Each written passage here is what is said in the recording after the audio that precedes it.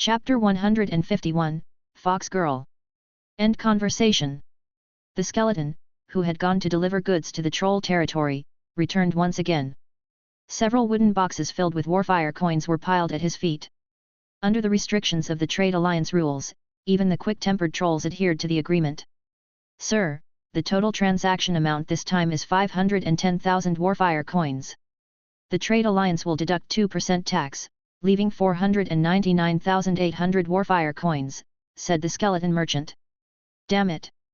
This Trade Alliance deducted a whopping 10,000 of my warfire coins as tax.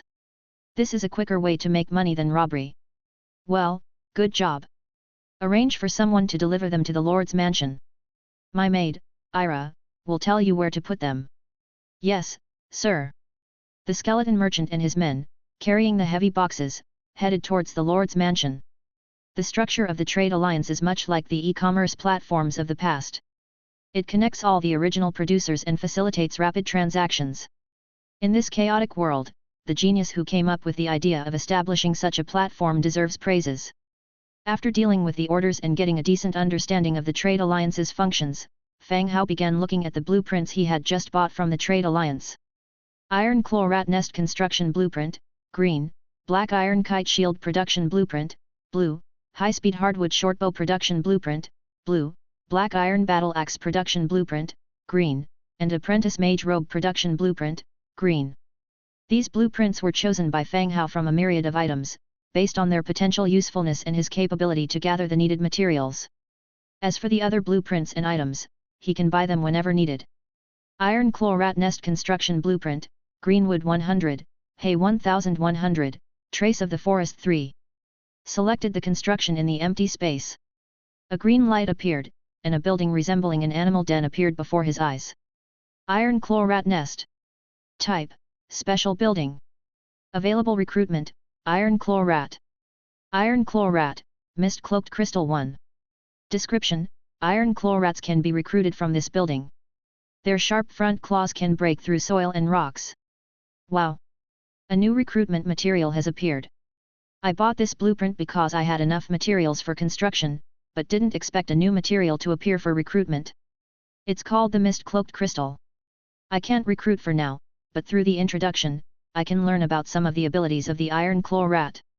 It should be similar to a pangolin, capable of using its front claws to break the ground. Digging tunnel or mountain, it should come in handy. After viewing the building blueprints, Fang Hao proceeded to the equipment blueprint column. Black Iron Kite Shield Production Blueprint, blue Cast Iron Block 40, Iron 5. Metal Parts 2, Thick Leather 5.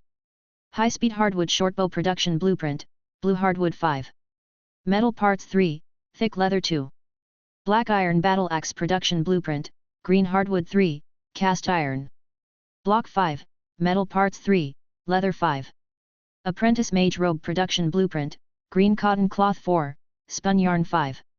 These are the 4 blueprints that Fang Hao can use and currently needs. The high-speed hardwood shortbow even happens to be a blue quality blueprint, suitable for equipping the newly recruited skeleton archers. According to the quantity of troops, he began to manufacture each equipment. A dense array of equipment was produced, filling up every inch of the surrounding open space. After production, Blood Hunter was called over to arrange for the soldiers guarding the territories to replace their equipment in batches. All the equipment that was taken off, which had reduced durability, would be repaired by the blacksmith. The skeleton merchant would then take them to the territories for sale. Fortunately, many buildings at the village level had opened markets. Whether it was the gear that was taken off or newly produced items, there was no worry about offloading sales. Earning a substantial amount of warfire coins is only a matter of time. Next morning, Fang Hao just woke up from his bed. As he sat up, he noticed that the sound-transmitting shell on his bedside table had received a new message. This was not the shell he had left with the bronze bull, but the one the slave trader had given him when he bought slaves last time. The point was that when there were slaves available, Fang Hao could be contacted immediately. Picking the shell up and placing it to his ear, he heard the voice of the orc slave trader. "Human friend, I have a new shipment of goods and will be staying at Mam Market for 2 days. If you are interested, you can come and take a look. As an old friend, I can guarantee you a discount," said the orc. His oily tone still made one feel uncomfortable all over. These slave traders were truly hard-working. The fight with the Skull Crusher tribe had just ended, and they were already rushing to do business at Mam Market. Fang Hao didn't have anything lined up for today, so he could go to Manam Market. Also, he could ask Bronze Bull about the intel on the Skull Crushers. Walking out of the room and finishing breakfast, he brought Angia with him, hopped on the Bone Dragon, and flew directly to Fireblade's affiliated city. From there, he rode a horse to Manam Market. The only reason for taking this inconvenient route was because Mam Market was still open to the various orc tribes. Fang Hao was counting on the market to make some money for him, so naturally, he had to consider the impact of the undead on the market. When they arrived at Manam on horseback, the bull-headed guards looked at him in awe. "Sir! Sir!" The bull-headed guard came forward to take the reins of his horse. "Good morning. Is Telek there?" Fang Hao dismounted and asked. "Yes, sir. Let him know that I'll be there shortly." "Oh, okay." As the bull-headed guard went to deliver the message, Fang Hao, with Angia by his side, went directly to the spot where the slave trader was parked. From afar, the orc slave trader, who was dressed in expensive clothing and jewels, spotted Fang Hao. After a slight pause, a smile appeared on his face. "Human friend, you have come just in time. Somebody just showed interest in these slaves. Had you come a little later, you would have missed this opportunity," the orc slave trader said, rubbing his hands together as if he had already sold everything. Fang Hao did not believe the slave trader's words at all. If you regard the orc in front of you as a simple-minded creature only capable of shouting and killing, you are bound to be taken advantage of. He won't hesitate to cheat you to death and take all your money. "All right, whether I want to buy or not, let's take a look at the merchandise first," Fang Hao cut him off. "True, true.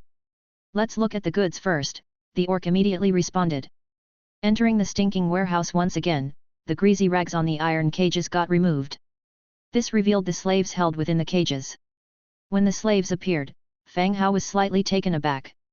The slaves brought by the trader this time were not the usual rabbitmen, but a new species.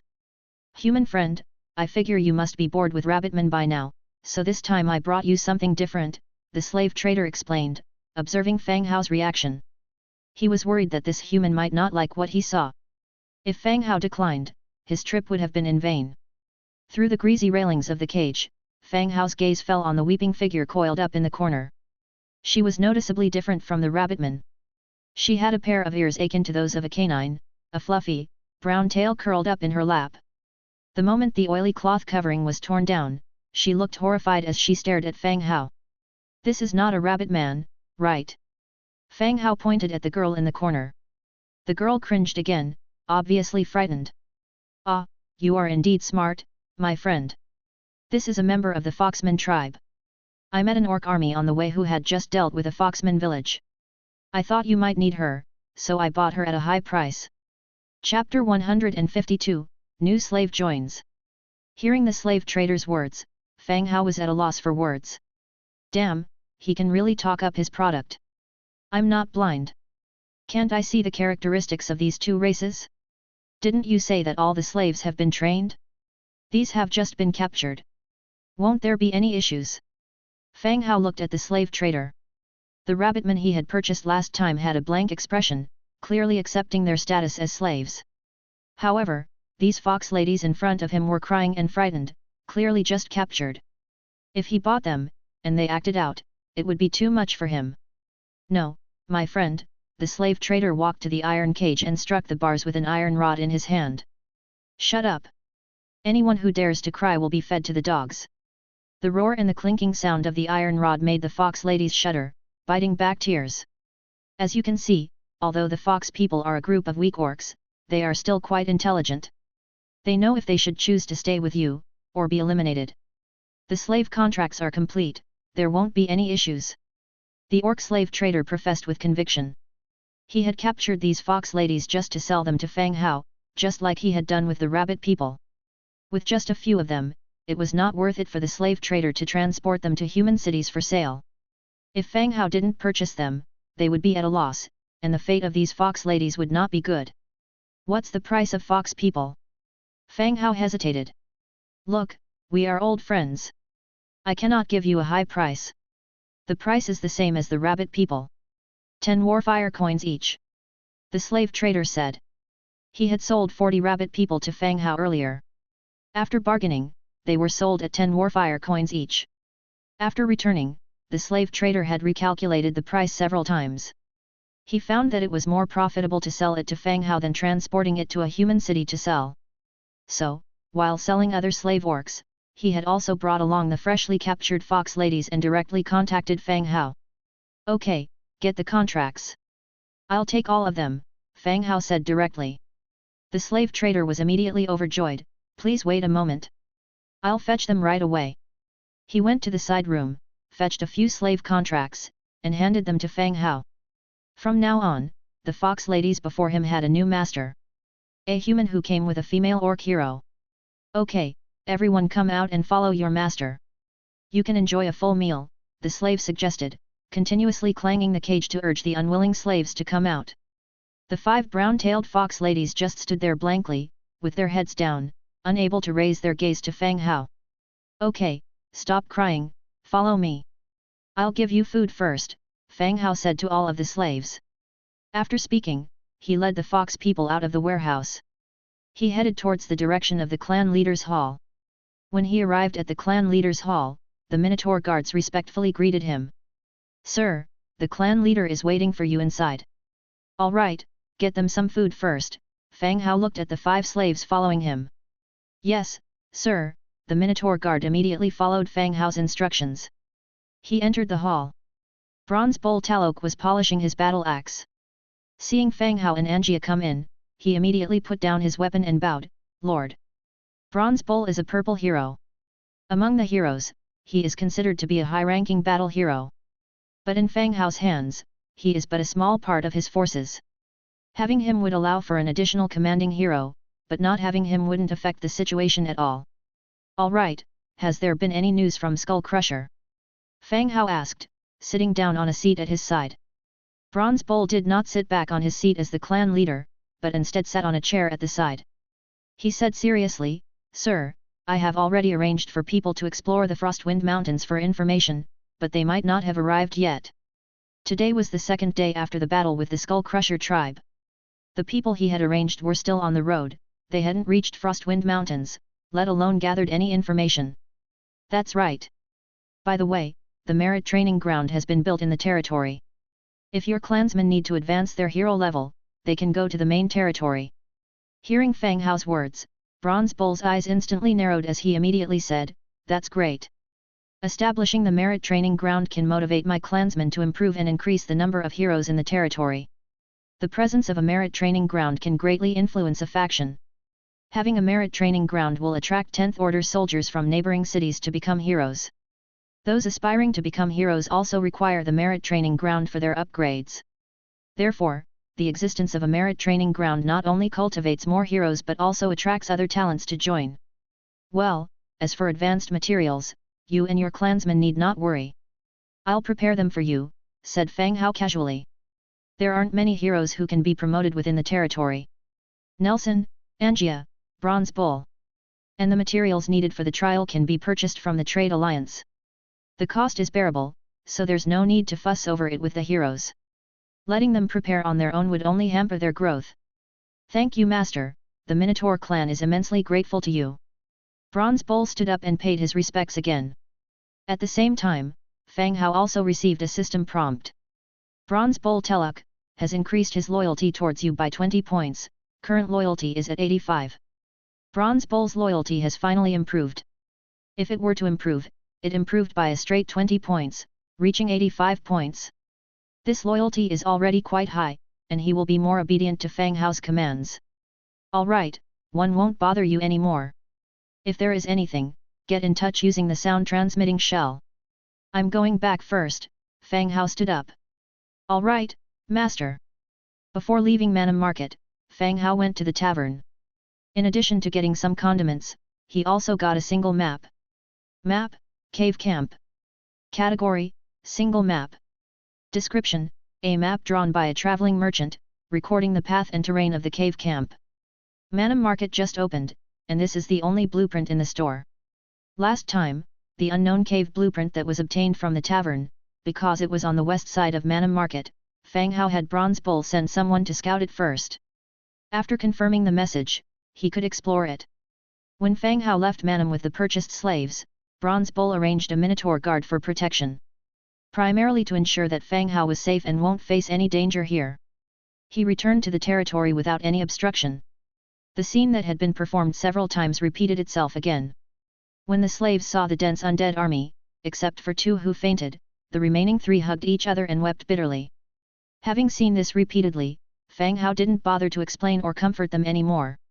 He left them crying there. When the team entered the city, Ira, along with a group of maids, came out to greet them. On seeing a few fainted fox people on the cart, everyone looked somewhat peculiar. But thinking about their own experiences, they understood why this happened. Ira, explain the rules in our territory to them and tell them about the work they'll do in the future. They can rest today and begin work tomorrow. Understood, Master, replied Ira softly. They had to specially instruct the new fox people about the territory and tell them where they can and can't go. Especially the undead region, a single misplaced step could turn them into skeletons. Fang Hao left everything to Ira and started making stone slabs at the warehouse location. Stone slab, stone material 3. The stone slab was a reward obtained from fighting the stone element previously. It had been busy previously, so the construction of the stone slab was pushed till now. The function of the stone slabs is simple, they serve as the paving stones for outdoor roads. Currently, the ground inside the territory is all made of compacted earth. It wasn't that Fang Hao arranged manpower to deliberately fix it, but rather it was packed down by hundreds of thousands of skeletons every day. That was why the ground was ripe for paving with stone slabs. Now, some tasks can be undertaken by the bot slaves, so the paving of stones can proceed normally. The production quantity is set to 100. Hundredfold amplification triggered, stone slabs obtained, 10100. Chapter 153, Desolate Battlefield. After lunch, Ira continued showing the newly added slaves around the territory.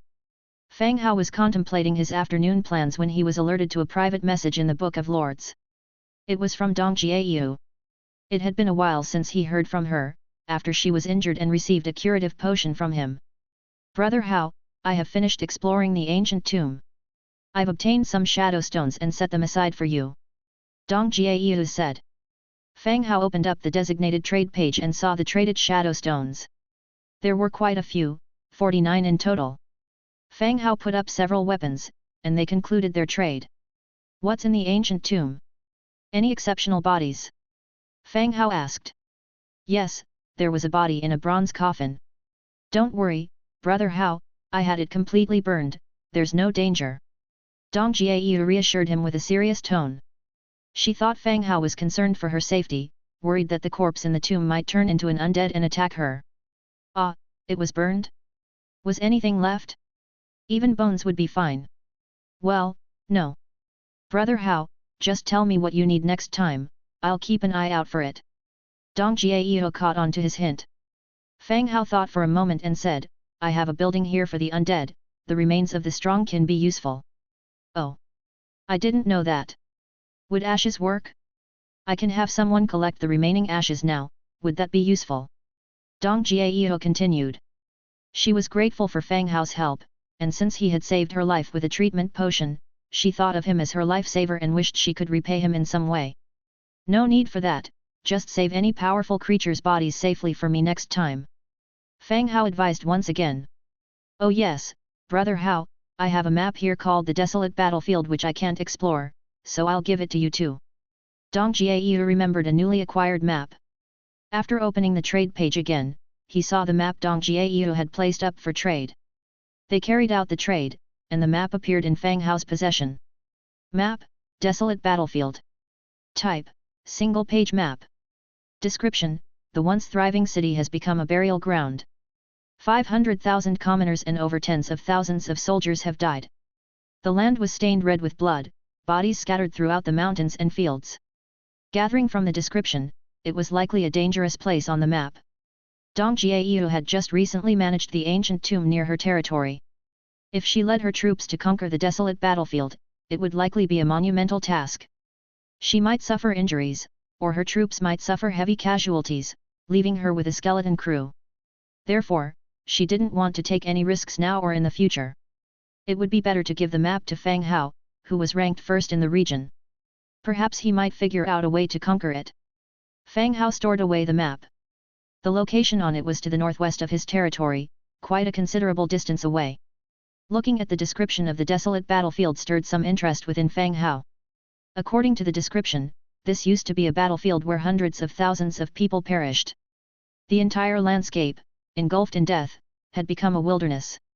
If this location hadn't been desecrated, there was certainly an abundance of shadow stones, thereby resolving the shortage of shadow stones and the inability to upgrade and construct undead buildings. He would certainly explore it, but not right now. It wasn't that he was afraid of the danger of the desolate battlefield, but that the location shown on the map was far away. Leading an undead army there would not be easy. Once the undead army was mobilized, they would likely be attacked by other creatures along the way. It would be a hassle. Fang Hao's strategy was stability. His advantage was clear: as long as he developed steadily and became the top power in this region, surpassing the other native powers was only a matter of time. Okay, thank you. I will consider exploring it when I am able. Fang Hao replied. Okay, Brother Hao, if I find any good items in the future, I will keep them for you. Okay.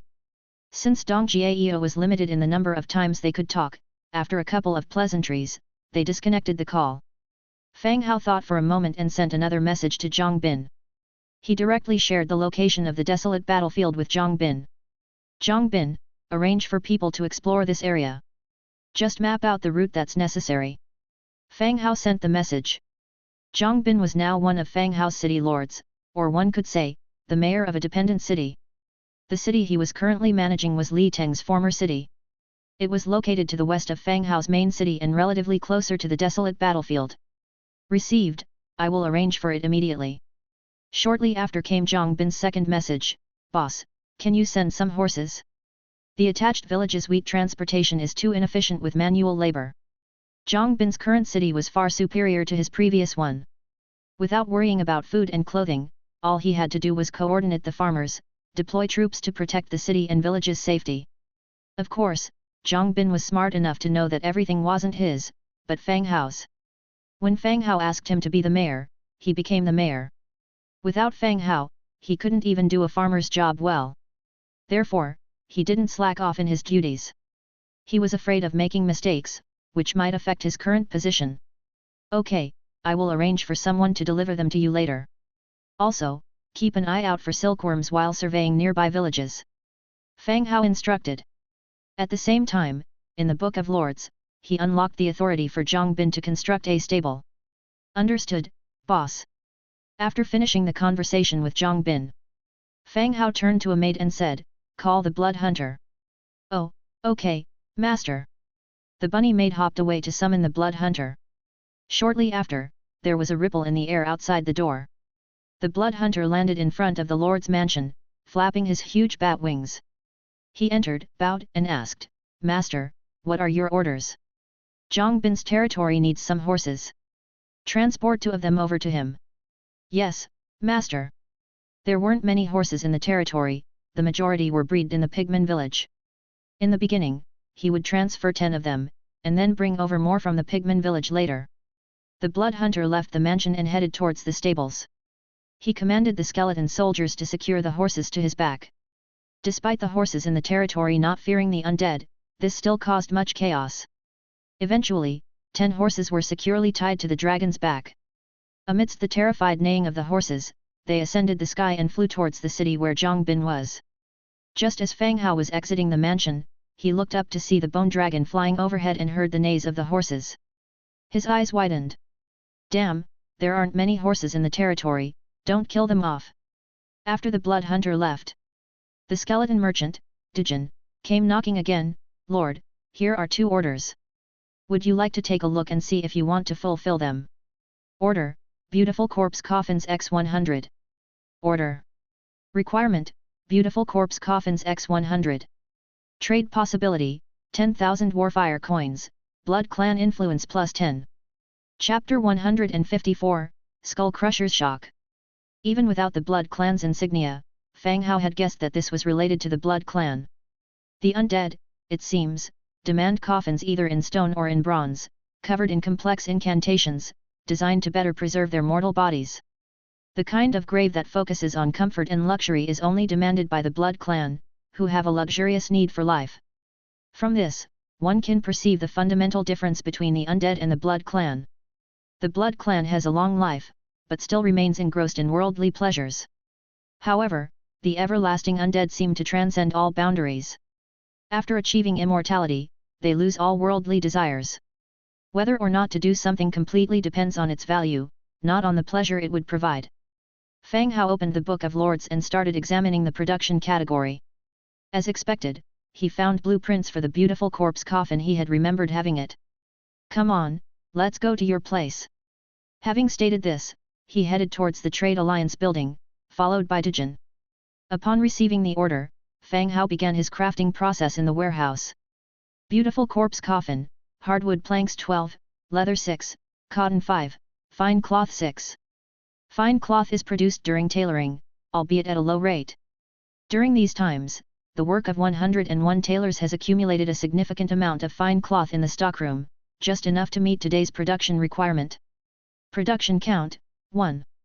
Hundredfold Amplification triggered, received 101 beautiful corpse coffins. One by one, the glossy black coffins appeared in the warehouse, scattered randomly throughout. He handed the order to a skeleton merchant, who vanished along with all 2 coffins, embarking on a journey to the Blood Clan's base. Just as the skeleton merchant, who had been dispatched to the Blood Clan, left, a message from the Book of Lords popped up. It was a private message from Zhang Bin. "Boss, there's no need to rush. Can we not use the bone dragon for carriage next time? The horses are now on the ground, completely spent, vomiting and panting heavily." Accompanying the message were multiple pictures. All 10 horses were seen kneeling on the ground, the area beneath them a total mess. A few farmers were trying to comfort the horses, but judging by the conditions, it would take quite a while before they could get back to work. Fang Hao hadn't expected this kind of reaction from the horses. He was uncertain whether the bone dragon had spooked them, or if they had not taken well to their first flight. Either way, unless time was of the essence, he figured he should not use bone dragons for horse transportation in the future. All right, let the horses rest for the day and assess their conditions before putting them back to work. Left with no other choice, Fang Hao decided to give the horses a day off. Okay. After exchanging a few words, the skeleton merchant who had gone on the delivery expedited his return. Armed with 9,800 warfire coins and increased reputation with the Blood Clan. "Sir, the Blood Clan was very satisfied with the quality of this batch of goods. They will place specific orders directly with us in the future, and we need to ensure the quality of goods," the skeleton merchant informed. "That's good, there won't be any issue with the quality. With the system overseeing production, there were simply no issues with quality. There were no defects, no best products, all goods are made to a uniform standard. If they're satisfied now, they will naturally be satisfied in the future." "All right, sir."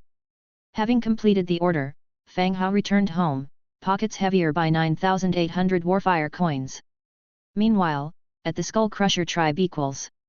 Seated on his throne reigning over his tribe with a powerful and heavy breath, Skull Crusher Shah emitted an aura akin to a roaring wind box.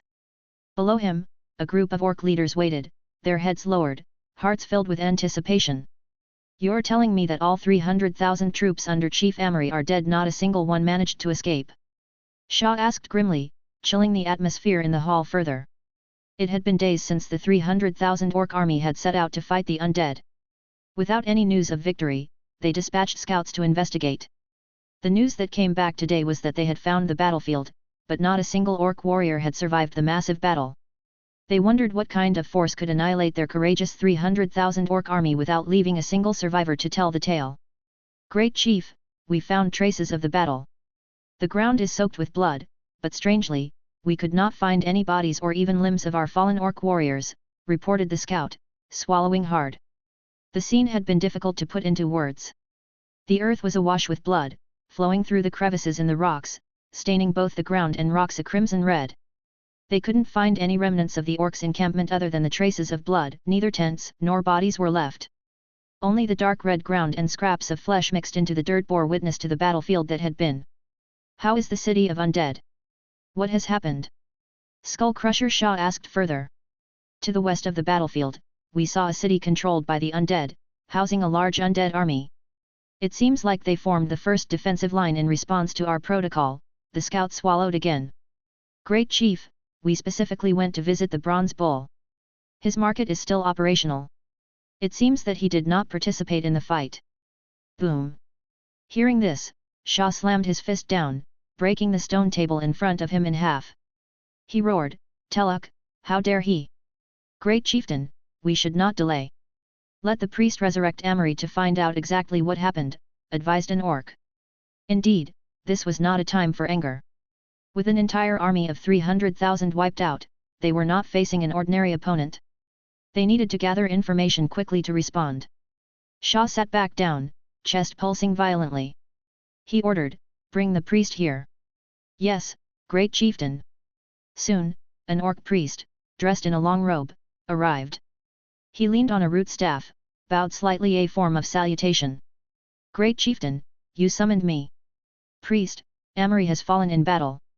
You are needed at the altar to resurrect him, Sha replied, his tone noticeably softer with the clergyman. Ammon is dead? How did he die? The priest asked, taken aback by the news. Amory, leading an army of 300,000 orcs, could obliterate not just the Wind Mountain ranges, but any area he set his foot on. Yet within days of his departure, news of his fallen status had returned, barely believable. We are curious too. We can only wait for Amory to resurrect and reveal the truth, said Sha helplessly. The loss of a 300,000 strong army is a significant blow for the Wind Mountain ranges no matter what. It's hard enough to gather an army of this magnitude, but the defeat would inevitably weaken his standing. Very well. Let's proceed to the altar, the priest declared, leading the way. Everyone followed him to the altar, where the orc priest began the ritual. However, as time passed, sweat trickled down the orc priest's forehead, his expression becoming more and more strange. After a long while, the orc priest returned to Sha and reported, Great Chieftain, Amory is in the same situation as Kent. His soul is bound and unable to be resurrected through the altar. Sha's expression darkened even further. This meant that Amory's death had a direct connection with the undead. Wake his soul. I need to ask him some questions, ordered Sha. Understood. The priest returned to the altar, and an image of Amory gradually appeared on it. Amory, how did you die? Great Chieftain, the undead had too many troops, including high-ranking units like bone dragons and skeleton trolls. The orc army had no power to resist. Amory's soul showed a painful expression. The crowd started talking immediately upon hearing his words. Bone dragons. They had only heard of this type of undead units in legends, and to have them here was shocking. Sha was also surprised but quickly recovered. Amory, do you have any other intelligence? The strength of the undead army is too great, and the orc tribes that had promised to be our vassals were also conquered. If we continue this fight, Great Chieftain, the odds are against us, he said, his form starting to blur and eventually faded away. The whole room fell into silence, with everyone's eyes falling on Sha. Once the war began, it won't end easily. Even if Sha wanted to back down, would the advantageous undead agree? Sha took a deep breath and descended the altar in large strides. Assign scouts, I need more, detailed information. Within the territory, Fang Hao stood in front of the Lord Stone Tower, preparing to upgrade the building. The materials for upgrading the Lord Hall to level 6 were ample, all that was left was to upgrade it. Upgrade. In an instant, the Lord Stone Tower was enveloped in light, which died down after a moment. Level 6 Lord Stone Tower. Belonging to the Lord, Fang Hao. Ability, Production/Collection plus 3%, Troops Movement plus 3%, All Attributes plus 2%. Existing buildings, Level 5 Underground Cemetery, Level 5 Stable. Note, Core Building of the Territory. Materials required for upgrade, Hard Resilient Wood 5200, Stone Bricks 7000, Iron 700, Metal Parts 520. After upgrading the Lord's Hall to level 6, 2 additional bedrooms were added, and the original rooms also expanded in size. From the outside, it now resembled a small castle. Chapter 155, Unknown Camp. Expanding the stone tower was just one part of it. What Fang Hao was even more interested in was the attribute enhancement of the stone tower at Lord level 6. Compared to level 5, all attributes increased by 1%. After upgrading the stone tower, Fang Hao continued to upgrade other buildings such as the warehouse wall, arrow tower, all buildings that could be upgraded without the use of shadow stones, raising them all to level 6. He was trying his best to enhance the overall strength of his domain. With all the buildings upgraded, he had dinner, drank a couple of warm fruit wines under the moonlight, returned to his room and had a good night's rest. Early next morning, he woke up to bright sunshine. After his daily morning workout, he began to continue today's work. "Good morning, my lord." Ira came up to him. "Morning, why didn't you sleep a bit more?" Fang Hao greeted Ira in passing. Ira was always up early. Even if breakfast wasn't served so early, she still maintained the habit of rising early. This presented a stark contrast to the lazy Angia. "My lord, I've just assigned work to the newly joined fox ladies. One of them is in charge of handling the lord's cellar, and the rest are all responsible for the sanitation within the domain." As soon as she finished speaking, a fox lady came out from the stairway to the cellar in the lord's hall. She was already dressed in a maid's outfit and carrying a piece of cloth. Both her ears and tail were snow white. She was a white fox. When she was bought, all the other foxes were filthy, so he didn't even notice this white fox. Seeing Fang Hao and Ira chatting, the fox lady stuttered, trying to retreat, but it seemed a bit conspicuous. She had no choice but to keep her head down and walked over with some apprehension. "My lord, Sister Ira." She greeted the two of them proactively. "Well, good morning. Work hard, but don't forget to eat breakfast," Fang Hao said. The other maids didn't dine with Fang Hao and the others. They had specific meal times. If they missed it, they would have to wait until noon to have lunch. "Oh, thank you, my lord. Then I'll go ahead with my work." Then she walked away with her tail swinging, head down. Watching the retreating fox lady, Fang Hao helplessly looked towards Ira. Did he really scare others that much? "My lord, we have a new order." Dijin just came over. Joining the trade alliance was indeed good. There were new orders every day, automatically making money. "Well, let's see what new order we have this time," Fang Hao said. Dijin passed over the order. Order. Demand: silver line silk alchemy robes 10 pieces. Gain: warfire coins 10,000, enlightening potion 1, alchemy guild influence plus 10. Goodness! Aside from the warfire coins, they also paid with an enlightening potion. Although he couldn't see the properties of enlightening potion based on the order alone, he could guess a bit based on its name alone. After all, the reason he could learn magic now was that he drank a potion called enlightening magic power potion. The problem was, he didn't have the blueprint for the silver line silk alchemy robe. "Dijin, we don't have the blueprint for this order. Does the trade alliance shop sell it?" Fang Hao asked. "My lord, I specifically checked before coming over and none were on sale. If needed, we could issue an order and we might acquire the blueprint by chance," Dijin proposed. "It's okay, you can go back first. Let me know if there are new orders." "Yes, my lord." Dijin left. After a busy morning, Ira had also prepared breakfast. After breakfast, a group of pigmen arrived at the Dominion with various tools. "My lord." The pigmen saluted. The team was not led by Bolton, but another middle-aged pigman. "Well, Petty should have told you the purpose of calling you here. You guys don't need to work, just direct the skeletons to pave the stones according to the map," Fang Hao said to all the pigmen. Yesterday, Fang Hao had made a large number of paving stones. In addition to those inside the Dominion, he also intended to connect the 2 affiliated cities and 1 affiliated village. The pigmen didn't need to work, they just needed to direct the road construction. If the skeletons were left to lay the stones, who knew where they would lead the road to? "Rest assured, my lord, we guarantee to fulfill the task," the pigmen assured loudly. Connecting roads was not a difficult task, and besides, they didn't need to do the work. It's much more relaxed than staying in the pigmen village. "Good, I have a map here. You all check it and then you can start working." "Yes, my lord." Next, the pigmen began to get busy with the skeleton laborers, starting to pave the territory's ground. After assigning work to the pigmen, Fang Hao began to gather his troops. According to the plan, he was going to explore the newly acquired map cave camp today.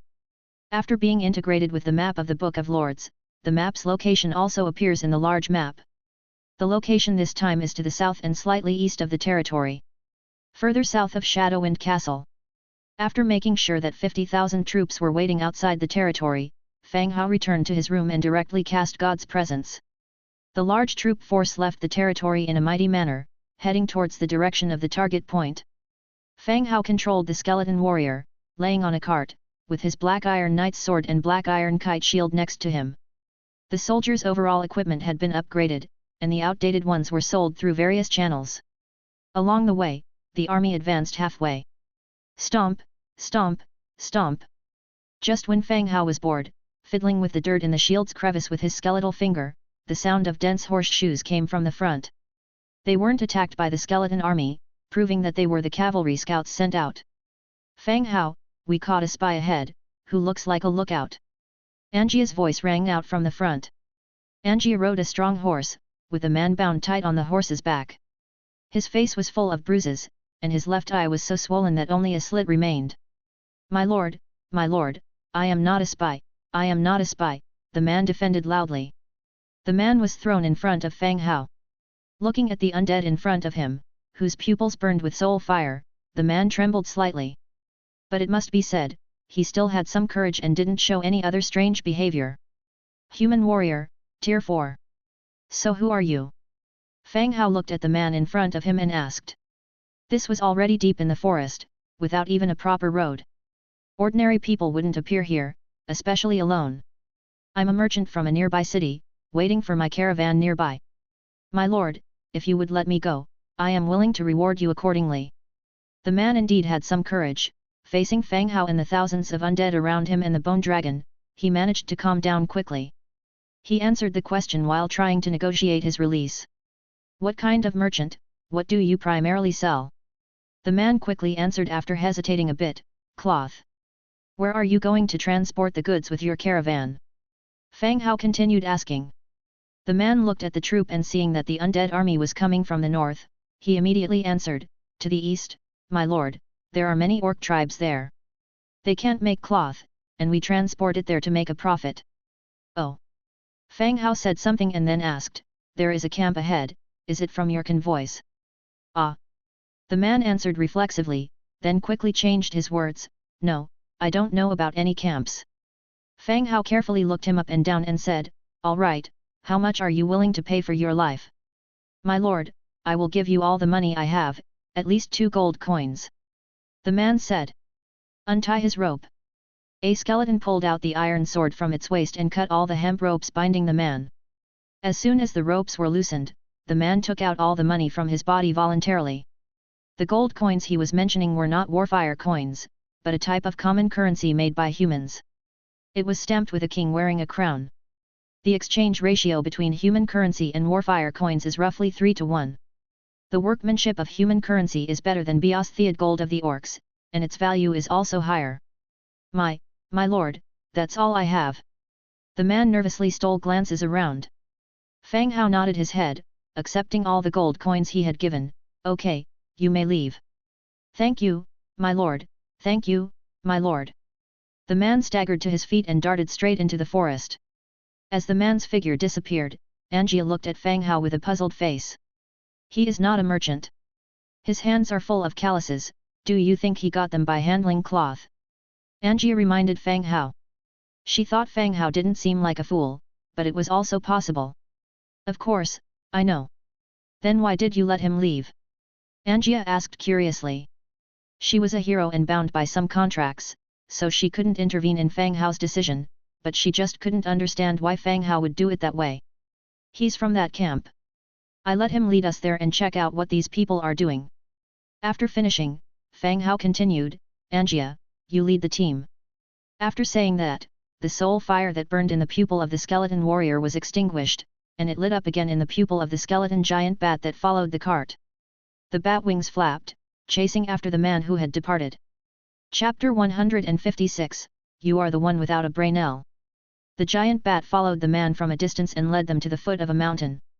At the foot of the mountain was a deep cavern, and the disorderly traces of human activity were apparent outside.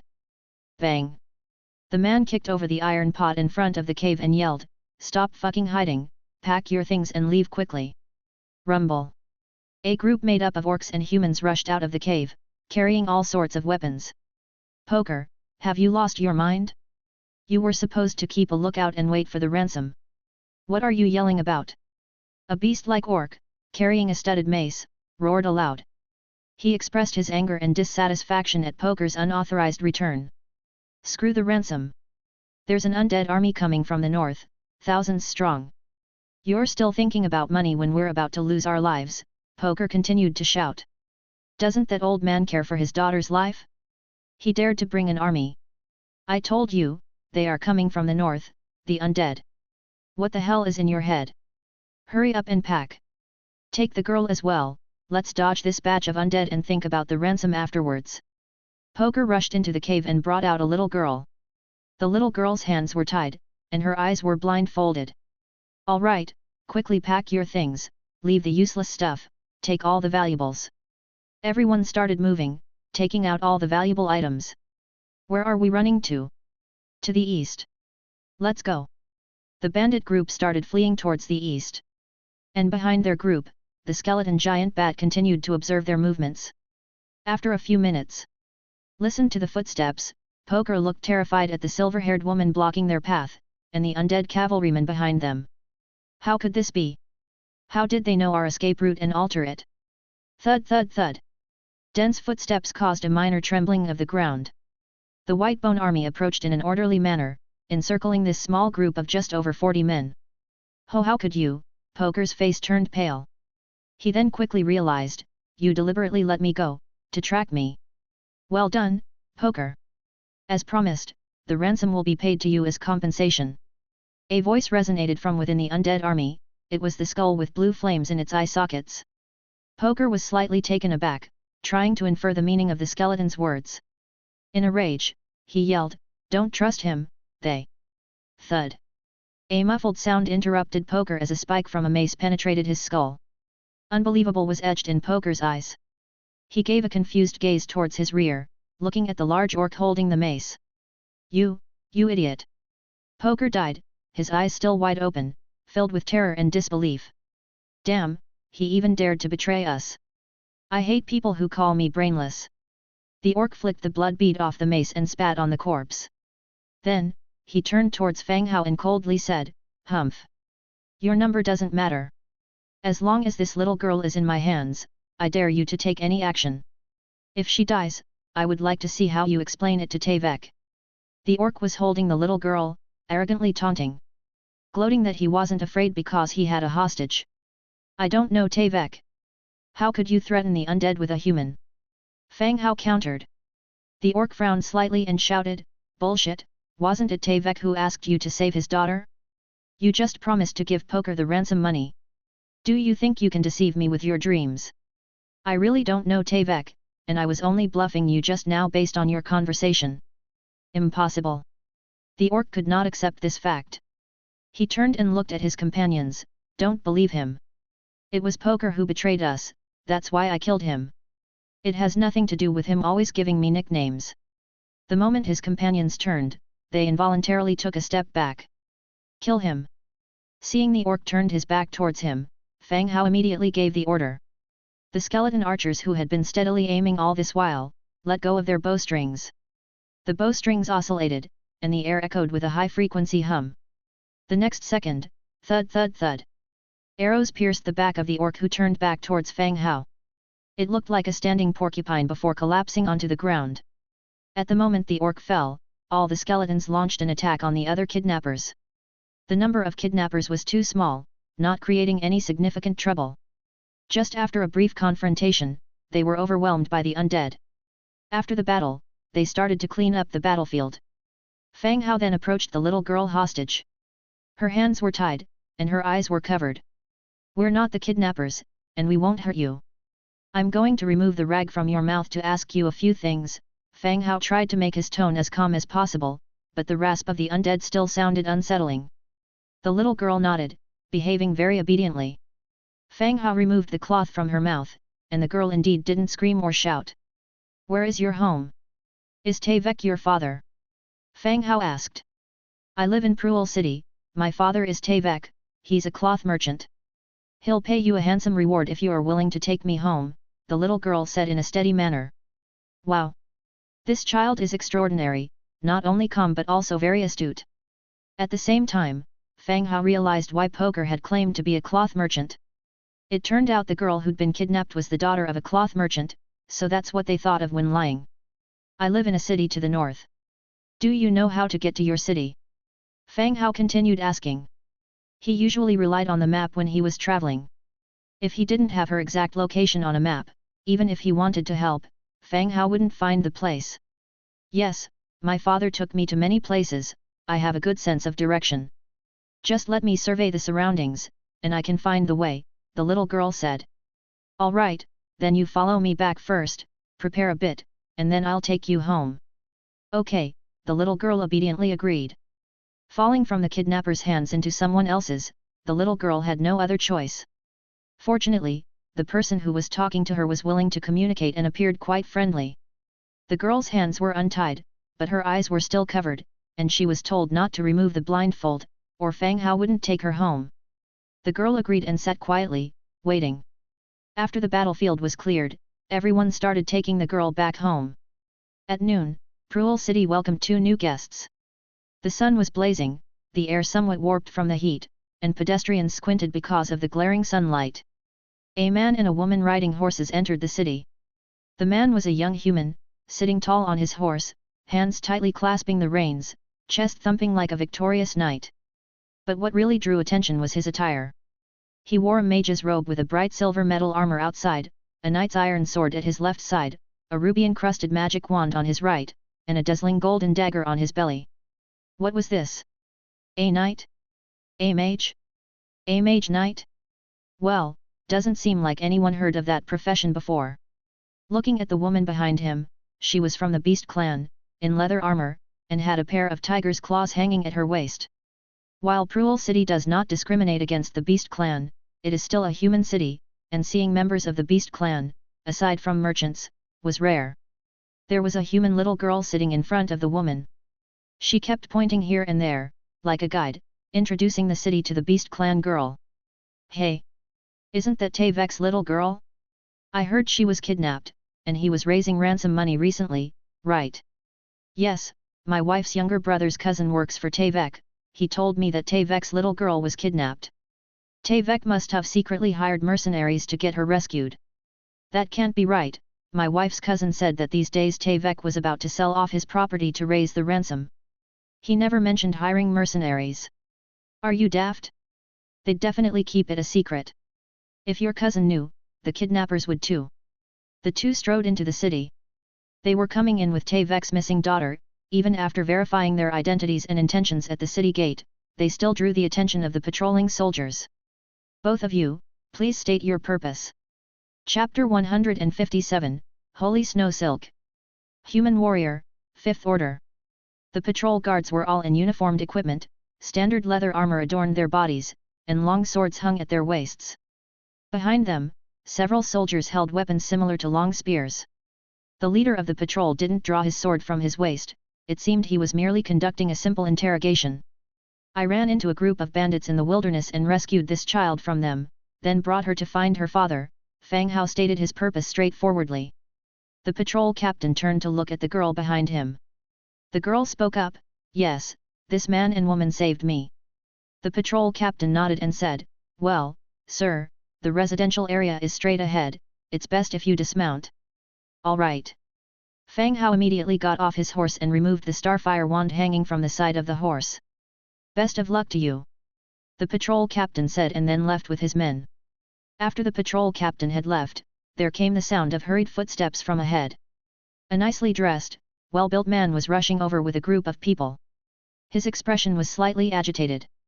My daughter, my daughter. It's all my fault, I should have taken better care of you so that you wouldn't have been kidnapped by the bandits. The man remorsefully embraced the girl. Without need for any introduction, it was clear that this man was Tavek. Father, I'm all right, these siblings rescued me. Compared to the man filled with self-condemnation, the girl was much calmer. Tavek took his eyes off his daughter and looked back at Fang Hao and Angia. He bowed in gratitude. Tavek thanks you for rescuing my daughter and I will forever remember your kindness. A servant beside him then presented a satin box, opened it up, revealed a box full of gold coins. 2,000 pieces. Fang Hao didn't hesitate to accept. Along the way, he had heard some talks from other residents, knowing the ransom demanded by the bandits was absolutely more than 2,000 gold coins, otherwise, the ransom would have been gathered by now. It was merely lending a hand. Fang Hao replied politely, then continued, I heard Mr. Tevek is a successful cloth merchant. I'm quite interested in this area, would it be possible to learn from Mr. Tevek? Upon hearing Fang Hao's words, Tevek was taken aback. He hadn't expected a man in full armor like Fang Hao to show an interest in the cloth business. How should I address you both? Tevek asked again. My name is Fang Hao, this is my bodyguard Angia. Fang Hao introduced. Oh, Mr. Fang Hao, how about I take you to my cloth factory for a visit? If there's anything that piques your interest, feel free to ask me any questions. Tevek thought for a moment and then said. That would be great. Please come this way. The group climbed onto a carriage that Tevek had prepared and headed to his cloth factory. As an experienced merchant, Tevek had a sharp eye. He had some guesses about the identities of the young man and woman in front of him. Although Fang Hao was dressed as a warrior, the combination of a mage's robe and an iron armor seemed a bit odd. With his smooth skin, he doesn't look like a seasoned fighter. With an attractive female bodyguard following him, he could easily be mistaken for a rich young man fantasizing about knightly adventures. Taking into account the fact that he had brought a well-equipped army to rescue his own daughter. This further implied that Fang Hao's family must possess a significant military force. Otherwise, they would not entrust such a delicate young master with command of an army. As a merchant, establishing a relationship with a person like Fang Hao is certainly not a bad idea. The factory was situated in a corner of the city. Inside the vast premises, workers could be seen performing a variety of tasks like spinning and weaving clothes. From raw materials to spinning, processing, the whole process may not be difficult, but it does require a rather complex set of procedures. Nowadays, the best-selling fabric among the nobles is silk. From silkworm farming, harvesting, it all requires expert personnel even for rearing. Even environmental factors may lead to the demise of the silkworms, leading to total investment losses. Tevek introduced while leading the pair around the factory. Being in the business, Tevek had a way with words, and wanting to build a rapport with Fang Hao, he was especially detailed in his explanation. They toured the factory for a long time and gained a lot of insights. Just as they were leaving the factory, some silk was brought over by the workers. Mr. Fang Hao, I can see you're really interested in this business. This is our finest silk, thank you for saving my daughter. Tevek carried the silk towards Fang Hao. Holy snow silk. Type, silk. Description, textiles made from silkworms, highly sought after by nobles and royalty. The silk in his hand was as white as snow, smooth and delicate to the touch, had a good hand feel. I appreciate it, Mr. Tevek. Without refusing, Fang Hao took the silk and placed it directly into his bag. No need for formalities. Mr. Tevek, I was actually intending on buying the blueprint of the silk-making machine and some silkworms from you for rearing. Would that be possible? Upon climbing onto the carriage, Fang Hao brought up this topic again. Tevek furrowed his brows slightly. It wasn't that he was afraid of Fang Hao encroaching on his business. To make a business out of cloth production and sell it, it's not as simple as having a few spinning machines. What surprised him was the speed at which Fang Hao made decisions. A sewing machine? Starting right from silkworm farming? Mr. Fang Hao, you're my friend, and I am naturally willing to sell to you. However, this business requires a large initial investment and progress is slow. It might not be as simple as it seems. Tevek advised on the side. No worries, Mr. Tevek, please go ahead and sell them to me, I've got everything under control. Alright then, I'll have someone prepare it all and pass it to you when it's ready. Thank you, Mr. Tevek. The carriage slowly made its way back into the city. Fang Hao declined Tevek's dinner invitation, stating that he would pick up the blueprint and the silkworms at Tevek's mansion when he was ready to leave. It wasn't that Fang Hao couldn't enjoy the food outside, but that he had other plans.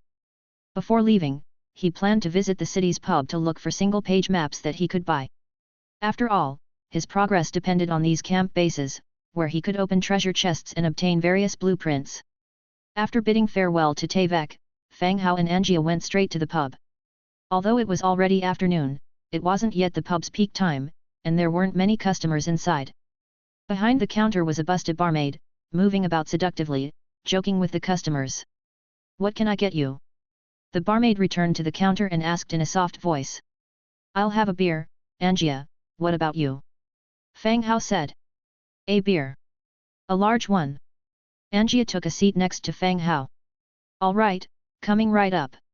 The barmaid started preparing their drinks, her eyes never stopped observing the man-woman pair. With the beers placed before them, she asked out of curiosity, I heard you two saved Tavek's little girl. Who were the bandits? Chapter 158, 12 Deadly Weapons. A tavern has always been a place of a motley crowd, where you could learn many secrets about the city. Many people come for a drink and to hear some rumors and stories. I just happened to come across them, a duo of humans and orcs. I don't remember who they were, Fang Hao replied, taking his beer. There was no secret about it, nor was there any need for confidentiality. A human and orc pair. The proprietress, arms folded across her chest, started recollecting people fitting this description. Suddenly, her eyes brightened, is there an orc with a mace as his weapon? Not very sharp-witted. Damn, she figured it out. Seeing Fang Hao's expression, the proprietress knew she was right. It must be them, they came by recently, said they were part of a mercenary guild, tried to find out about a lot of things around here. I can't be sure, after all, I just arrived here.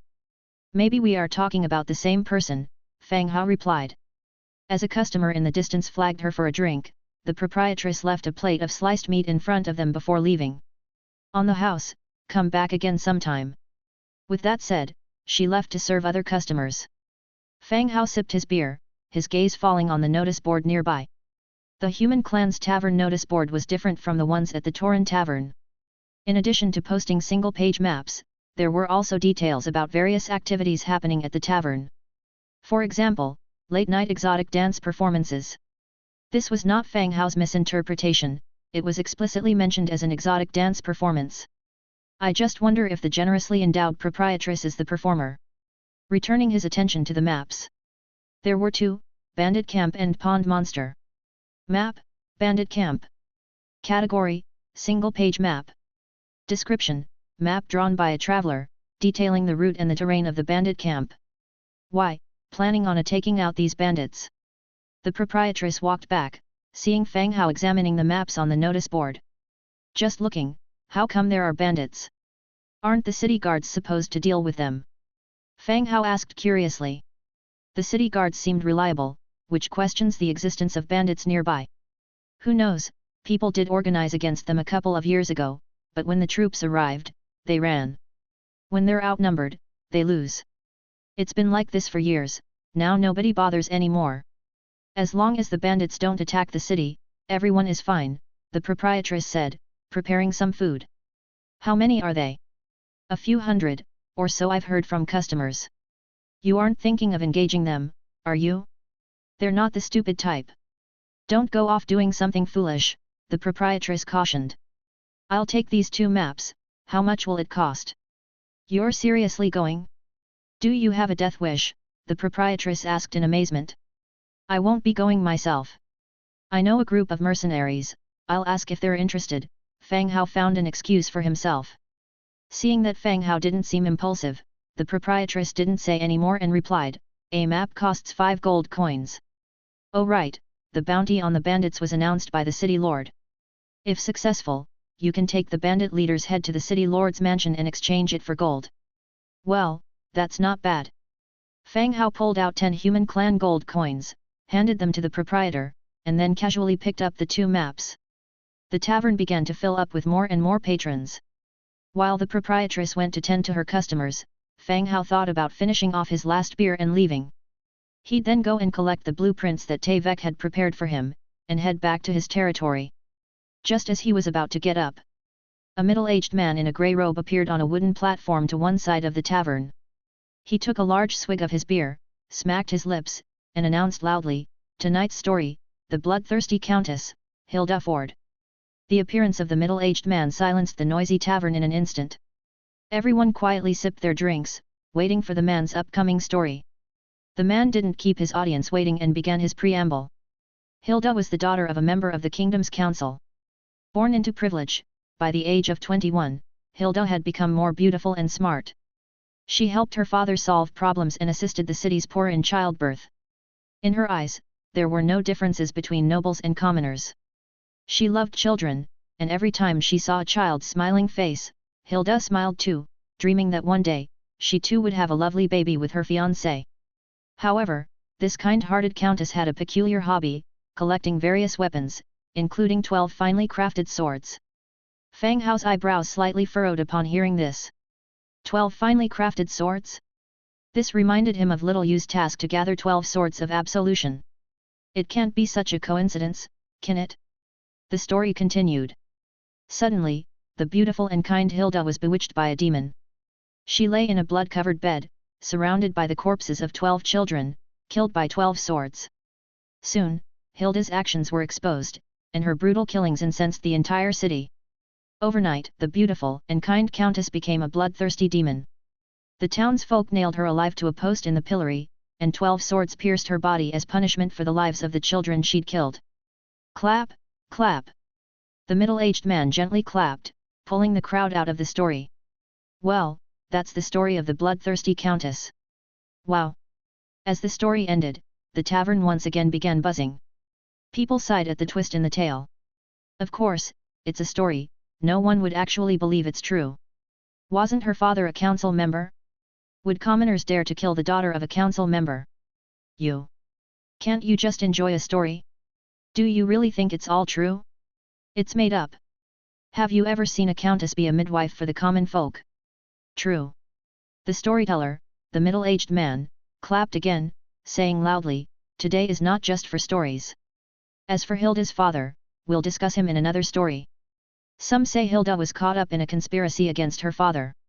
Because of what Hilda did, her father lost his position as a council member and was ultimately killed on his way out of the city. The patrons continued to question loudly, pointing out loopholes in the story.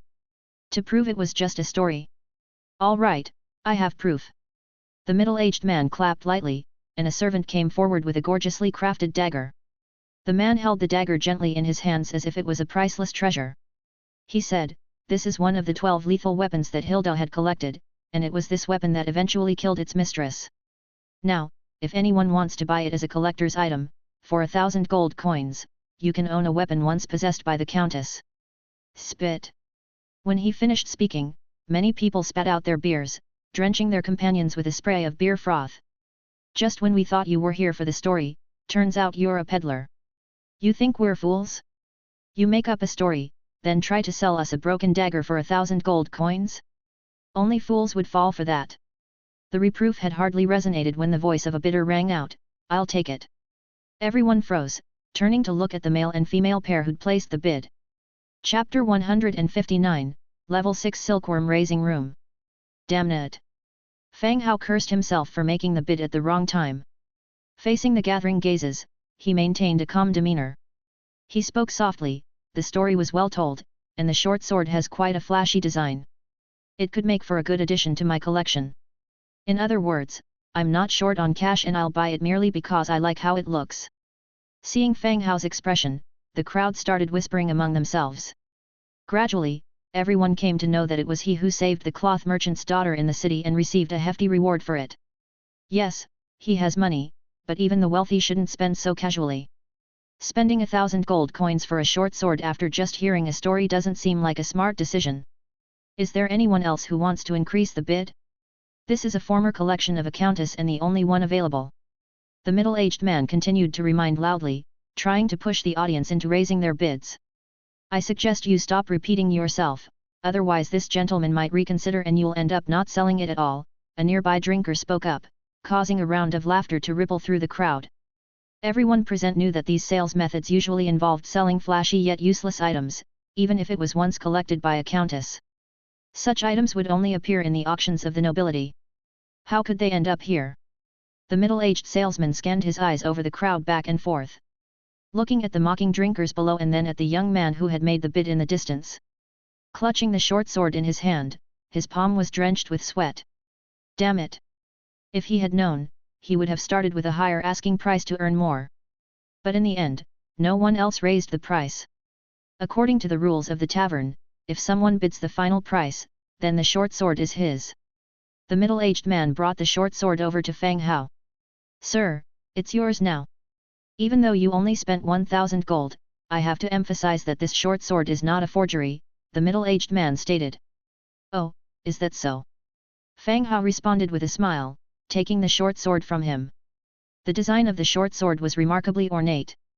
Made entirely from an unknown metal, the sword shone bright white. The finely crafted patterns decorated on it made this short sword appear less like a weapon and more like a piece of art. Pardon, short sword, purple. Type, short sword. Damage, Tier 3. Description, a sword that killed its own master. Rumor has it that anyone who wields this sword will die in agony. As soon as Fang Hao held it in his hand, all the properties of the short sword were revealed before his eyes. A purple sword, but damage only classed as Tier 3. It seemed that the value of this item was more for collecting, rather than practical use. Sit down for a drink, my treat. Fang Hao invited the middle-aged man who was about to leave. The man frowned at Fang Hao but still took a seat. The tavern keeper served him a large mug of beer. Fang Hao then asked, did the countess really kill 12 children? How did she steal them away from their parents? The man took a sip of beer before answering, I heard she used some sort of drug to sedate the parents before stealing the children away to kill. Heard it. What else can I say? The story of the countess was from 40 to 50 years ago. You don't actually believe I was alive back then, do you? The man touched his own face. Fang Hao furrowed his brows but didn't press the matter further. It seemed that the man before him was merely a narrator of the story, not a witness. Therefore, the authenticity of the story was up for debate. You mentioned that the countess had a total of 12 collections. Are the rest in your possession too? Fang Hao continued to ask. No, I got this one by chance, the man replied while slightly shaking his head. Do you know the whereabouts of the rest? I'm somewhat interested in these collections. The man looked at Fang Hao again. This young stranger seemed quite wealthy. He had indeed priced it too low. With a somewhat dissatisfied expression, he finished the beer in his mug in one go, then slid it to the tavern keeper, another one, on his tab. Fang Hao didn't mind. A second mug of beer was brought to the man. The man then moved closer and spoke in a low voice, I'm not sure about the others, but the lord of this city has one. If you're capable, you could try getting it. City lord? So he's the ruler of this city. If possible, it could be beneficial to get in touch with the city lord of Pruel, either for future developments or to obtain his collection. After that, Fang Hao chatted with the middle-aged man for a while longer. When it was about time, he got ready to leave. After paying for the drinks, he pulled out another gold coin and placed it in front of the man, have a good drink. The middle-aged man didn't get up. He merely waved his hand slightly, goodbye. Goodbye. After leaving the tavern and receiving the items he wanted from Tavek, he immediately left Pruel City. He needed to return to his territory before dark. This trip to the human city was fruitful. A blueprint for a silk spinning machine, 2 maps of wilderness strongholds, a short sword of absolution, 500 breeding silkworms and 500 units of silkworm cocoons, 2 bottles of high-quality wine, and a goose feather pen with a golden tip. Fang Hao paid for the spinning machine blueprint, the silkworms and the silkworm cocoons. Maintaining a good relationship with Tavek is key. If silk can generate a market, he will probably buy ready-made silk cloth directly from Tavek. It will take some time to raise silkworms. Given Fang Hao's wealth and the reserve of warfire coins, he is much wealthier than Tavek, the cloth merchant. The wine and goose feather pen were Tavek's insistence. Unable to decline, he accepted them. The two left the city and made their way to the skeleton army's campsite. They began to return to their territory under heavy escort. By the time they got back, it was dark. As soon as the two dismounted, Ira came out of the Lord's stone tower to welcome them. My lord, Angia, welcome back. Yes, Ira, see if any of the maids know anything about silkworm rearing. If so, ask her to come to the silkworm room, Fang Hao said directly. Raising silkworms requires some experience. If any of the maids know how, then they should be assigned to do it. If not, he would have to arrange for the versatile skeleton to rear the silkworms, but this type of work doesn't reflect the labor efficiency of the tirelessly working skeletons. Oh, all right, Ira replied and quickly left. Arriving at the silkworm room. Looking at the level 1 wooden hut in front of him. Since there were no silkworms in the past, the silkworm room has always been kept at level 1 without any upgrades. Now that he has silkworms, he needs to provide these delicate creatures with a good living environment. He upgraded the silkworm room straight to level 6 and placed the 500 silkworms inside. Level 6 silkworm room. Type, building. Ability, breeding plus 1%, silkworm cocoon production plus 2%. Description, the silkworm room provides a basic environment for silkworm rearing. Upgrade required, 2,800 wood, 1,050 stone, 1,000 straw, 550 leather, 420 hemp rope, 12 natural gems. There's no special effect when the silkworm room is at level 1. After being upgraded to level 6, it acquired building's additional attributes. At this time, Ira came over with 2 female rabbitman maids. My lord, these 2 know how to rear silkworms, Ira explained. The 2 maids, dressed in maid outfits, hurriedly bowed, my lord.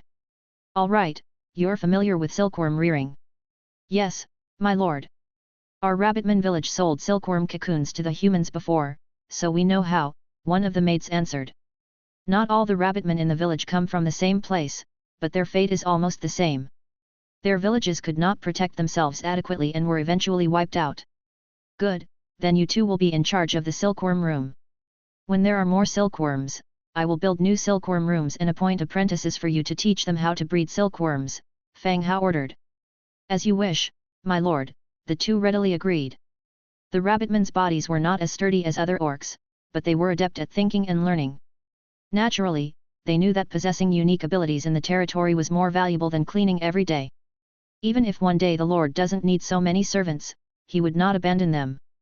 So, when they were assigned the task of managing the silkworm room, they were delighted. After leaving the silkworm room, Fang Hao went to the tailor shop again. The skeleton tailors were busily working as usual. Recently, Soy, the captain of the skeleton tailors, successfully finalized another set of clothes in Fang Hao's mind, a sailor suit. All the skeleton tailors were working hard on it. Good evening, my lord. Seeing Fang Hao approaching, Soy quickly stood up to greet him. Good evening, Soy. Chapter 160, Little Yu's Promotion. My lord, the sailor outfits are being rushed through production. They can be distributed soon. Soy thought Fang Hao was coming to inquire about the outfits. Ah, no rush on that. I wanted to discuss something about silk, Fang Hao said as he took a seat close by. Oh? Have you got some silkworm cocoons, my lord? Soy asked. Yes, the silkworm house has started raising silkworms. The warehouse also has some silkworm cocoons. I am now planning to make a silk loom. When it's ready, you can arrange for it to be used. After he had spoken, Fang Hao immediately opened the Book of Lords, found the blueprint for the silk loom, and started crafting. Hundredfold Amplifying Trigger, 101 silk looms obtained. Loom after loom appeared before him, each being stacked on an empty plot of land. Very well, my lord, I will arrange it. The amount of cocoon and silk brought back from Tevek was not significant. There was no rush, either. This visit was but to inform Soy about the development of silk production, so that he could be clued up and prepared. With a steady supply from the silkworm house, there wouldn't be any unnecessary panic. After bidding Soy farewell, Fang Hao arrived at another dwelling. He gently knocked at the door, calling out, Little Yu, are you there? This was the house that Fang Hao had built for Little Yu. During the day, Little Yu would generally stay in the room, and would only go out for walks at night. Or she would go find Soy to talk about topics in clothing design. Now, as darkness began to set in, it should have been time for Little Yu to become active. And sure enough, after Fang Hao finished calling her, Little Yu peeked out through the wall. Seeing Fang Hao, her entire figure floated out of the wall. Lord! Little Yu lifted her skirt and bowed slightly. Little Yu. I went to another city today and got a decent dagger, do you want to take a look? He said, pulling a mested dagger from his backpack. The moment the dagger appeared, Little Yu furrowed her brows. As if some enchanting magic power was emanating from the dagger, attracting her gaze, she became slightly captivated in the moment. Little Yu! Fang Hao softly called out. The next second, a beam of light dispersed from Little Yu's body, and her level began to rapidly increase.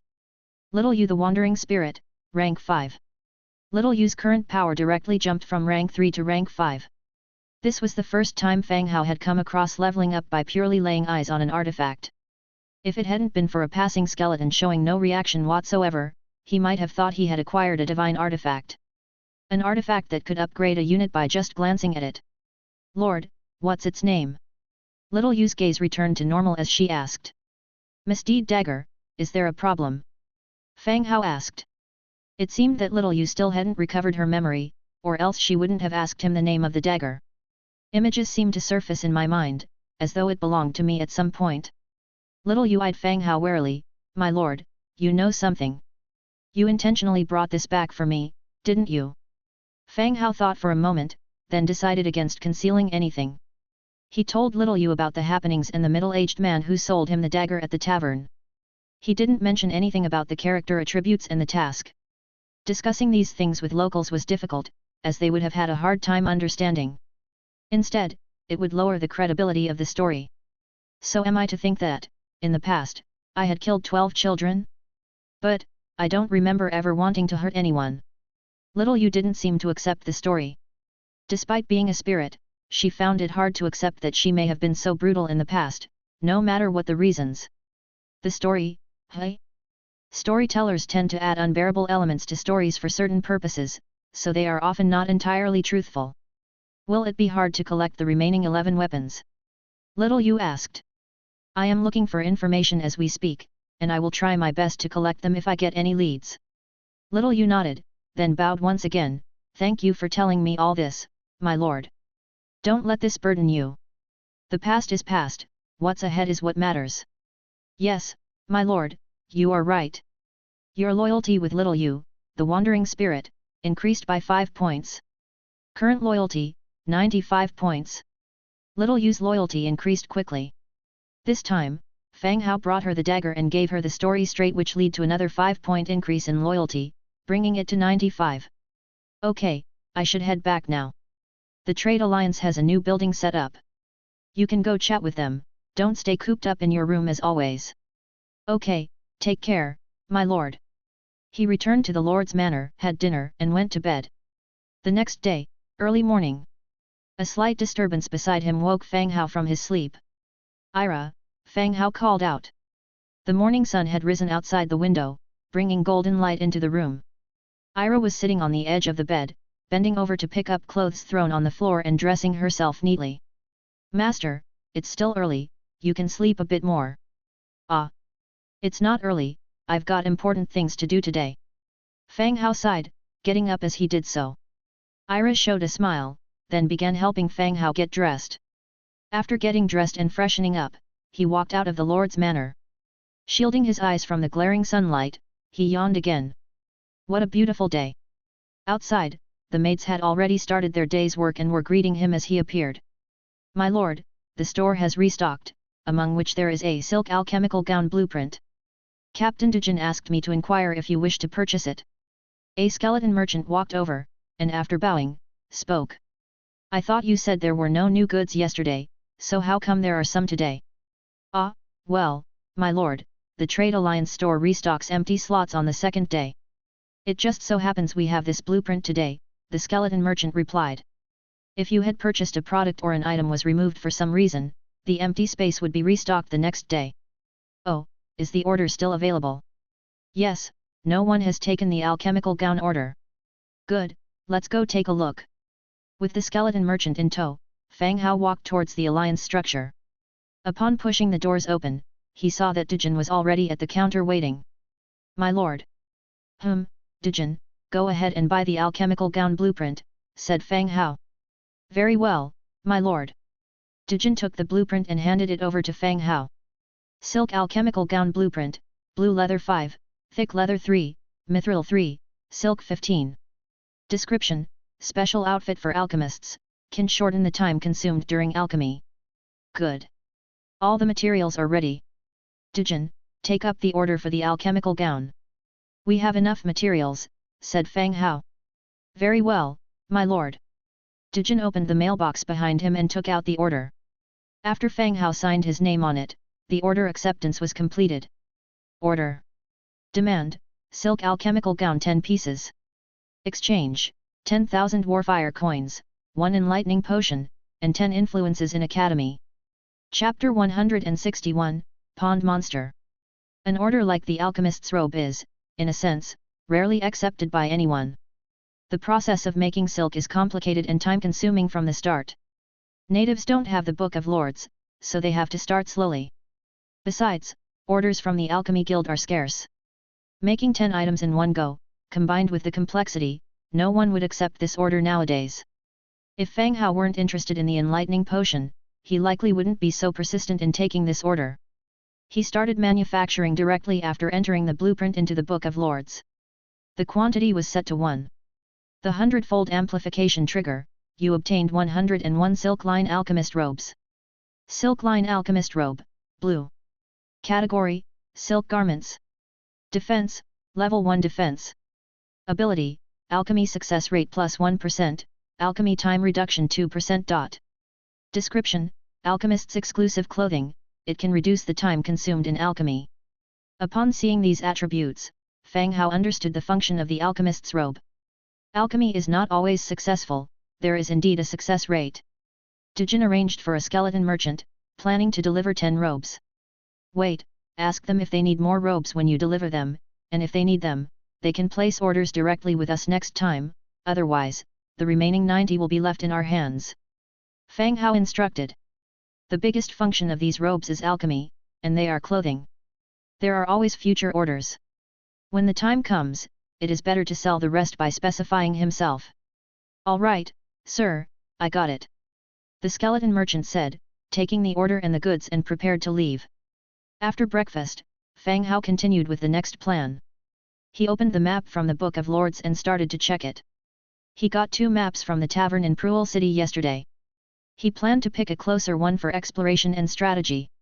Compared with the local residents, the transmigrators like them have some differences. The locals usually shy away from dangerous places. But the reward mechanism of the chest gave the transmigrators a reason to take risks. The greater the danger, the greater the return. As long as they go explore and take risks, there will be rewards when they return. The 2 maps were respectively Mountain Bandit Camp and Pond Monster. After comparing the locations, he found that the Mountain Bandit Camp was on the southwest side of Pruel City, whereas the Pond Monster was on the north side of Pruel City in between his own territory and Pruel. So it was easier to explore. Angia. Fang Hao called. What is it? Get ready. We have a new map, let's go explore together.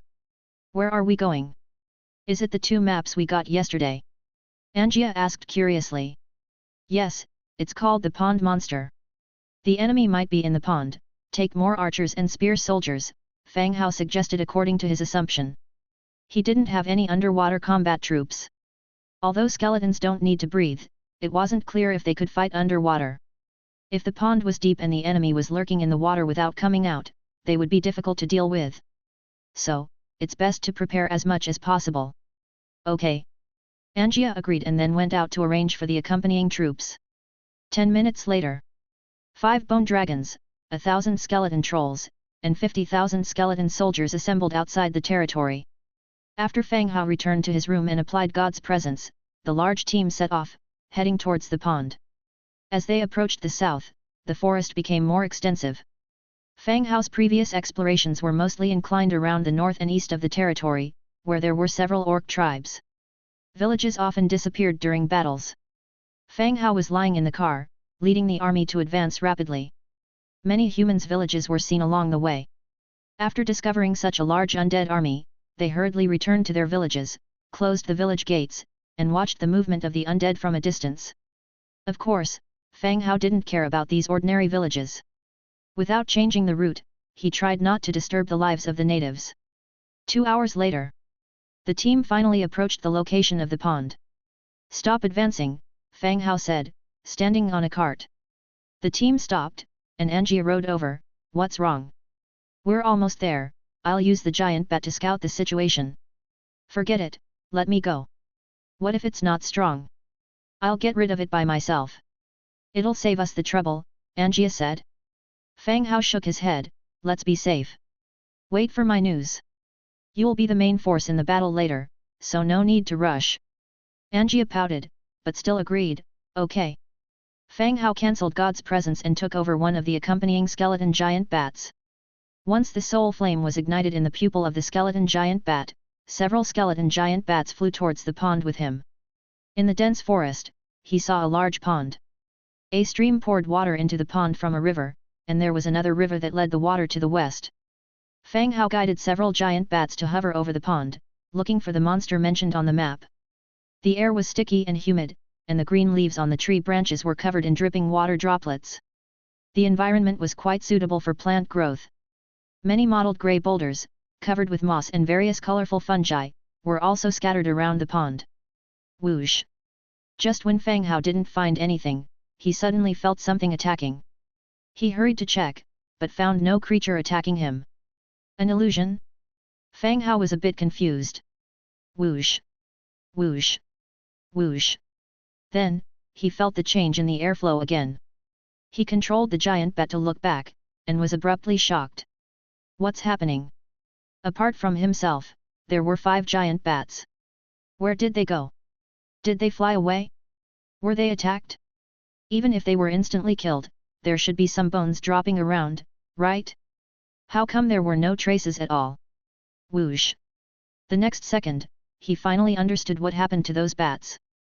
He saw a grey stone below opened its huge mouth, a long, crimson tongue, like a sharp arrow, wrapped around the skeleton bat he was controlling and dragged it into its mouth.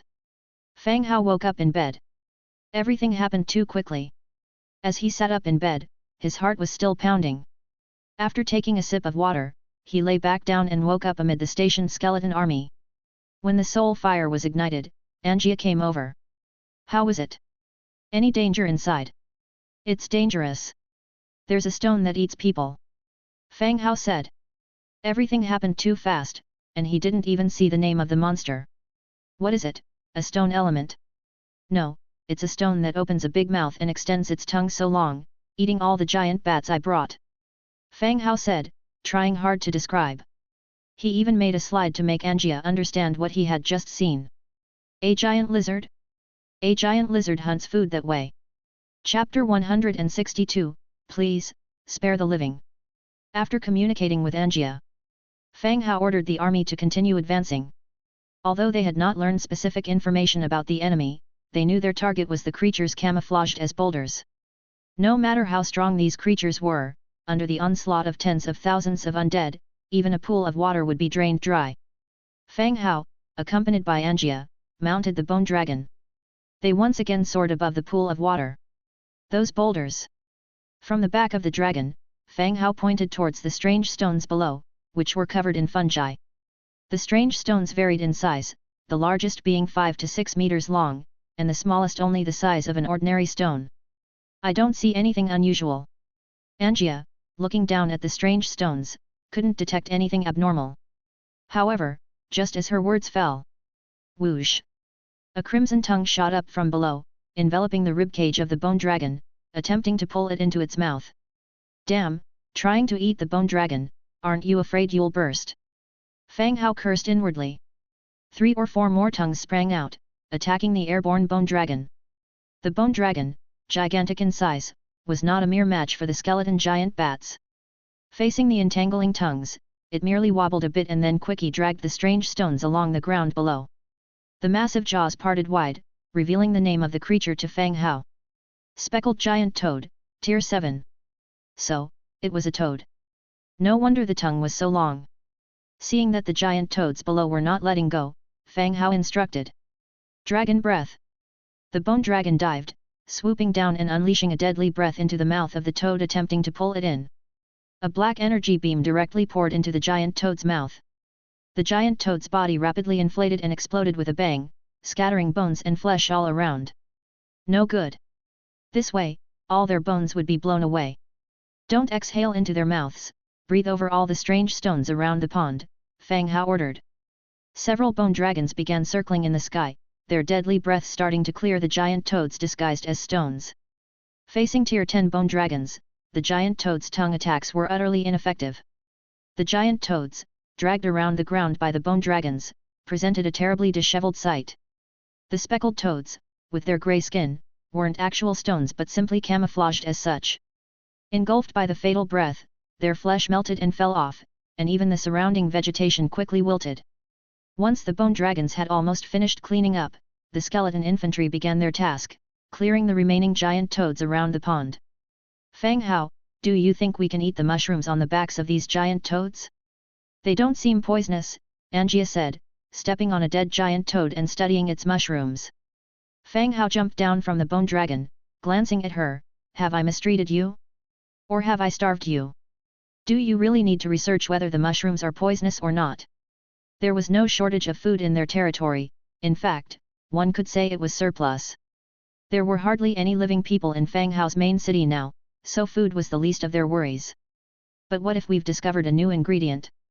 Forget it, leave such a formidable task to Ira, Fang Hao said. That works too, shall we gather some for Ira to take back? No, leave the living people of the territory alone. Okay, then I'll return to the fight. The battle was still ongoing. One after another, speckled giant toads leaped out of the pool, battling with the undead army surrounding them. There were simply too many undead. Even though the speckled giant toads could drag ordinary undead skeletons into their mouths. But their overwhelming numbers, dense without a single gap, could choke all of them to death. Furthermore, the undead warriors were not just waiting to die. They were carrying out their orders to kill, fearlessly.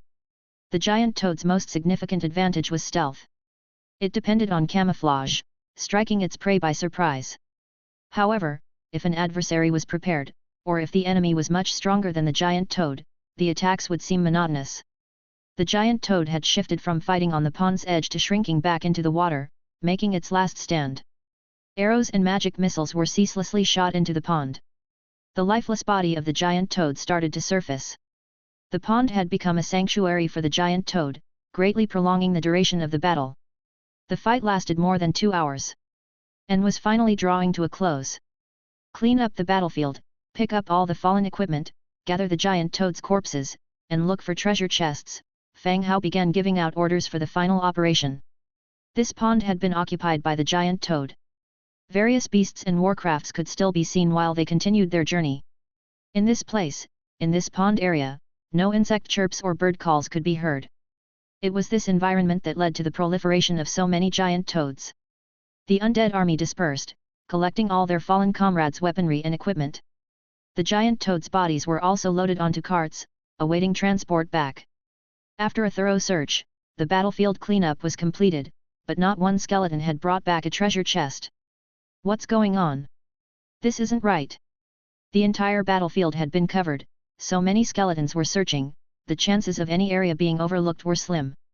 In the end, Fang Hao's gaze fell onto the location of the central pond.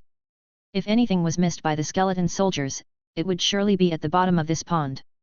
Go, some of you go down and see if there are any valuables, Fang Hao instructed a nearby skeleton. Following commands, the skeleton plunged directly into the water. In no time, some severed seagrass floated to the surface, then a gold treasure chest bobbed up. It was indeed underwater. Once the chest was reeled in, Fang Hao immediately chose to open it.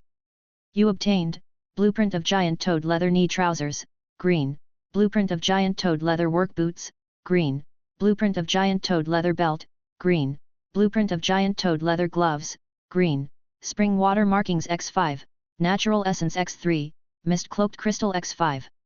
Well, that's something, a giant toad armor set. An armor set usually comes with set attribute bonuses, but the late appearance of this one left Fang Hao somewhat unsatisfied. Close combat foot soldiers had already replaced their leather armor with metallic ones, greatly enhancing their survivability on the battlefield. Mages had their mage robes, only the skeleton archers didn't have specific attribute-enhancing armor. He now only hoped that if there were set attributes, they would cater to archer classes. If not considered as a set and not having unique attributes, then this set of gear is of no use to Fang Hao. Giant toad leather knee trousers, leather X5, thick leather X3, thread X2, metal parts X3. Giant toad leather work boots, leather X3, thick leather X4, thread X3, cast iron pieces X2, metal parts X2. Giant toad leather belt, thick leather X3, thread X2, metal parts X2. Giant toad leather gloves, thick leather X2, thread X4, metal parts XL.J. He reviewed the detailed properties of the gloves. Giant toad leather gloves. Category, gloves. Defense, level 2 defense. Set effect, increases movement speed by 1%, increases gathering/production speed by 2%. This effect can stack with other equipment bonuses. Description: a pair of suitable gloves can make work more efficient. Chapter 163, Physical Strength Enlightening Potion. Seeing the attributes of the set, Fang Hao realized he had misunderstood the Toad set. It was not ordinary armor, but a shield for the laboring people, a creator of wealth. Whether it was a 1% improvement in movement speed, or a 2% increase in production and gathering, both greatly improved work efficiency. This set of armor, one could say, was quite decent. Once back, replacing the armor of the laborer skeletons and the farmers in Zhang Bin's territory, could increase some work efficiency. After looking at the Toad set, he continued to examine the materials behind. The traces of spring water and the essence of nature did not need to be examined, both were materials he had before. The key was the mist-cloaked crystal. This material had appeared in the blueprints of the iron claw rat's nest he had purchased before and belonged to the recruitment materials. However, to which faction it specifically belonged, he guessed it might be that of the elf clan. After all, this name sounded closer to nature. Mist-cloaked crystal. Category: crystal. Description: a special material owned by the fairy faction, used for recruiting soldiers and constructing buildings. Fairy? It was not the elf clan, but the fairy faction. That being said, the name Mist-cloaked seemed quite fitting for fairies. In Fang Hao's mind, an image inexplicably surfaced, in a dim street corner. A petite figure, with two transparent wings like a dragonfly, passionately kissing an orc. Fang Hao hastily shook his head, shaking the unpalatable image from his mind. After packing up all the spoils of war, Fang Hao waved his hand and gave the order to return. Emerging from the dense forest, the sun was already slanting towards the horizon. It should be around 3 or 4 in the afternoon, and the large troop began to return. Along the way, those villagers who had just come out to work ran back to their village. The village gate was closed and they watched the passing undead army from a distance. Unsure what these undead were doing, they had just passed by in the morning, why were they returning in the afternoon? Could there be an undead stronghold nearby? Everyone grew anxious. The team approached the territory. Fang Hao then dismissed his god's present state and walked out of the lord's mansion. Ira and a few rabbit maids were out drying washed curtains. They all broke into smiles seeing Fang Hao come out. "Master, you're awake, did we have a good bounty today?" Ira asked softly. Every time Fang Hao led the soldiers out, they would always haul back a big pile of loot. This time was okay, but the harvest wasn't too big. Fang Hao shook his head. Was there a harvest? Yes, but not a big one. Some blueprints for making leather armor are no longer the main equipment of the troops in his territory. His present haul, for someone who had seen a lot, wasn't very exciting. Now the territory is very safe, there's no rush. Ira smiled consolingly. Ira's right. Fang Hao also broke into a smile. Before long, the fully loaded team entered the city gate, and Fang Hao went to meet them. "Here you go." Angia tossed him various blueprints, along with some rare materials. He caught them and entered all the blueprints into the Book of Lords. Speckled toad at level 7124 in quantity, do you wish to slaughter? The sudden prompt made Fang Hao pause. "I'm going, this toad can actually be slaughtered." "Yes."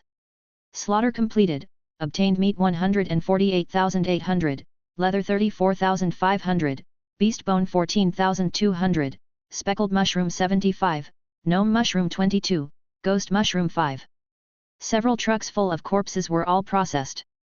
Their flesh and bones were separated and automatically stored in the warehouse. Once all the slaughter was complete, Fang Hao instantaneously felt some regret.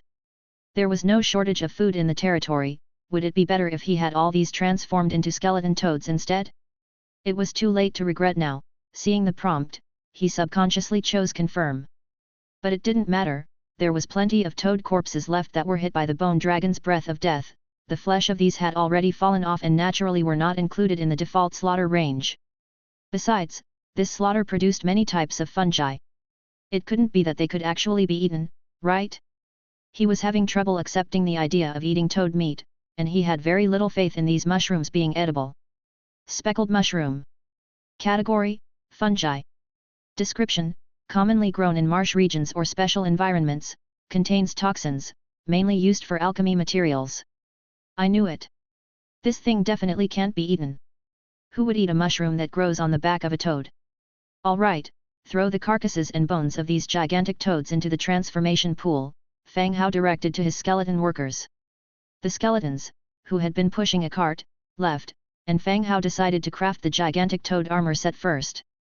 He opened the Book of Lords, initiating a private chat with Zhang Bin. He asked, "How many farmers do you have in your city and the affiliated villages?" Zhang Bin replied quickly, likely because he was also leafing through the Book of Lords. "Boss, I counted when I arrived. There are 75 people in the city, and a total of 842 people in the 2 affiliated villages. Do you want me to count the soldiers too?" Zhang Bin replied. Fang Hao was about to ask why there were so few people, but immediately understood. The population in a village-level domain isn't that large to begin with. The Pigman village only had 200 to 300 people, so having 842 people in 2 human villages was already quite a lot. "Alright, I'll make some clothes for them. You can distribute them later." "Oh, okay," Zhang Bin responded. Fang Hao ended the chat and opened the crafting tab in the Book of Lords. He adjusted the crafting amount for the gigantic toad set to 70. He selected to craft. Hundredfold Amplification triggered, obtained gigantic toad knee PANTS 7070. Hundredfold Amplification triggered, obtained. Light filled the cave as the gigantic toad sets rained down. There were currently 5,000 skeleton laborers in his domain, the remaining 2,000, excluding those assigned to Zhang Bin, were in the Pigman village and Bullman village. Both villages had labor units, so distributing them would be considered an allocation of domain benefits. "Call for the blood hunter," Fang Hao called to a vixen maid. After the maid dressed up, her fluffy tail was revealed, making anyone who saw it want to stroke it. "Ah, master," the vixen yelped in surprise, dropping her head timidly when she heard Fang Hao call her. They'd just arrived in the domain and everything was unfamiliar and scary to them. "Run an errand for me, call for the blood hunter, tell him I'm looking for him," Fang Hao said with a smile. "Master, I don't know who blood hunter sir is," the vixen whispered with her head bowed low. "He's the one with pointed teeth and huge bat wings on his back." "Oh, I see," she replied. The blood hunter's appearance was very distinctive. In the entire domain, he was the only one with a pair of huge bat wings. He always came and went by flying, it was hard for him to not draw attention. While the vixen was off to find the blood hunter, Fang Hao uploaded 900 sets of the 4-piece set directly to Zhang Bin's designated trading column. Although Zhang Bin had already become one of Fang Hao's city lords. To carry out a quick trade via the Book of Lords, they still needed to list the items for exchange as before. There wasn't any special way to do it. Luckily, this wasn't too troublesome. As long as the other party listed an item, the trade would be automatically completed. "Damn, boss, you're amazing. Adding labor attributes, this is the first time I've seen equipment that does that," Zhang Bin sent a message. "It's a bit late today, you can deliver them to the affiliated villages tomorrow," Fang Hao instructed. "Got it, boss. First thing tomorrow morning, I'll deliver them personally.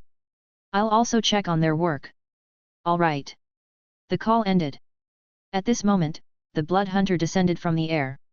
"My lord," the blood hunter saluted. These are the armors made for the skeleton laborers. You take care of distribution. The remaining pieces should be sent to Pigman village." "Yes, Lord 111, handle it right away." The bat wings spread again and he flew away. After arranging for the labor units to change their equipment, Fang Hao returned to the trade alliance. In the morning, he accepted an order for an alchemy robe. In addition to the reward of 10,000 warfire coins, there was also an enlightening potion for stamina. He was quite interested in this potion. Last time, he was able to learn magic with the help of the magic enlightenment potion. He headed straight to the trade alliance, where Dijin was arranging work for the remaining skeleton businessmen. The window gradually darkened. "Lord," the few skeleton businessmen present bowed slightly. Dijin, any new orders?" Fang Hao asked, sitting at the counter. "No new orders have been received, Lord," Dijin replied. "Oh, is the order for the alchemy robe from this morning finished?" "It's finished. The warfire coins have been sent to the Lord's mansion and given to Miss Ira." "This is the stamina enlightening potion," Dijin said, bending over to retrieve a potion from under the counter and placing it in front of Fang Hao. Stamina enlightenment potion. Category: Potion. Effect: Obtain robust constitution. Repeat use of enlightenment potion will replace the effect of the original potion, Previously learned skills will be automatically cancelled. Description: an enlightenment potion made by the master alchemist. Can awaken potential within the body, greatly increasing physical stamina. This isn't fair. Chapter 164,1 I'm going to have hot pot today. This isn't reasonable. Fang Hao frowned at the information that the enlightening potions could not be used simultaneously. So, the enlightening potion would retain only the effect of the most recently used potion. And after using it, all the previously learned skills or related abilities will disappear automatically. Fang Hao has learned several skills, such as Fire Arrow, Mist Wrap, and Summon Spirit, etc. They definitely cannot be overridden like this. Besides, who says mages can't have a strong physique? Didn't Gandalf from the Lord of the Rings wield both a magic wand and an iron sword? My lord, is there a problem? Dujin asked curiously, seeing Fang Hao sitting there grinding his teeth. Nothing major, it's just that I can't use this hard-earned potion. Fang Hao sighed and carefully put the potion away. Even if he can't use it, other transmigrators can. It could be exchanged for some good items. Oh, my lord, you're fretting about this, hey. Enlightening potions are there to stimulate human potential, not enhance it, and thus they can't be used simultaneously, Dujin explained. Fang Hao was a little surprised. You know all this. Understanding the uses of merchandise is fundamental to a merchant, isn't it? Dujin replied casually. You have a point. By the way, my lord, when I sold the alchemy cloaks this morning, I mentioned the surplus cloaks to them. They said they have used up this order and would be placing an exclusive order with us next time, Dujin said. Great, at least we won't have a surplus of cloaks that we don't need, Fang Hao, strapping his backpack to his back, said. All right, you guys keep at it, I'll head back first. Godspeed, my lord. At dinner, Ira brought up a steaming pot filled with sliced meat and various vegetables. It was hot pot, which Fang Hao had casually mentioned, and Ira had prepared dinner based on the information in his words. Master, is the taste the same as the hot pot you mentioned? Ira asked eagerly. The hot pot was boiled with water and seasoned with specially made condiments, giving it a red color. The steaming hot mist and the roiling soup filled the room with a delicious aroma, titillating the taste buds. Gurgle. Watching mesmerized, Angia's stomach started to grumble. Let's eat, Angia, you try some too, and stop drooling. Fang Hao was the first one to pick up the chopsticks, dipped a slice of meat into his bowl, and after it cooled down a bit, put it directly into his mouth. A spicy, tender taste flooded his mouth. Wow! Ira, you're amazing. This is even tastier than I imagined, Fang Hao praised loudly. With Ira's seasoning and the inherently excellent taste of the demon beast meat, the mimic hot pot was even more delicious than the real thing. Really? I'm glad you like it, master, Ira said, her face breaking into a blissful smile. Eat quickly, or Angia will finish it all. Nonsense! Angia grumbled, protesting while stuffing her face. Now, all three of them used chopsticks to eat, and even the newly joined maids began imitating them gradually. It wasn't something Fang Hao asked them to do. These maids saw the three of them doing so, and started doing it themselves, also because sometimes Ira talked about it, so they all started to imitate. While everyone started to dig in, Fang Hao opened his book of lords to check the chat channel. I'm not short of meat, but I'm out of salt, my mouth tastes so bland it's like eating bird food, I'm feeling weak too. Ha, do you really feel weak because of lack of salt? I don't want to call your bluff. Same here, even my sweat tastes salty now, I wish I could eat meat while licking my sweat. Good idea, are there any ladies interested in mutual licking? Please don't misunderstand, I'm a gentleman, only forced to do this by the current situation. I did switch some salt with a nearby village, if you need any, exchange 500 basic units, to special resource units, I will provide you some. Bloody hell! Your daylight robbery!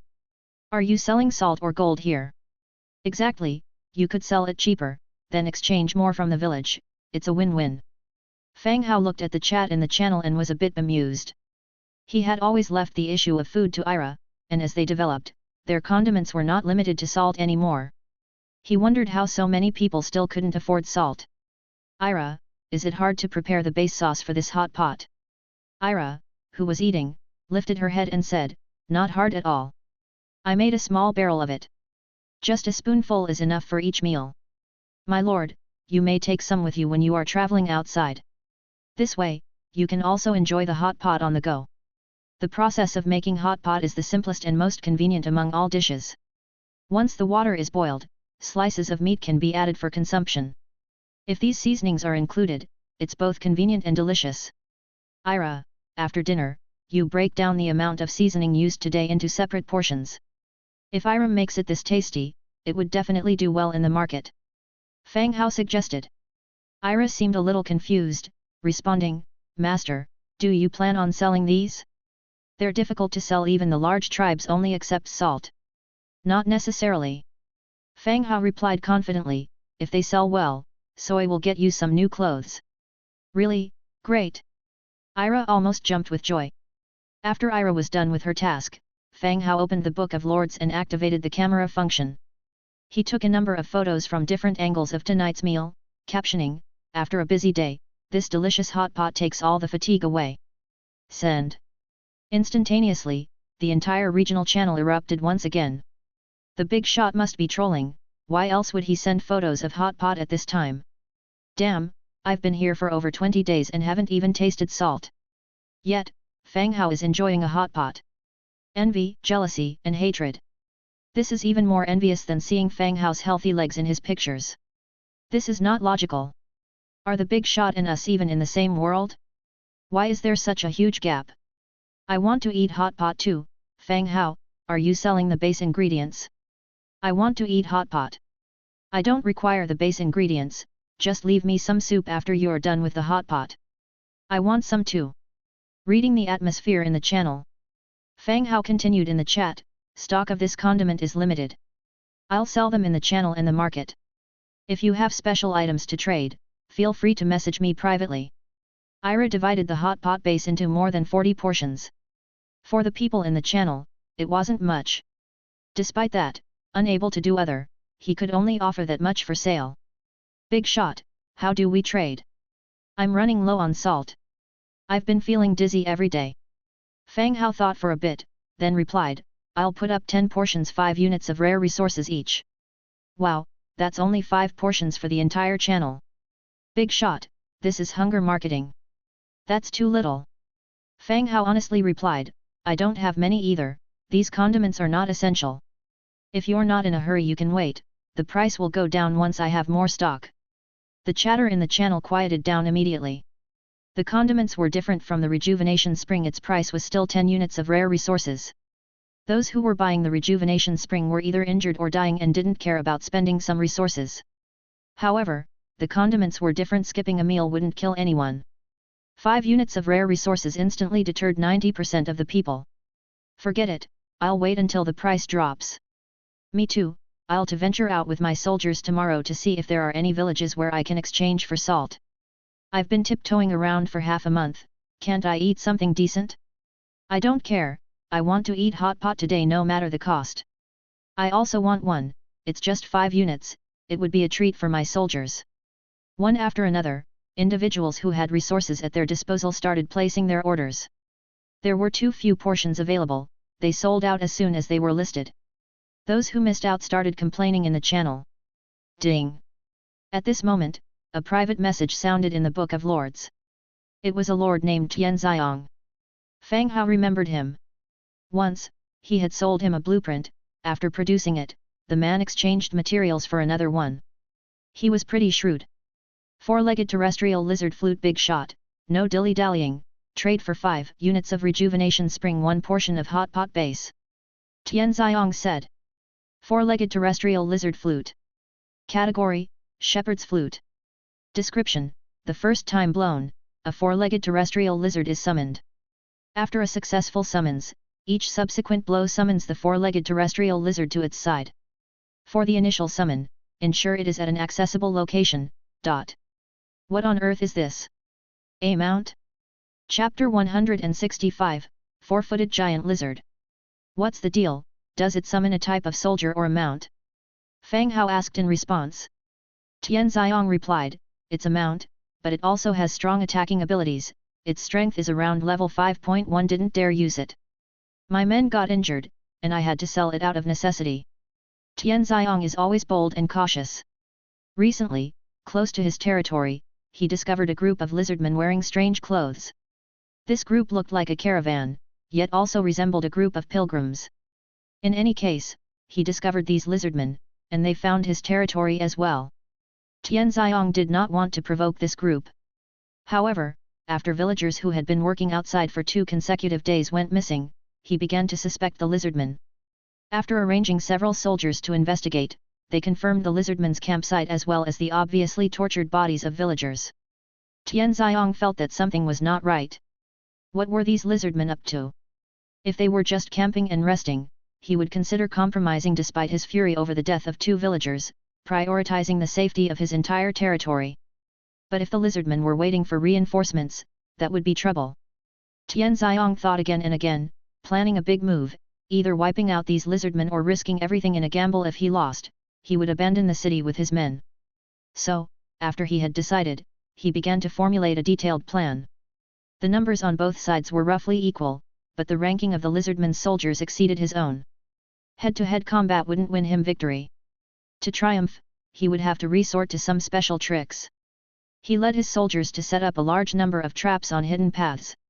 Then, after feigning defeat in an attack, he lured the lizardmen, who were as crazed as if they'd been injected with chicken blood, to the trap to start the fight.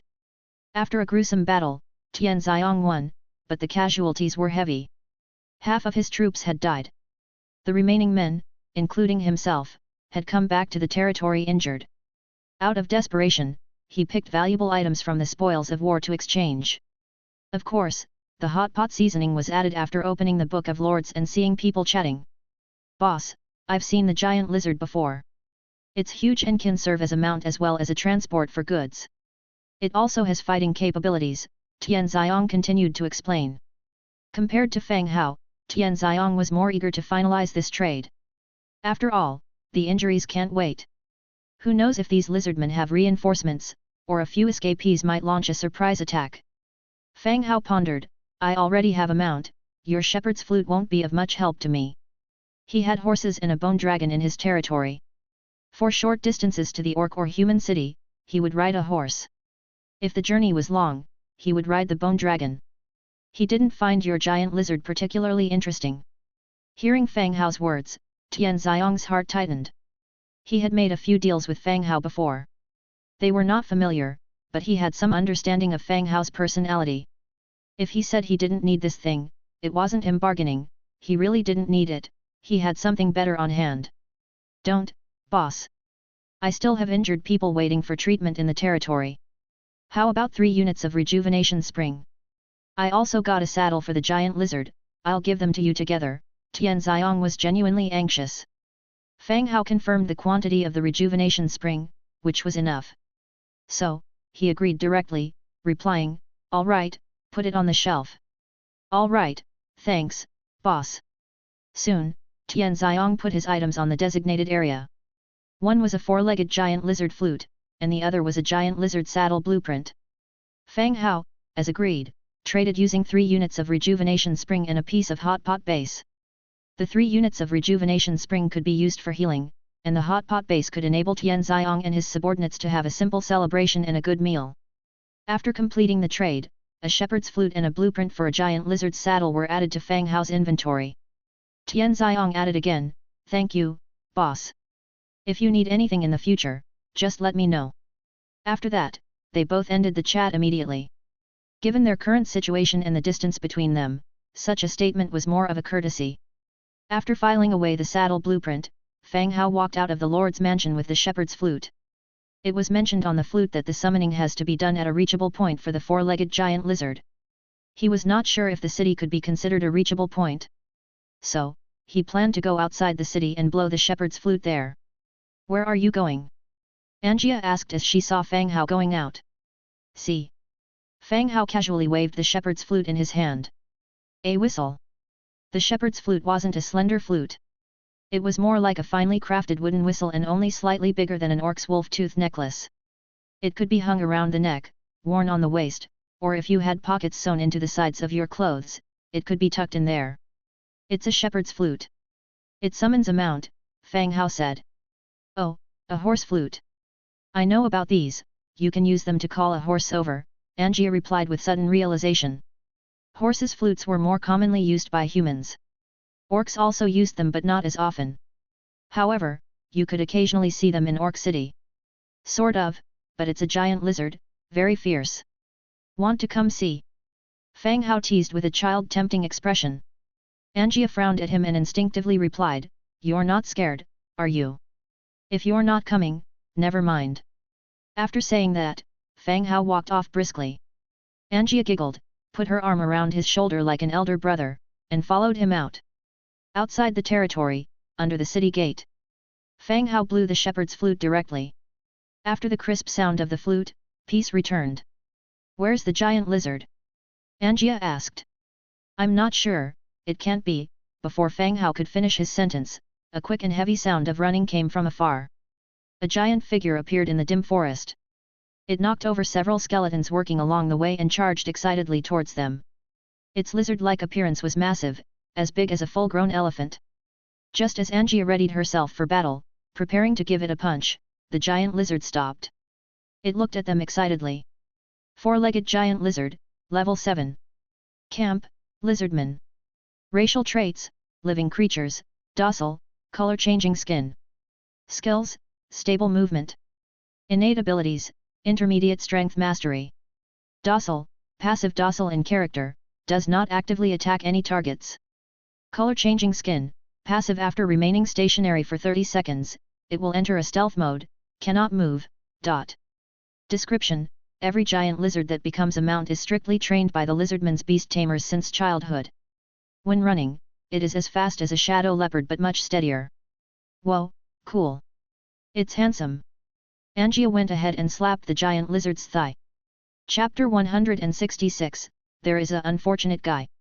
Fang Hao gazed at the enormous size of the giant lizard, surprised. Even though it was named as a giant lizard, he didn't expect it to be so enormous. It resembled a rhino the size of an elephant, but with the head and scales of a lizard. Despite its enormity, it was still dwarfed by the bone dragon, which made it easier to accept its size. Upon closer observation, the head shape of this giant lizard shared some resemblance with the bone dragon. "Let's ride that one around." Angia seemed eager. After summoning such a creature, it would indeed be a big miss not to ride it around a bit. "Wait a moment, I need to create a saddle." He opened the Book of Lords and found the blueprint that he just saved. Giant Lizard Cargo Saddle Blueprint, Hard Rigid Wood 20, Leather 350, Thick Leather 150, Iron 80, Metal Parts 50. Create 1. A hundredfold multiplication triggered, received 101 lizard cargo saddles. 101 saddles appeared instantly, stacking up on the side. Fang Hao commanded the skeletons to keep one and store the rest into the warehouse. The giant lizard's saddle was indeed different from the bone dragon's transport saddle. There were 2 seats near the neck of the giant lizard that could accommodate 2 passengers simultaneously. Moreover, there was a larger space on its back. A platform made of hard rigid wood, which could be used to tie up goods, was built on the back. This was indeed very advantageous. If the giant lizard died, Fang Hao could summon more skeleton giant lizards. Once equipped with a saddle, they could effectively replace the carts. It could also resolve the problem of transportation through rivers and dense jungles. He fitted the saddle onto the giant lizard. With a small leap, Angia was up on the back of the giant lizard. "Do you prefer the front or the back seat?" she asked Fang Hao, who was still on the ground. "Whatever you like is fine with me." "Then you sit in the back, it's more comfortable there," Angia said seriously. Fang Hao climbed up the rope ladder onto the giant lizard's back and joked, "You better stop talking, you're a bad influence." "What do you mean bad?" Angia asked, turning around. "Nothing. Let's take a spin around before the city gates close." Fang Hao sidestepped the topic and urged her to move on. "Okay." With a flick of the reins, the giant lizard took off, running at a fantastic speed around the territory like a bolt of lightning. Fang Hao sat behind while Angia let out wind-facing shouts of joy. The giant lizard was indeed a good mount. It ran faster than a galloping horse and was much smoother in movement. Even with the wind howling in their ears, the ride was not as bumpy as riding a horse. This was indeed an excellent mode of transportation for delivering goods. The more he thought about this, the more Fang Hao wanted to turn the giant lizard into a skeleton so he could summon more of them in the future. However, this was just wishful thinking. He wouldn't really slaughter the giant lizard and throw it into the conversion pool. After taking a lap around the territory, the giant lizard stopped in front of the city gates. "Ah, it's not bad, it runs pretty smoothly," Angia stammered, obviously winded from the excitement. Fang Hao rolled his eyes at her impatiently. The two of them led the giant lizard into the city and asked the skeletons to build a separate shed for it. A normal stable would not be large enough to accommodate this creature. After settling in the newly summoned giant lizard, Fang Hao returned to the skeleton conversion field area. The conversion of the speckled toad was already done. Skeleton Giant Toad, Tier 5. Faction, Undead. Racial traits, Undead, Hollow Skeleton, Vulnerable to Light, Amphibious. Skills, Powerful Leap. Innate abilities, Intermediate Water Mastery. Amphibious, passive, can move freely on land and underwater. Powerful Leap, active leap high into the air to attack the enemy, each meter increase in jumping height adds 5% damage. Note: the skeleton species converted from corpses still retain their traits and attack methods from when they were alive. Looking at the attributes of the skeleton giant toad, Fang Hao felt somewhat disappointed. He had not imagined the toad to have an ability to simply jump and smash enemies, but rather he hoped that the skeleton giant toad could build a highly efficient air defense system. Just like when the bats were led over the pond and wiped out in the blink of an eye. Now, with only one powerful leap skill, his idea of building an aerial defense system was thoroughly shattered. "All right, you all go and wait outside the city," Fang Hao ordered. A few dozen skeleton giant toads jumped out of the city gates. After dealing with everything, Fang Hao finally returned to his room. The next day, early in the morning, Fang Hao woke up from his dreams. He then began to exercise around his territory because he had spent most of his time lying on his bed. Lying down while sleeping, lying down while fighting with God's presence. If this continued, his body would deteriorate. If God's presence didn't require spiritual power, he would rather drink the enlightening potion to augment his physique. After breakfast, he confirmed with Dejin that there were no new orders, then Fang Hao began to prepare his plans for the day. He still had a blueprint that he had bought from the pub in Pruel City. Bandit Camp. It was located to the southwest of Pruel City. He learned from the pub's owner that this band was quite infamous. The nearby cities and villages had found no effective way to deal with them. These bandits would abandon their hideout and escape whenever they got word of Pruel City's organized attempts to exterminate them. They would return after the attempt was over and look for new sites to rebuild their lairs. As they didn't have any fields to cultivate, their livelihood depended on looting. After breakfast, Fang Hao returned to his room, unleashed God's presence, and then lead his troops out of the territory, towards the bandit camp. For this bandit extermination mission, he only took 100 bone dragons filled with 5-tiered skeleton trolls as he had to pass Pruel City. The bone dragon was the fastest among Fang Hao's troops. It could fly high above the ground without attracting as much attention as a land army. Even if they had to bypass Pruel City, it wouldn't consume too much time. 100 bone dragons soared into the sky and started moving swiftly towards the bandit camp. 2 hours later, the bone dragons finally reached the vicinity of the bandit camp. From afar, they saw a camp built with trees. Although it seemed small from high above, that was merely an optical illusion due to the distance. In reality, this bandit's nest of such a size was quite significant. It was even nearing the size of Manam Market. Within this camp, numerous wooden houses were built and a relatively tall brick building stood in the center, which was likely the core building. In the corner of the camp, looted resources were stocked up along with a few hostages suspended in the air. Fang Hao, thanks to his good eyesight, could see one of them wearing modern tracksuit. "Damn, another unlucky soul," Fang Hao muttered. He then slapped the back of the bone dragon and ordered, "Get closer and prepare the dragon breath." Upon receiving the order, the bone dragon dove down and swiftly approached the camp, followed by 100 bone dragons behind it, also preparing for the dragon breath. Chapter 167, The Faceless One's Hut. 100 bone dragons swooped down, blanketing the bright sky. The sunlight passed through the gaps in their bones, casting huge shadows as they dived down with the golden glow of their barley husks.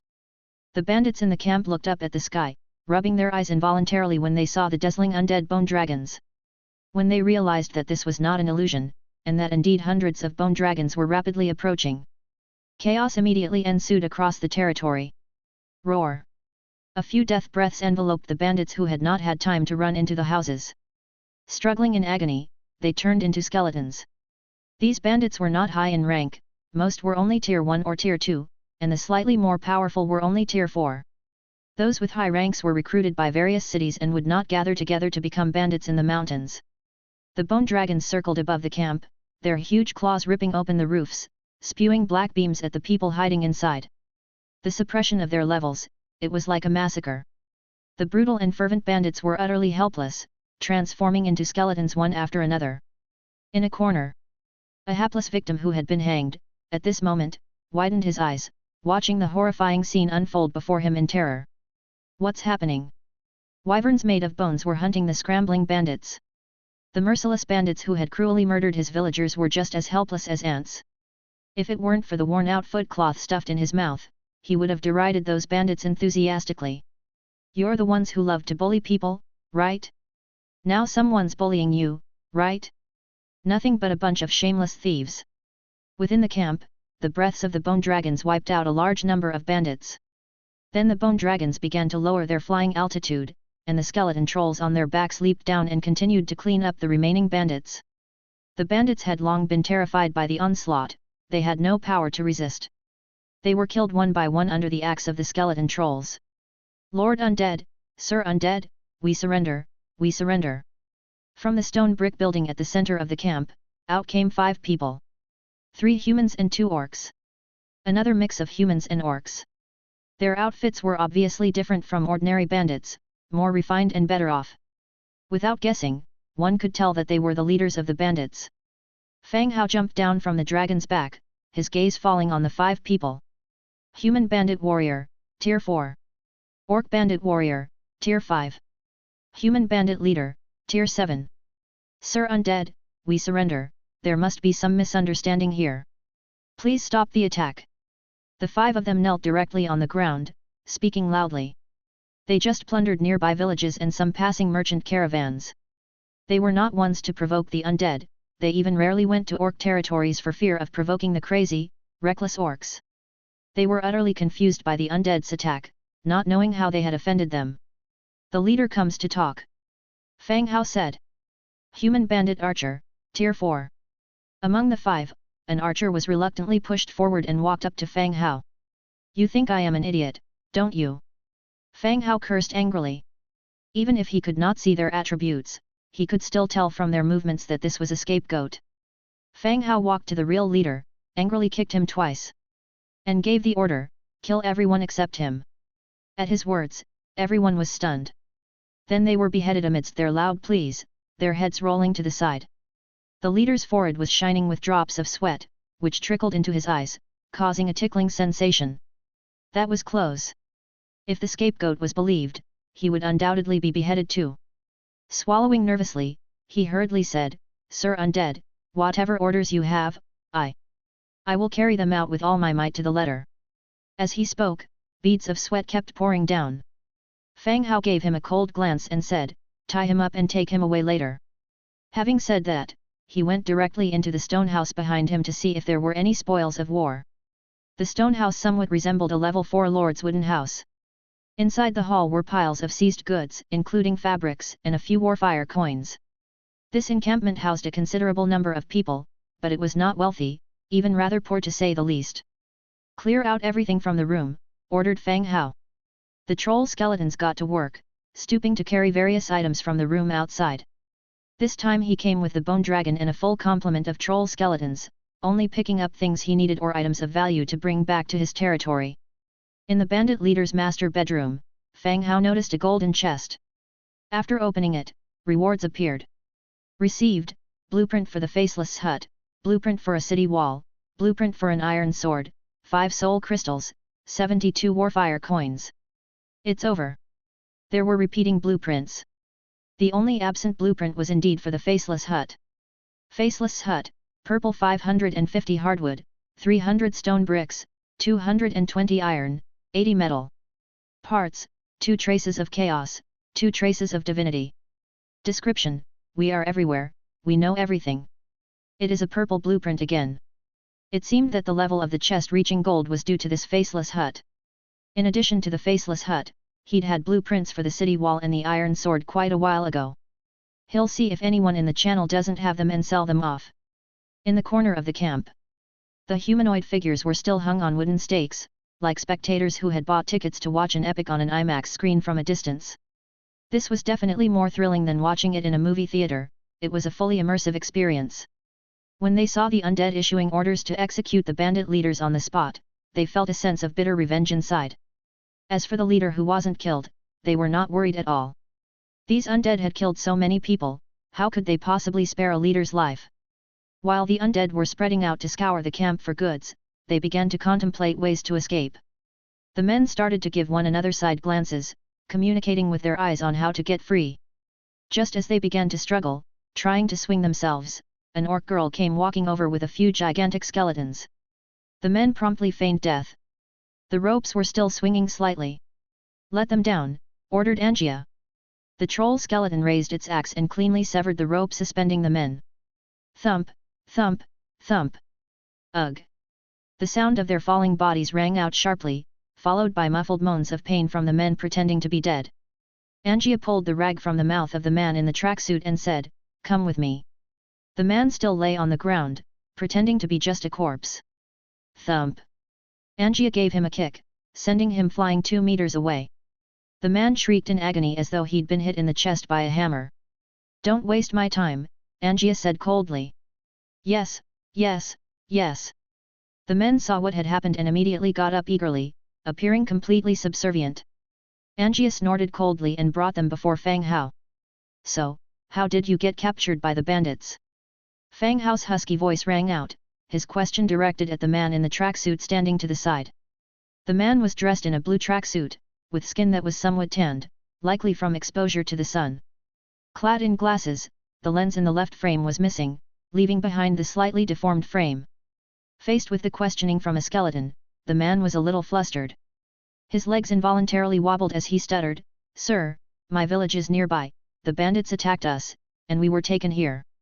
After thinking for a moment, he knelt on the ground with a thud and said, "Thank you, sirs, for saving us. When I return, I will definitely erect a tablet for you and keep burning incense day and night." Chapter 168, Give them a shout. Fang Hao looked at the man in front of him, unsure whether to call him smart or dumb. This is another world where the undead don't engage in such practices. All right, with the energy you have to beg, focus on developing in the future.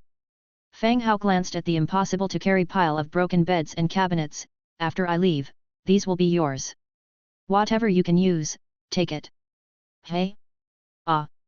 The man responded subconsciously, but seemed a bit confused. "What's going on? Leaving things for him? Are the undead so loving and kind? Even giving humans benefits and warmth? You can't use these." I can. Thank you, Lord Skeleton, I mean, Lord Undead." The man hurriedly expressed his thanks. "All right, just wait here," Fang Hao said. The rest of the task was simple. Skeleton, the troll, secured the fabrics, money boxes and some jewelry he intended to take on the dragon's back. The corpses of several 4th and 5th tier bandits were piled together. A breath of death from the bone dragon turned the bodies into a pile of white bones. After wrapping them all in beast skins, a large bag was also suspended behind the bone dragon's military saddle. The whole operation left the man staring dumbfounded. After everything was prepared, Fang Hao remounted the bone dragon and addressed the spectacled man below, "Don't leak anything about the undead, otherwise I may have to visit your territory tomorrow." "Ah. Yes. My memory's been pretty bad recently. I don't know anything about the undead." The man, rubbing his temples, replied. "Bury the dead bodies here to prevent infection." "Yes, sir, I'll handle it." Fang Hao responded, lightly tapping the bone dragon's neck. The enormous dragon wings unfolded, carrying all of the bone dragons away. Only the man and villagers under him were left. Their legs went soft and they collapsed to the ground. The heart they were holding up finally eased. By noon, the bone dragon returned to the camp with the large group. The battle had only taken the whole morning from start to finish. Skeleton asked the troll to categorize the spoils of war and place them in different spots. The bones of several 4th and 5th tier victims were thrown into the transformation pool. Angia jumped off the dragon's back and brought the dizzy bandit leader, who had been hanging behind the bone dragon, down. What to do with him? Angia didn't understand. Everyone else was killed, so why was he brought back? "Lock him up for now." After we have lunch, let's make a trip to Pruel City. Fang Hao said. Oh, okay. Angia, holding the constantly begging bandit, headed towards where the gnolls were previously imprisoned. There was an iron cage there, guarded by a skeleton. Fang Hao directly went to the military area and planned to build the House of the Faceless on a vacant plot. The name itself sounded quite mysterious. Faceless, does that mean they have no face? He opened the Book of Lords and directly chose the House of the Faceless. A purple light flashed and 10 minutes later, the building was complete. It really was a small stone house, and the door had an insignia that looked like two crossed hooks. The building came with its own symbol, which did have some resemblance to the Trade Alliance. House of the Faceless. Category: Special Building. Ability: Information Order 2. Description: We are everywhere, we know everything. Oops, another miscalculation. Fang Hao thought that the troop recruiting from the House of the Faceless was called Faceless. But now it seems more like an intelligence agency. Entering the room, it was not very large, with a counter, and behind it, a young blonde woman stood. Greetings, my lord. The woman gave a slight bow. So, you're the staff of this place then? Fang Hao asked. Yes, my lord, I serve as a guide, answering some of your questions, and after this, no one else will appear here. The woman responded with a smile, albeit a somewhat stiff one. All right, then tell me what this place can do. The woman opened the mail chute behind the counter and took out 2 orders. My lord, it's not as difficult as you might think. In the future, if you need any information, you just need to fill out the order with the required information and put it in the mailbox. This operation was similar to how the skeleton merchant took product orders. Fang Hao understood as soon as he listened. Free of charge. My lord, you're really humorous. Of course, there will be a certain fee. After the order is sent, it will be evaluated for price within 10 minutes. Once you pay, the agreement is complete. The woman maintained her smile throughout. Fang Hao thought for a moment, then continued asking, what are the success rate and veracity of the information? How do you evaluate them? Information is not a tangible thing. The authenticity and reliability of information are very hard to grasp. If a fake piece of intelligence is sent over, it could potentially endanger lives. My lord, rest assured. The Faceless One has always had a very high credibility. And, are there times when you can't find out? Yes, often. The higher the demand for information, the more difficult it is. If we can't complete it, we will directly inform you of the failure. We won't fabricate information. Is the money refunded in those cases? We refund up to 20%. Damn, what a rip-off. Through their conversation, Fang Hao understood the use of the Faceless One's cottage. It's simply an intelligence agency, similar to the Intelligence Bureau. They charge fees based on the information you want to inquire. They then arrange personnel to investigate the information. Being able to develop to its current scale, the credibility of the information should not be low. My lord, do you have any other questions? The woman asked again. One final question, how often can orders be placed? The new orders will be mailed in 5 days, and of course, the number of orders will remain at 2, they are not cumulative. Okay, I understand, thank you for your explanation. My pleasure, sir. The woman took out a teleportation scroll and slowly disappeared from the screen after bowing. Fang Hao sat in his chair and didn't immediately leave. He had wanted to write about the Frostwind Mountain Skull Crusher tribe in the information form, but eventually gave up. Ever since he wiped out the 300,000 strong Skull Crusher army in one fell swoop, the threat from Skull Crusher had decreased significantly. Bronze Bull has arranged for some spies to enter the Frostwind Mountains for information gathering.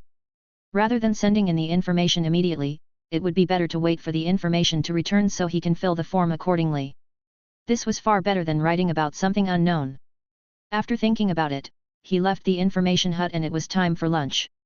After lunch, Fang Hao, with Angia, carried the tortured bandit leader on his back, heading to Pruel City. Looking at the map and seeing they were about to enter the sight range of Pruel City, Fang Hao ordered the quadruped giant lizard to stop. Fang Hao took out a pocket made of leather from his backpack and said, "Kill him and chop off his head." Angia felt stunned when she took the knight's sword, while the bandit leader cried and begged for mercy. Thump! The long sword fell, and a head rolled to Fang Hao's feet. He picked it up by the hair and put it into the leather bag, tightening the bag opening. Did you take him for a ride just to bring him here and kill him? Angia asked curiously. Otherwise? The bounty by the Lord of Pruel City can be collected by exchanging the leader's head. It's the height of summer, carrying around a head is troublesome. It's better to kill him here, Fang Hao answered. How much money will you get as a reward? Angia's attention was immediately drawn to the bounty. 1,000 gold coins, which is about 300 or so warfire coins, Fang Hao said as he hung the bag with the head on the side of the giant lizard, and the two of them climbed back onto the lizard to continue their journey. The sight of Pruel City was very good. Seeing a giant creature rapidly approaching from afar, the lookout tower soldiers alerted their comrades, who began to assemble. The archers climbed the city walls, arrows ready to draw. The keen-eyed soldiers spotted the two riders on the giant lizard's back as it approached. News of Fang Hao saving the cloth merchant Tavek's daughter had spread in the city, and some soldiers recognized the two riders. When the giant lizard reached the city, Fang Hao looked at the heavily armed soldiers and the guard captain. What's up? Are we going to war? The guard captain looked up at Fang Hao sitting atop the lizard, then at the giant lizard underneath him. Sir, is this your mount? Yeah, isn't it cool? Ha, cool, very cool, the guard captain swallowed his saliva. Based on its size, it seemed that the giant lizard in front of him was at least a 6th or 7th level warcraft. Should this type of warcraft be described as cool instead of dangerous? Sir, I'm afraid your mount needs to stay outside to avoid any unnecessary danger, the guard captain said. Fang Hao dismounted and lightly stroked the giant lizard's neck scales. Don't worry, it's very gentle. Lie down, stand up, give them a roar. Roar. The giant lizard lifted its upper jaw and let out a roar. Copious amounts of saliva sprayed from its mouth, soaking a soldier standing in front of it. Ugh, the soldier leaned against the wall, retching. No, well, this, Fang Hao looked a bit embarrassed, not sure what to say. Looking at his subordinate and then back at the two riders, the captain became more determined. Sorry, sir, but we can't let your mount into the city. We have a specialized area for depositing mounts, and we have prepared fodder if it eats fodder. Of course, these were small things, and Fang Hao was not going to pick a fight over whether they would allow his mount into the city or not. Sure. Fang Hao patted the giant lizard's head. Be good, take a nap, we'll go back after we're done. He led the giant lizard to the designated area and tied it to a wooden stake. The giant lizard immediately closed its eyes and lay down on the straw-covered ground. Having resolved the issue of the mount, Fang Hao and Angia smoothly entered the city. Without any stop along the way, they headed directly to the central structure of the city Lord's mansion. Guards in uniform outside the city Lord's mansion stopped the two of them. This is the city Lord's mansion. What business do you have here? The guard's voice was stern, and his eyes flitted warily over the weapons on the duo. I saw the bounty set by the city lord at the tavern, so after killing the bandit leader, I came to collect the reward. Fang Hao lifted the increasingly reddening bag in his hand. The bag contained the head of the bandit leader. The bandit's bounty has been pending for many years, and you two managed to get it. The guard's face was full of disbelief. Fang Hao didn't look strong, and the robe over the iron armor was even weirder. As for Angia, she was a girl, so the guard didn't believe they had the ability to eradicate the bandit camp. What kind of talk is that? I could take on 10 of you single-handedly. Angia retorted. How dare you make trouble in front of City Lord's mansion? The guard shouted when he was contradicted, looking very authoritative in discharging his duties. Fang Hao stopped Angia who was about to retort, and directly unbuckled the bag. Wa la la. Fang Hao directly held up the head of the bandit for the guards to see. A large amount of blood dripped onto the ground.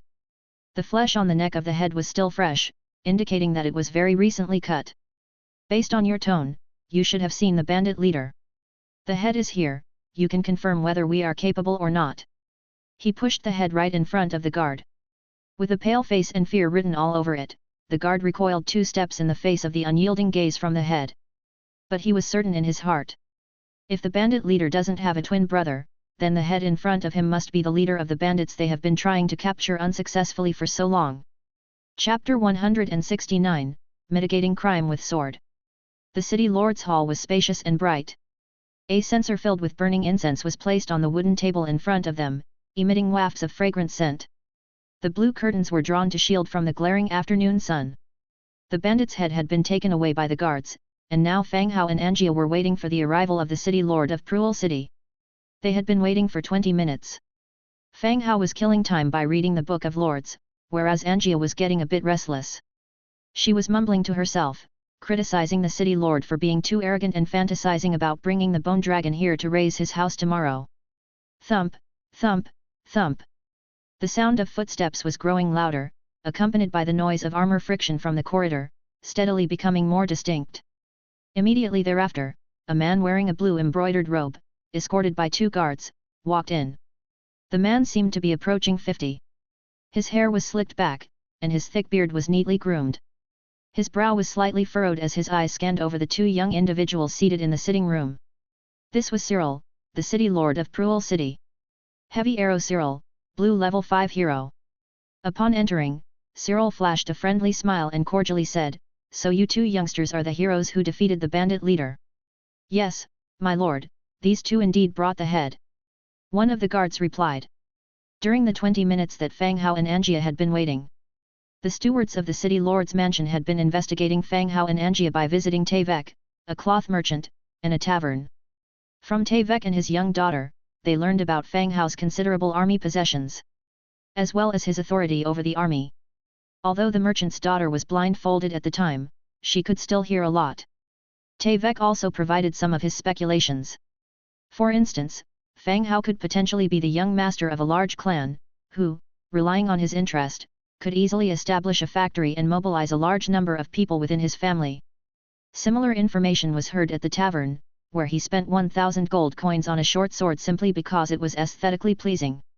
Such signs led Cyril to guess that Fang Hao was indeed a young master from a significant family. This was why his opening remark was typical flattery between nobles. "My lord," as a courtesy, Fang Hao rose to his feet with a smile. Angia gave them a sidelong glance, standing up albeit somewhat reluctantly. "Haha, good, good. Please sit, there's no need to be so formal." Cyril nodded in approval and took his seat at the head of the table. Fang Hao accordingly returned to his seat. Servants poured them some wine and served some local pastries that Fang Hao had never seen before. They must be specialties of Pruel City. "My name is Cyril, and I'm the city lord here. May I have your names?" Cyril asked, pretending to be ignorant. "Fang Hao. This is my bodyguard, Angia." Fang Hao introduced themselves. "Oh, I see. So, Mr. Fang Hao, could you tell me how you discovered the bandits and how you managed to eradicate them?" Cyril leaned forward slightly, looking as though he was eagerly anticipating a story. Fang Hao gave a slight smile. "Making up stories wasn't hard. May I ask whether you're familiar with Mr. Tevek?" "Yes, he's a local cloth merchant." "What does this matter have to do with him?" "The day before yesterday, I was adventuring in the forest with my family's army and happened to rescue Mr. Tevek's real daughter. After returning the girl to Mr. Tevek, I visited the tavern and noticed the bounty on the notice board. So, I took the soldiers. I do not know which village those bandits had plundered, but it turned out they had just returned to their camp when my men completely wiped them out. Their heads were then brought here. The best stories always mix truth with fiction. Incorporating familiar people or objects into your narrative would make it more believable." Tevek and the bounty at the tavern. Regardless of whether the other party previously knew about Fang Hao, these 2 elements would significantly increase the credibility of the story. After hearing Fang Hao's silver-tongued tale, Cyril took a sip from his wine glass. However, his eyes kept flicking back to Fang Hao and Angia. The story was very well-rounded and exceedingly plausible. He became increasingly certain that Fang Hao indeed had a strong backup. The bounty posted at the tavern was merely for show for the civilians. 100 gold coins wasn't even close to enough to mobilize an army to eliminate bandits, or else the bounty wouldn't have remained unclaimed for so long. Fang Hao accepted it, and he succeeded. It seemed his family must be looking for opportunities to hone this young master's skills, and money was a trivial matter. "My lord? Lord Cyril!" Fang Hao called out softly as he saw Cyril staring blankly, holding his wine glass aloft. Fang Hao thought to himself, "Does this old man have an illness? Why is he staring blankly like that?" "Oh, I see." Cyril turned his head and told a guard standing beside him, "Bring the reward." "Yes, my lord." A guard left to fetch the bounty. "By the way, Mr. Fang Hao, which city do you live in? What does your family do?" Cyril began to ask casually. Fang Hao responded with fabricated stories, stating that his city was located northwest of Pruel City and his family ran a variety of businesses. While they chatted, Fang Hao's gaze fell upon a weapon displayed in a showcase in the hall. It was a rapier with a dazzlingly white blade and hilt that caught Fang Hao's attention early on. Lord Cyril, this weapon is beautifully crafted. Fang Hao got up and naturally walked over to the rapier. Of course it is, it's an excellent piece of my collection. Cyril said. May I? Fang Hao asked if he could pick it up for a closer look.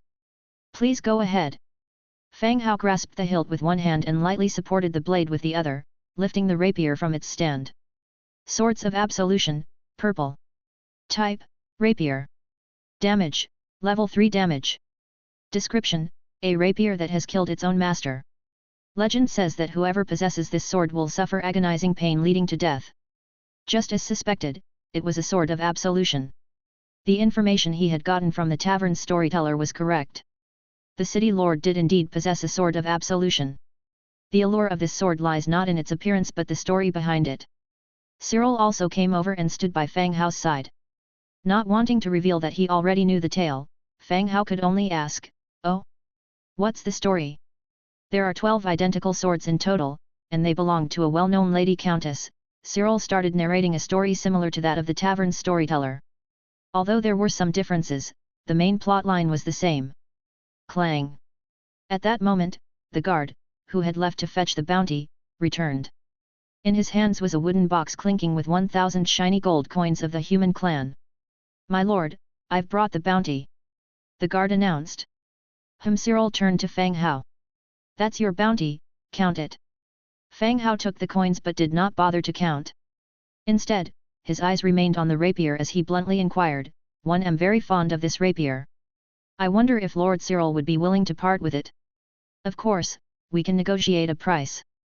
Chapter 170, Event Mission Courage of a Common Man. The swords of absolution were said to bring misfortune to their owners.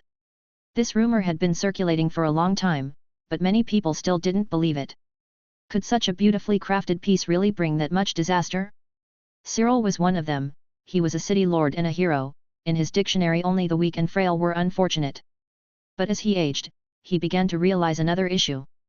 Besides being bullied for being weak, illness could also bring misfortune. His only son had recently contracted a strange illness, which was making him lose weight rapidly, and no good solution had been found so far. He began to delegate the administration of the city to his subordinates, dedicating himself to finding a cure for his son. Today, when Fang Hao asked about the swords of absolution, the rumor came to his mind along with thoughts of his son. "Do you like this sword? Are you not afraid it could bring you misfortune?" Cyril asked curiously. "Oh. I'm giving it away. I suppose it shouldn't count if I just pass it on." Fang Hao replied directly. He had also seen the mention of misfortune in the properties of the sword. If it were any other time, even if he didn't believe in such things, he wouldn't risk it. But he was just completing Little Yu's task, and he would pass it on to Little Yu as soon as he bought it. Fortunate or unfortunate, what did it have to do with him? Besides, Little Yu was a ghost, and the task itself also involved the sword, so the concept of misfortune didn't apply. Cyril was momentarily stunned. This sword was actually meant for his enemies. "How much are you willing to pay?" Cyril asked for the price directly, seemingly intending to sell it. Fang Hao pushed the money box that had just been delivered to him forward, 1,000 gold coins. "I didn't bring any extra money this time. What do you think, City Lord?" Cyril didn't answer immediately, but his fingers drummed rhythmically on the back of his chair. The exquisite sword certainly wouldn't go for less than 1,000 gold coins, and if displayed in some large auction houses, it could fetch an even higher price. But who would buy it? His son was sick again and he was thinking of just selling it. "All right, it's yours now." Cyril agreed immediately. "City Lord Cyril, you are straightforward." Fang Hao also sighed in relief. He exchanged the bandit bounties for the task item. They were all settled, but Fang Hao did not hurry to leave. Instead, he looked at Cyril again and said, "City Lord Cyril, I wonder what formalities I need to go through if I want to open a shop in Pruel City." "A shop? What kind of shop?" Cyril asked curiously. "A restaurant, or a store that sells some civilian utensils." Fang Hao answered. "It's not a good idea to sell weapons and gear in the city. These were sold to official forces from all over the place. No one would allow the residents of their city to freely buy blades and bolts, which would disrupt the order of the city. This was not a game where players could freely buy and sell equipment once they entered the city. That's not a problem, just report to the city lord's mansion when you are ready to open your shop. Cyril replied. All right, thank you, city lord. Fang Hao thanked him. His goal for today had been achieved. After chatting with Cyril for a while as a transition, he got up and left the city lord's mansion. He went to the tavern to check if there were any new maps, and then he directly left Cruel City. Outside the city, the giant lizard was still lying there, occupying a whole horse stable by itself. A large crowd was far off, all pointing and talking about the giant lizard.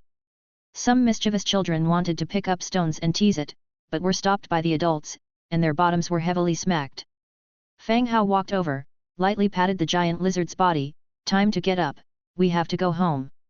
The giant lizard opened its eyes and flexed its body. It lay down again, allowing Fang Hao and Angia to easily mount it. Under the stare of many residents, the giant lizard quickly began to run, kicking up dust as it went.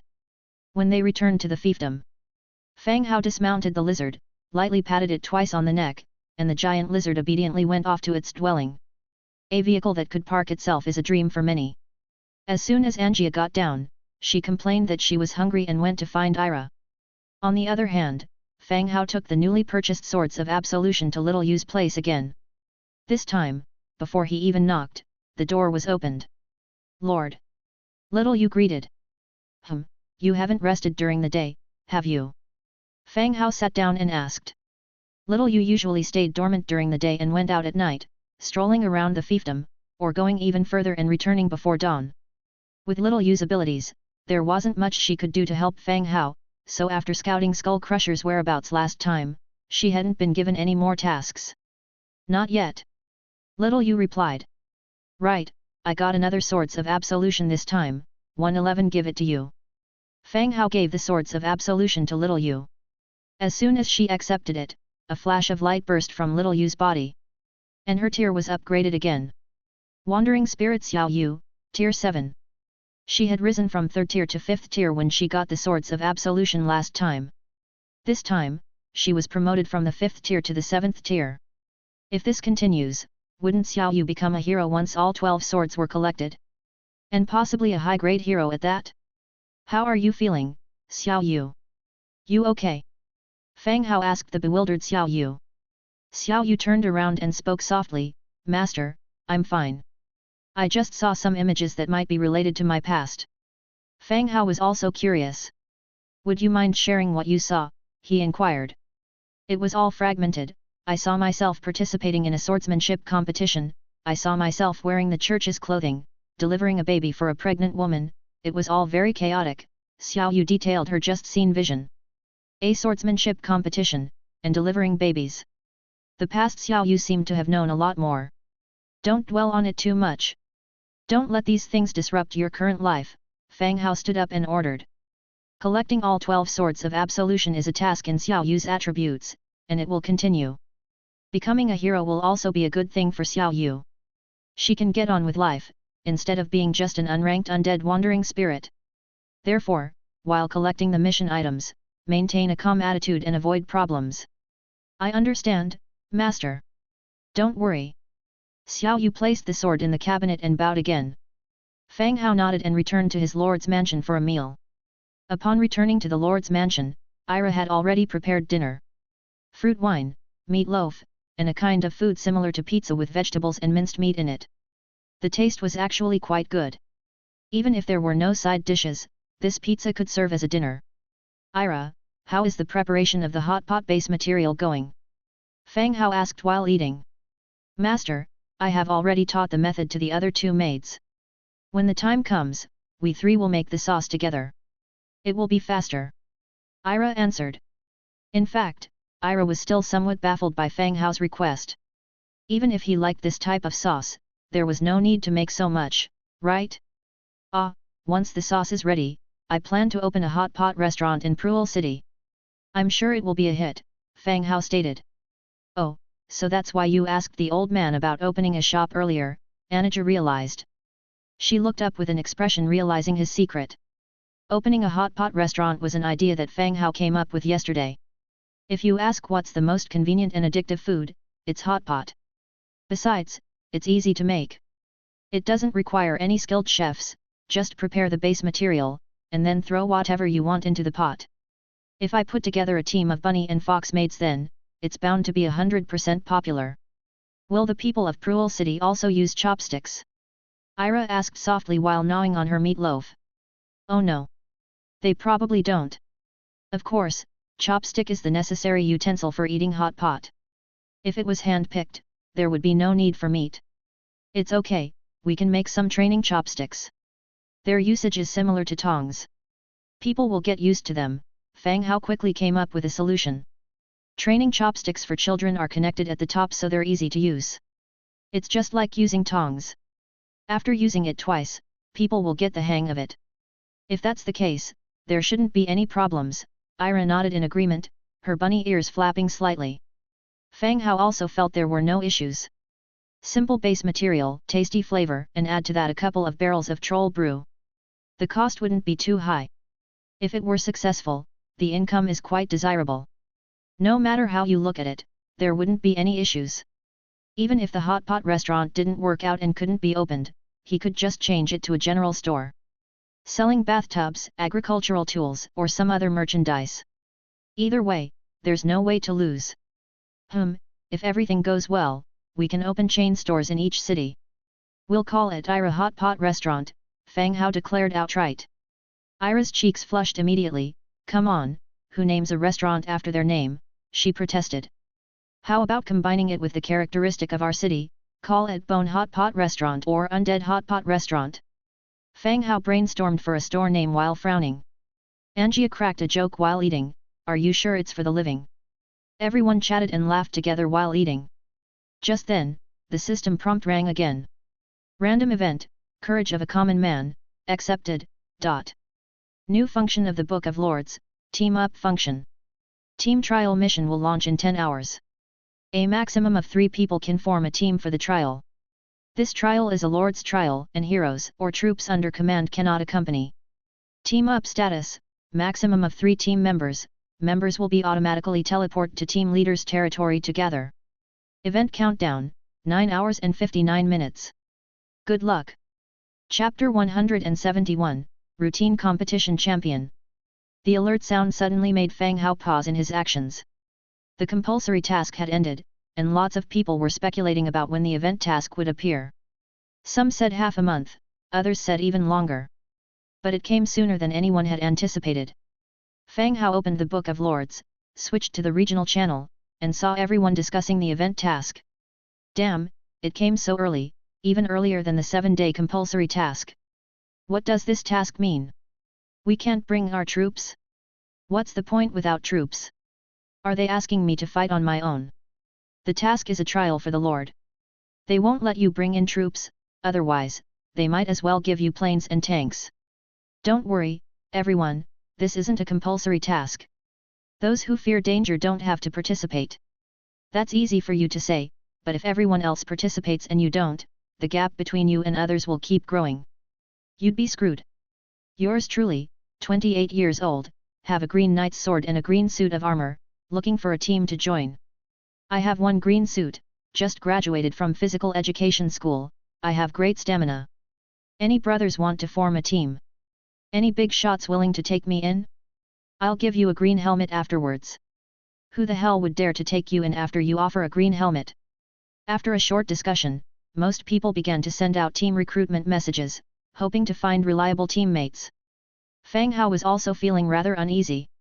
Without his heroes and the skeleton army, about 80% of the strength of his territory would be gone. Without these two, his small amount of combat power would probably have been wiped out on the first day by the wolf pack. This trial task could be said to be very unfriendly. They were not allowing the lords to bring their troops, but it was a trial of personal abilities. While he was thinking, new information suddenly came from the Book of Lords. Blueprint unlocked, Merchant Caravan Carriage Blueprint, green. A new blueprint had been unlocked, and it was a green carriage blueprint. Upon reflection, he realized that this must have been acquired by Zhang Bin. Zhang Bin's Book of City Lord was essentially a duplicate of the Book of Lords. Once he acquired a blueprint, it would automatically unlock for Fang Hao. If Fang Hao acquired a blueprint, however, it would not unlock for him. Ding! A private chat alert sounded, and Zhang Bin sent him a message. Boss, we cleared out some wild boars today and got a green blueprint. Did you get it? Upon seeing it, Zhang Bin seemed to be really hard-working. He came back so late. Was it for the merchant caravan carriage? Yes, I received it, Fang Hao replied. By the way, boss, are we participating in this trial task? Hey? Zhang Bin also received the task alert? That would mean that this task was not limited to the lords, but all transmigrators could participate. Otherwise, Zhang Bin wouldn't have received this system message.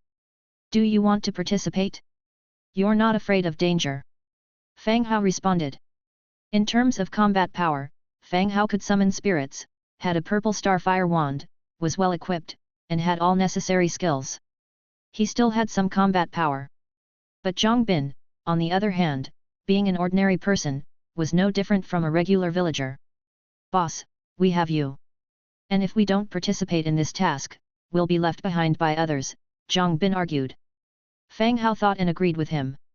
This task certainly wasn't a death march. They could have just arranged a large-scale monster invasion. That would be much quicker. Most likely, it was a chance for the transmigrators to improve their own abilities. To participate in this task, strong teammates were also extremely important. Fang Hao stood up and looked through the cabinet in his study. He took out the strengthening potion he got a few days ago. In the chat, he sent Zhang Bin the strengthening potion, and said here is the strengthening potion, we'll exchange later. Use it tonight and get used to it. Ah?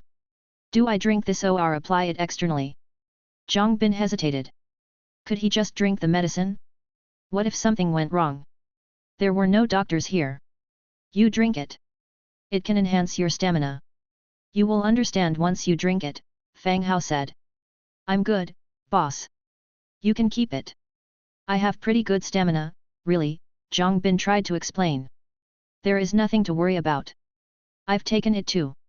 It enhances your abilities. Become familiar with it tonight and be prepared for tomorrow's challenge, Fang Hao continued. When he was about to take the strengthening potion, he, too, was somewhat uneasy. He had a lot of hesitation before he braced himself to drink it after asking Nelson's opinion. It was a normal attitude. A person can't always consider the immediate situation. Drink it today, and the chances of winning tomorrow will be better. Otherwise, when you meet danger in tomorrow's challenge, and decide to drink it then, it would be too late. All right, I understand, boss. Zhang Bin finally agreed. Fang Hao immediately put the strengthening potion in the trade section, and Zhang Bin simply put up 10 units of wood to complete the trade. After discussing for a while, they ended the chat. Immediately after ending the chat, the private chat notifications came one after another. They were all inquiries about teaming up with Fang Hao, and he rejected them all. Fang Hao was hoping to latch onto someone stronger, why would he let others latch onto him?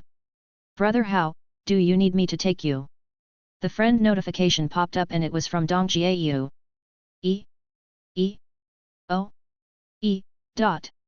Are you going to participate as well? Have your injuries healed? Fang Hao asked. He had previously received quite a few shadow stones from Dong Jiayu. In order to ensure that she would continue to provide him with shadow stones, Fang Hao had provided her with considerable support. From materials and tools to weapons and equipment. Even when she was injured, he gave her his only healing potion. In short, their relationship was very good. When the Qinglong Trade Union was cursing Fang Hao in the chat and even threatening to retaliate against anyone who spoke in support of him, everyone else shut up. Only Dong Jiayu stood up in the chat to curse back at them. She did not back down at all. Eventually, this war of words only ended when Fang Hao chopped off Li Teng's head. To some extent, among the lords, the relationship between Fang Hao and Dong Jiayu could be said to be very good, even better than that between Fang Hao and Zhang Bin. I'm healed. I was already fine when I gave you the shadow stones and the map last time, Dong Jiayu confidently replied. You're going to participate in this trial? It's not compulsory, you don't have to do it, Fang Hao said. Not to belittle women, but in terms of natural strength, men indeed have some advantages. This trial was no small matter, a misstep could cost a life. In the face of Fang Hao's distrust, Dong Jiayu started rifling through her closet and found an ID in an old bag that she hadn't used for a long time. She took a picture and sent it. She had brought this with her when she transmigrated. Looking down on me? Image, National Women's Martial Arts Routine Champion, Dong Jiayu sent. Fang Hao looked at it and frowned. Routines? Aren't they all fake? What's fake? I'm real. I'm way too good, Dong Jiayu returned, her tone dripping with indignation. Honestly, Dong Jiayu was indeed impressive. While Fang Hao grew from having 100 times the force, Dong Jiayu earned her stripes the hard way. The only person who dared to lead peasants down into the tombs on the second day after transmigrating was probably her. You really want to go? Yes. Alright, then we are a team of 3. I'll call you when we form the team tomorrow. Okay. Chapter 172, The Predicament of Lan Ha. The next day, early morning. Fang Hao woke up early from his sleep. Today is the trial day, and he couldn't afford to slack off. After freshening up, he assigned Blood Hunter and Ira to maintain the normal operation of his territory during his absence. The two agreed and nodded, reminding Fang Hao to be safe. After all, there isn't an established order nor a royal succession in the territory. Everything falls on Fang Hao himself. If anything happens to him, the order and balance of the entire territory would collapse instantly. At the dining table, Ira, dressed in a black and white maid outfit, served breakfast. There were toast, steaks, and a bowl of vegetable soup. Master, please return as soon as you finish. Ira knelt beside him, ladling the vegetable soup into a bowl and placing it in front of Fang Hao. Fang Hao understood her worries. He gently touched her long ears, comforting her by saying, "Don't worry, it's just minor battles, there's no danger." "Oh," Ira answered, still looking somewhat worried. After breakfast, Fang Hao started to prepare his equipment. An apprentice magic robe, weapons were Starfire and Iron Knight sword, and a light feather dagger attached to his waist. "Zhang Bin, make me a team," Fang Hao sent a message. "Oh," Zhang Bin replied, and soon he sent a team invitation. "Zhang Bin sent you a team invitation. Do you accept?" "Accept." The Book of Lords emitted a light that enveloped Fang Hao, disappearing from his original spot. When he opened his eyes again, he was already in Zhang Bin city. Flat ground and busy residents. Compared to Fang Hao's city of undead, this place resembles a medieval city, filled with life. "Boss, you're here," Zhang Bin exclaimed, striding over. Zhang Bin looked different from the last time Fang Hao saw him.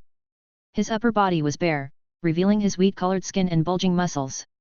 Fang Hao cast aside the knight's sword and iron armor in his hands, curiously asking, "What are you doing? A fitness coach?"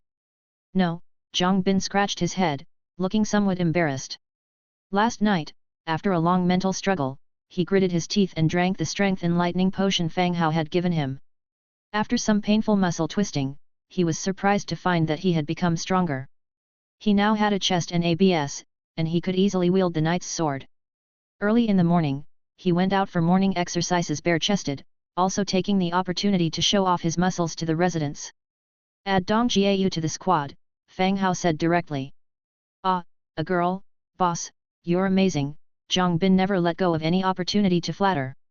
After adding her, a light appeared, and a charming figure appeared before the two men. The girl was in her early 20s. She was wearing orc's iron armor and a modern long-sleeved blouse underneath, her hair tied in a ponytail, standing there stylishly.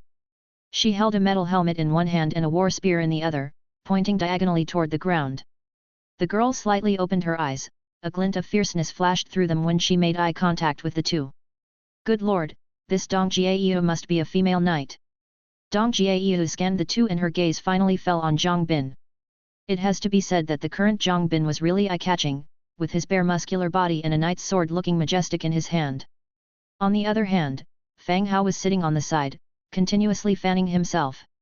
He looked like an old man watching over the community. "Brother Hao," Dong Jiayu walked straight up to Zhang Bin and called out. Zhang Bin was taken aback, then quickly responded. "Boss, Miss Dong is looking for you." Zhang Bin stepped aside. Having realized she had mistaken the identities, Dong Jiayu's face instantly reddened. She walked up to Fang Hao again and said uncertainly, "Brother Hao?"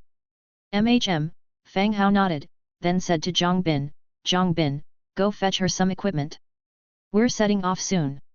Okay. The orc iron armor on Dong Jiao was given to her by Fang Hao.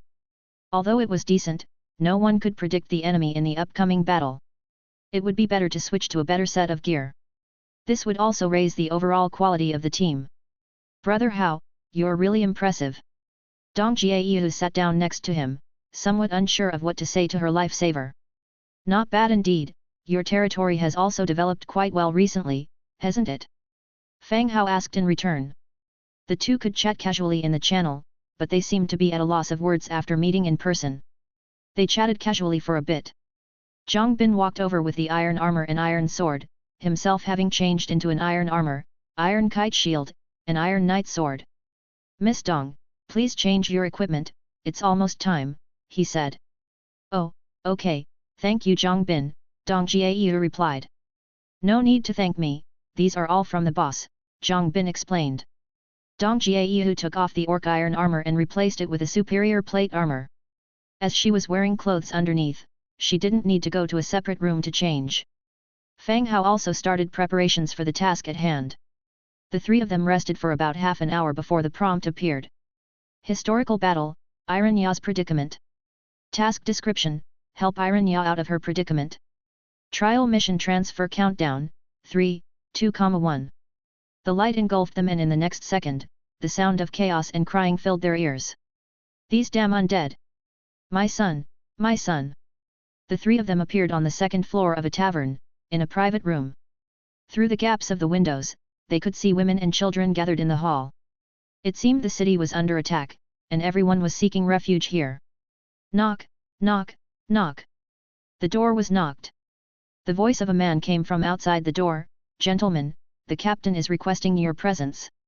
The three looked at each other, realizing the story had begun. The door opened. "Lead the way. Please follow me." Walking down a hallway in the tavern, they were led to the last room. The door opened. Inside sat a few well-equipped officers looking at a map, discussing strategies loudly. Upon seeing them enter, the officers stopped talking. Human warrior, Tier 4. Just hit Tier 4. As Fang Hao thought, without the need to lead any troops, the transmigrator would not be given a challenging mission. Take a seat, the middle-aged officer, seemingly the captain, spoke first. The three sat down. There are many good things about this village, but it's not the right time for you to be here, the captain said. Captain, what happened here? Do you need our help? Fang Hao asked, steering the conversation to the point. The captain nodded. Last night, a large number of undead attacked the village. The situation is dire now, and I am sorely understaffed.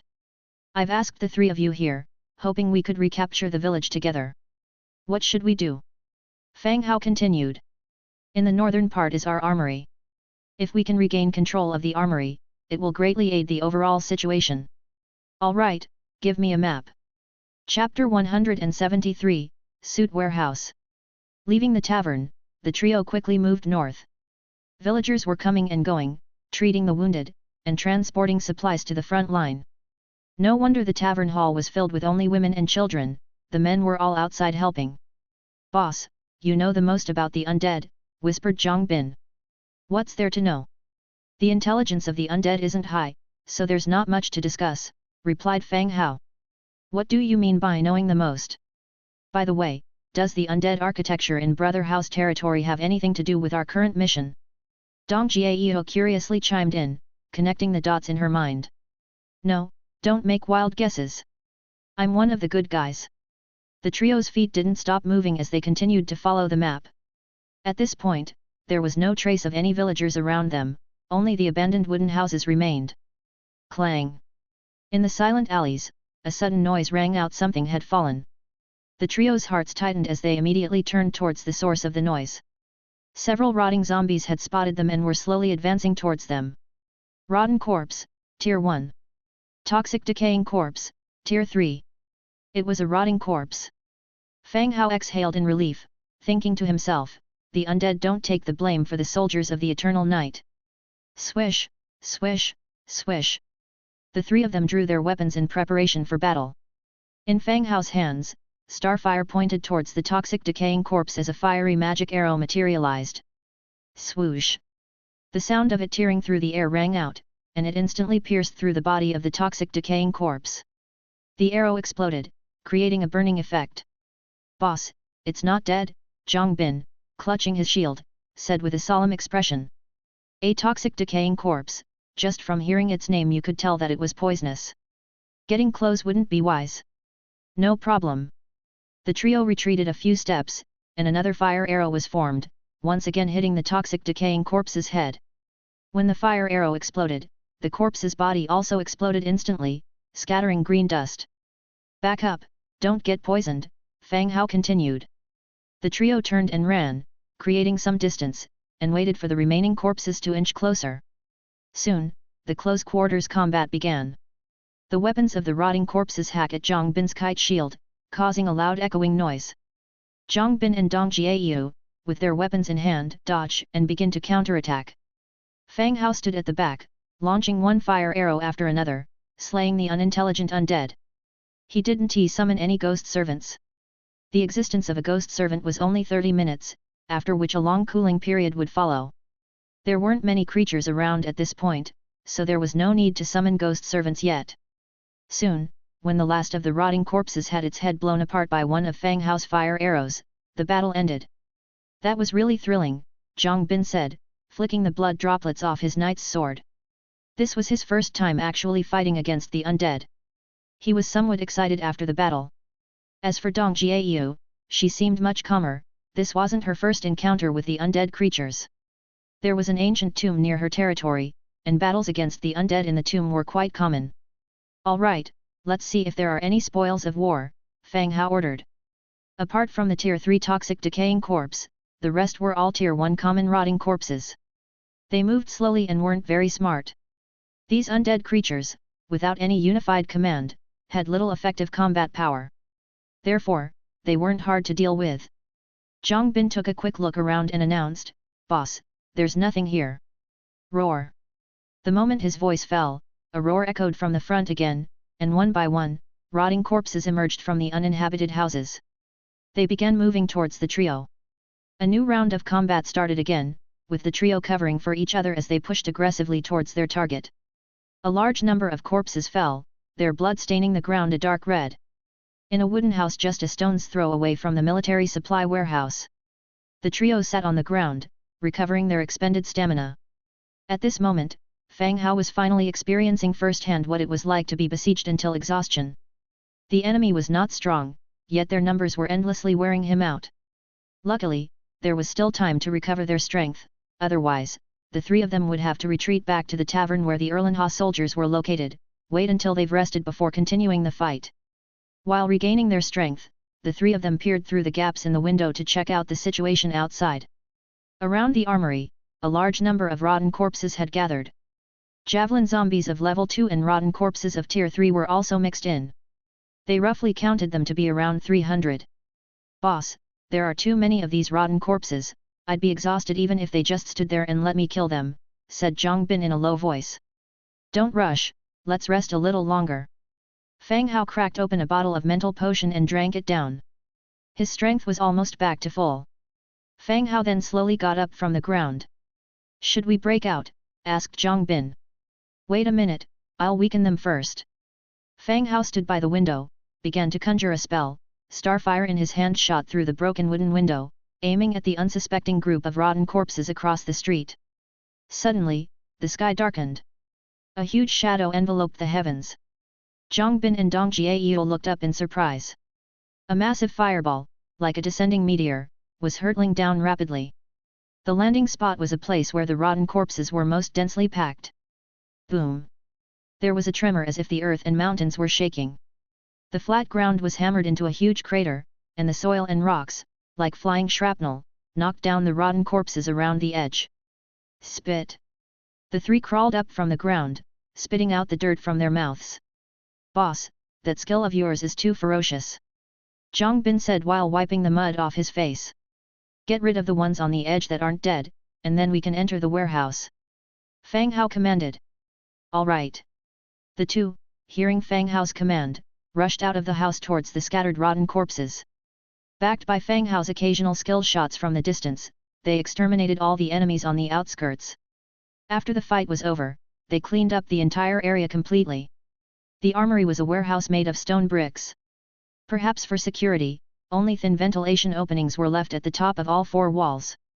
Forget about people, even a mouse would find it difficult to get inside. Hence, they had to clear the monsters at the front gate to enter the armory. Squeak!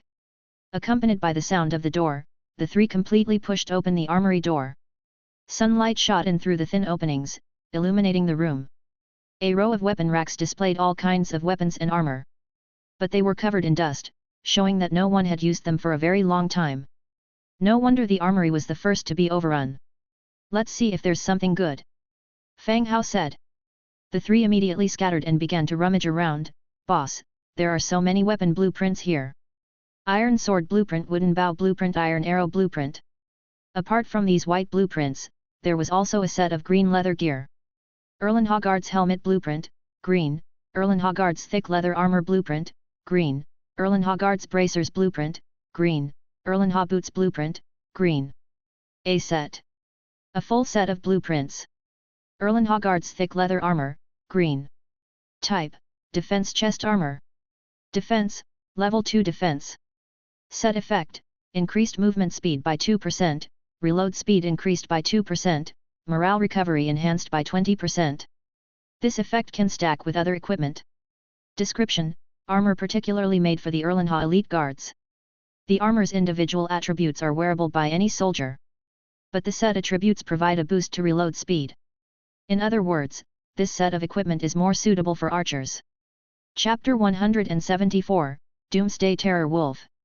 These, holding the blueprints, Fang Hao turned to Dong Jiayu on one side. If it were only him and Zhang Bin, he would have claimed these blueprints directly, with Zhang Bin able to unlock them himself. But this time Dong Jiayu also contributed a lot. If it weren't for his special Starfire skill, Dong Jiayu would have killed the most. Not consulting her about this felt like hoarding equipment. But he had a hundredfold amplification effect. He was more suitable for keeping these blueprints than Dong Jiayu. Brother Hao, you keep them. Just make a few sets for me later, Dong Jiayu said generously. After all, Fang Hao had also helped her a lot. Especially just now, he had given her a new set of armor. She realized that she had not benefited as much from daily adventuring with her troops as she had from associating with Fang Hao. All right, tell me how many sets you want when the time comes. Fang Hao put away the green set without hesitation. The white blueprints were selected by Dong Jiayu, who chose a few that she didn't have, and added them to the Book of Lords. After collecting the blueprints and realizing that there were no more good items, Zhang Bin went straight to the roof from the second floor, raising the flag of Erland Ha. The captain of Erland Ha's guard would know that this place had been taken when he saw the flag, and he would come with his soldiers to retrieve the equipment for a counterattack. Stage mission completed. Reward, Human Clan Influence plus 100,3 healing potions, 2 magic potions. Special team reward, choose 1 from 3. Stamina Enlightening Potion, Magic Power Enlightening Potion, Blue Steel Curved Blade, blue. Selection countdown, 59, 58, J. There was even a reward for completing the stage. 2 enlightening potions and a blue piece of equipment. Let's pick a stamina enlightening potion for Dong Jiayu, Fang Hao said. Fang Hao had taken the magic power enlightening potion, and Zhang Bin the stamina enlightening potion. Only Dong Jiayu had taken neither. They didn't particularly need these two, so they could give Dong Jiayu the enlightening potion to enhance her strength. That's not right, Dong Jiayu said.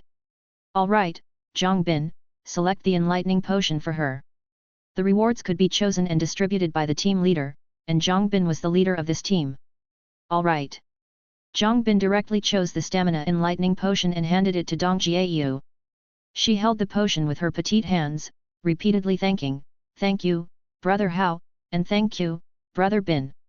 "It's fine, drink it now," Fang Hao said. Dong Jiayu had no hesitation and had learned about the enlightening potion while traveling, so she knew it was a potion that altered her physique. She opened the cap of the bottle and drank it down in one gulp. As soon as she swallowed, Dong Jiayu's face turned red and her forehead began to bead sweat. "What's the matter?" Fang Hao looked at Zhang Bin. After all, Zhang Bin had also taken a stamina potion before. "It's okay. When changing your physique, your muscles will feel some stimulation," Zhang Bin answered. As expected, a pained expression appeared on Dong Jiayu's face. Fang Hao helped her sit down and rest. After about 5 minutes, Dong Jiayu's complexion returned to normal. She stood up and moved her body around. How do you feel? Fang Hao asked. It feels very good. I'm full of strength, Dong Jiayu answered. That's good. Stomp. Stomp. Stomp. At that moment, hurried footsteps could be heard from outside. It was Erland Ha's guard team arriving. The middle-aged captain burst into the armory first, nodded at the three of them, and then loudly ordered, "Give all able-bodied villagers armor and weapons. Fast, everyone, get moving." The captain roared loudly, everyone silently got to work, taking out and distributing the weapons and gear to the soldiers and able-bodied villagers. The armory was extremely busy, but everyone was silent. Thanks to you three for all your help. The undead have already gathered at the second line of defense, they are numerous, it's going to be a deadly battle. The captain came over, thanked them simply, and then explained the situation they were facing. The sudden attack of the undead had caught the village by surprise. All of the guards rapidly assembled, managed to save all of the survivors, and set up a second line of defense. Now, aside from some children and the elderly, all men and women were on the battlefield. This was a battle where it was either life or death. What can we do? Fang Hao asked. The captain looked towards the south and slowly said, "Join us in the counterattack. If their sachems run away. This is Snowdy our battlefield. If you get a chance, escape." The system had given them the identity of travelers passing through Erland Ha village. These three travelers had already fought this long for them, they had already helped plenty. We can win. Don't worry, Fang Hao assured him seriously. We must win. 10 minutes later, everyone arrived at the second line of defense. Various items and wooden stakes were built into a barrier over a person high. The soldiers were defending against the unceasing attacks of the rotten corpse undead with this circle as their base. Guard squad form the first battle line, everyone else follow behind us. When the gates are opened, we surge out like a dagger piercing these undead's backsides, killing our way straight to the city gates and reclaiming control. The captain roared, setting the battle deployment. Only a few guards responded, the rest of the armed villagers remained silent. Get ready, open the gates. The gates opened, the captain cried out, "Charge!" Everyone, weapons in hand, dashed out, their iron spears striking the corpses, forcing back the undead several meters. Then it was a melee, living against undead. Fang Hao stood on the city wall, and after casting 2 flame arrows, began to summon spirits. Elemental energy gathered, and 3 wood element spirits appeared beside Fang Hao. 2 were called forth by the skill, but with the element codex page's enhancement, an additional spirit was added. The wood element appeared and immediately used entangle. Vines grew at the feet of the undead, binding them in place. Then the spirit's arms turned into vine whips, launching an attack on the enemy. Whipping sounds echoed. The villagers' desperate fight turned the tide of the battle. Large numbers of undead fell, and the humans started to have the upper hand. Just as everyone started to see hope, a wolf's howl came from afar. Howl! Everyone looked up. A huge wolf-like creature stood on a rooftop in the distance, howling at the sky. A terrible gash was open in its rotten body, the head and abdomen, and rotten flesh was hanging off its broken bones. Eerie black mist rose from its body, and its eyes shone with a ghostly green light. Doomsday Terror Wolf, Level 7. Upon seeing the information of the Terror Wolf, the expressions on the faces of the three instantly changed. A Level 7 creature was far beyond their ability to handle, let alone they had already fought for so long. After howling, the Terror Wolf's green glowing eyes looked down at the fighting people. Through the eyes of the wolf, Fang Hao saw cruelty, cunning, and an anticipation of playing with prey. He was sure that this severely rotten Terror Wolf indeed possessed its own intelligence. Chapter 17:5, Turning Back the Spear. The undead wolf, which fed on rotting flesh, was looking down at the guards below. Even the most battle-hardened warriors, involuntarily shivered and took 2 steps back when the Doomsday Terror Wolf focused on them. The highest-ranking guard, the captain, was only at a level 4. However, the Doomsday Terror Wolf on the roof, not only was a level 7 but also had traits of the undead. "Boss, this won't be easy." Zhang Bin took a few steps back to join Fang Hao's side. Zhang Bin looked ragged, his whole body was covered in thick blood, and his metal plate armor had a few noticeable scratch marks. Fortunately, his spirits weren't too dampened, and he was uninjured. If we don't kill it, we won't be able to clear the level. Preserve your energy and look for an opportunity to strike. Fang Hao instructed in a hushed tone. This was a test, it wasn't possible to run away at every chance like the captain of the guards suggested. To clear the level, they either had to kill the terror wolf or get killed by it. All right, said Zhang Bin. Dong Jiayu also slightly nodded in agreement. A wool. The doomsday terror wolf let out another howl. The rotten corpses below attacked like mad. Attack! The captain of the guards wiped off the fresh blood on his face and yelled. Attack! Attack! All the guards charged forward, once again clashing with the wildly attacking rotten corpses. The doomsday terror wolf pounced downwards, tackling a guard to the ground. It ripped off and swallowed the guard's head in one bite. Chunks of flesh hung from its exposed sternum, and the bloody head fell through its wide-open belly and rolled to the side. This bloody and brutal scene sent chills down everyone's spines. But after killing one target, the terror wolf didn't pause for even a second and pounced on another guard. It crunched down on the guard's bones and in one bite, the guard's head was gone. The massive figure of the terror wolf, like a mad bull, selected targets on the battlefield. Bang! The captain of the guards, holding his shield, repelled the terror wolf which was about to bite the next target. The body of the terror wolf flew sideways, its head shaking from the impact. Looking at the human who had hit it, its eyes filled with a cold murderous intent. I'll hold it off. You guys clear off the rotten corpses, the captain yelled again. Yes. The rest of the team, including Fang Hao and others, began to kill the rotten corpses with even greater vigor. They needed to clear the small monsters as fast as possible, then assist the captain to kill this terror wolf. Time was tight, everyone attacked without holding anything back. Fang Hao launched a barrage of arrows, killing rotten corpses one by one. His wooden spirit servant also charged into the enemy, turning its hands into vines to skewer the bodies of the rotten corpses. The number of rotten corpses was gradually decreasing. But the captain of the guards had reached his limit. The terror wolf swung its massive paw. Bang! Like a gigantic hammer hitting the ground, a dull thud echoed. The captain was flung off, sprawling on the ground awkwardly. Naturally, the terror wolf wouldn't miss this opportunity. It leapt up, pounced on him, and its sharp teeth went for his head. In a moment of peril, it appeared that their most powerful warrior was about to be killed. Fang Hao didn't have time to think.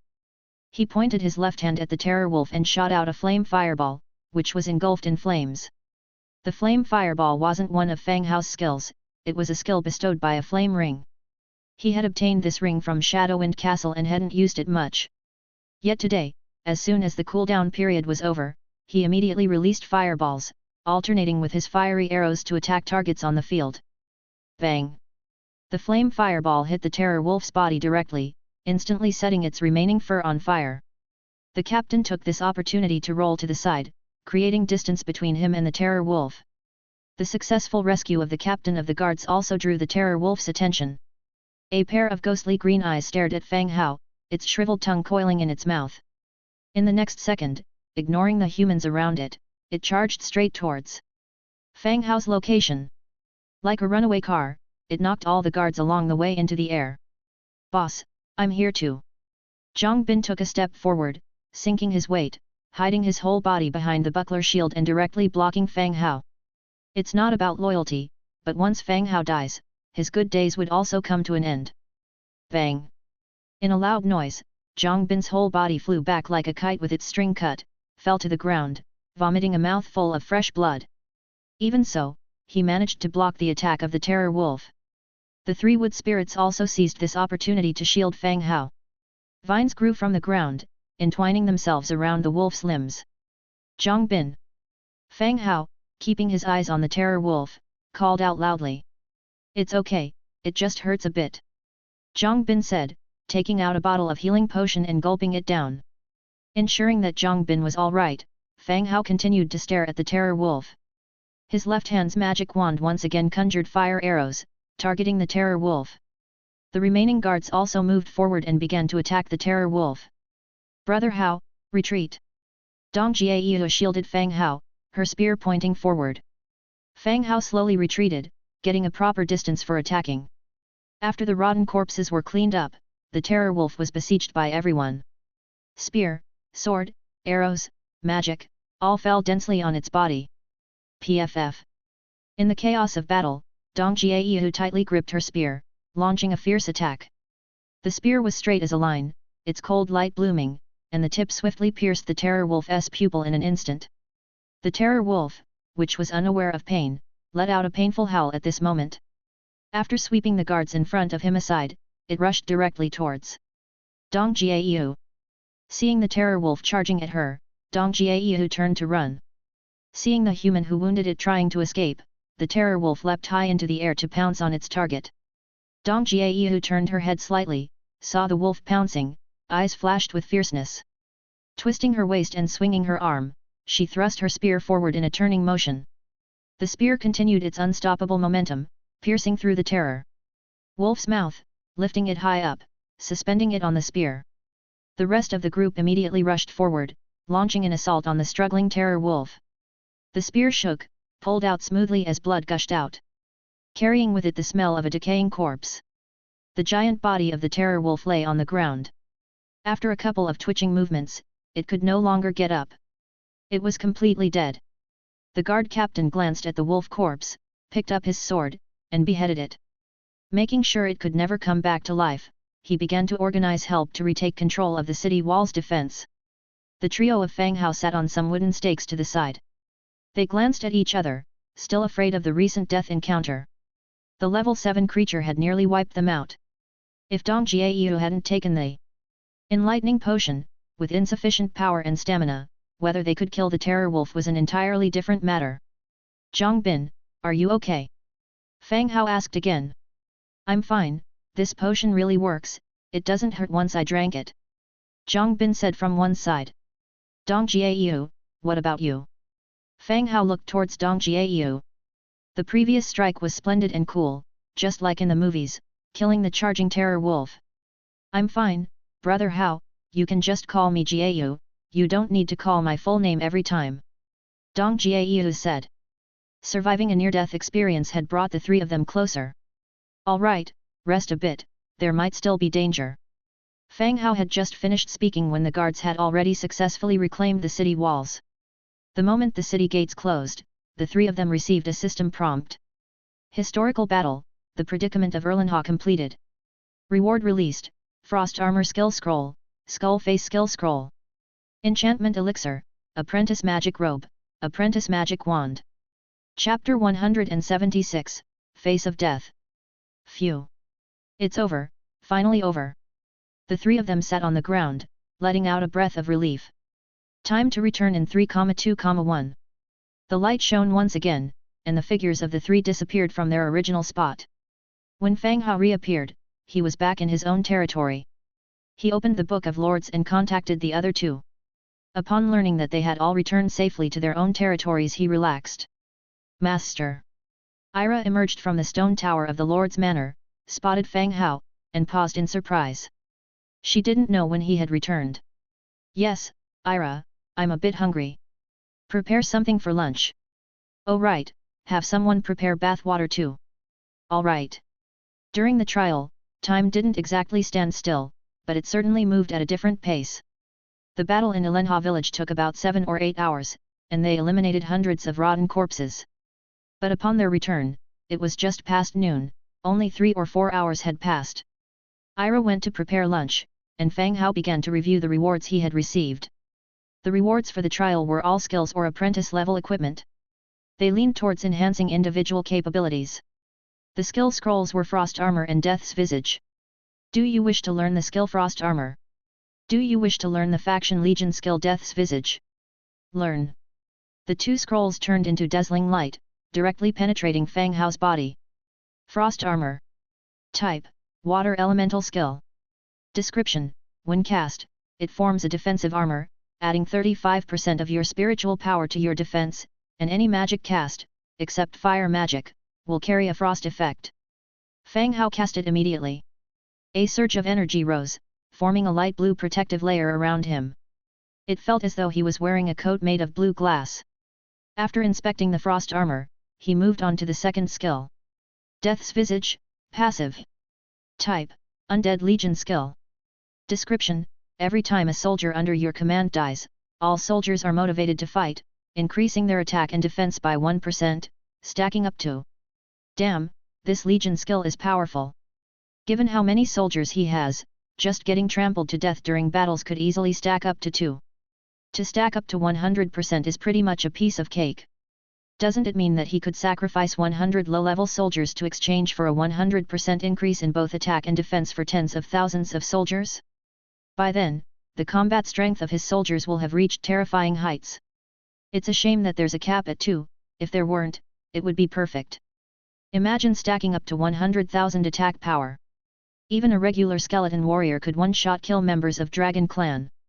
In any case, even with the limit at 100, this skill is quite a powerhouse. It can increase the combat power of the whole legion. Enchantment Elixir. Type, Elixir. Ability, increases the speed of skill casting by 2% permanently. Description, a magical elixir blended with the blood of tyrants, which will enhance your understanding of magic upon absorption. Another incredible item. After drinking it, it increases the speed of skill casting. In layman's terms, it reduces the casting time. This elixir is very important for mages, as good as obtaining a powerful skill. The remaining apprentice magic robe and apprentice magic wand don't need further inspection since they are just green beginner equipment.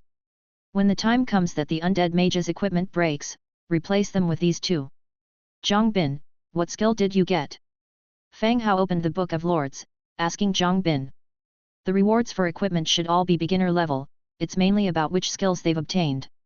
Iron Wall, a skill that can increase my defenses and block effects, and a legion skill, Hold the Line, which increases the army's defenses and counter-attacking ability during defensive battles. It feels like I'm just being slapped around with AI these defense skills. Boss, am I heading down a dead-end road? Zhang Bin replied. Whether it's Iron Wall or the Legion skill Hold the Line, they both sound like defensive skills. Interpreting them as getting beaten up skills aren't too far off either. Tanks in games are the most powerful profession, a real man's calling, Fang Hao consoled. Well, my physique is getting better and better. After ending the chat with Zhang Bin, Fang Hao opened a private chat with Dong Jiayu. He found out that Dong Jiayu was also rewarded with 2 skills. One increases her attack speed, the other, a Legion skill, increases troops' attack speed by 20% and attack power by 5%. It's somewhat similar to Or's Blood Rage, temporarily increasing mobility and burst power. After chatting with the two, today's trial seemed to have finally come to an end. Master, your bathwater is ready. A maid approached. Okay. Fang Hao responded and headed towards the Lord's mansion. Bathing here wasn't as simple as in modern times. Someone had to boil the water and then pour it into the bath. Entering the bathroom, he took off his clothes, stepped into the bathtub, and a wave of comfort made him feel slightly sleepy. Just as he was enjoying the moment, he heard the door being opened. A pair of soft hands landed gently on Fang Hao's shoulders from behind, before starting to slowly massage him. When she leaned her head around, Fang Hao saw that it wasn't Ira who had walked in. It was the white fox maid who had been assigned to tidy up the basement of the Lord's mansion. Why is it you? Fang Hao asked reflexively. The maid looked somewhat panicked and hastily replied, Ira is cooking and has asked me to assist you with your bath. Oh, okay. Go to the door and get the blue elixir from my bag, instructed Fang Hao. He suddenly thought of the enchantment elixir he hadn't taken yet. This elixir was better consumed early. Yes, master. The fox girl complied and retrieved the elixir from his bag beside them and handed it to him. Having a similar experience before, he didn't overthink things, uncorked the bottle, and swiftly gulped it down. The cool liquid slid down his chest and into his stomach. First came a chill, then a wave of pain that engulfed his whole body. His abdomen was like it had become a ball of fire, and his skin turned red instantly as though he was a cooked crab. Master, are you all right? The fox girl asked softly. Hot, too hot.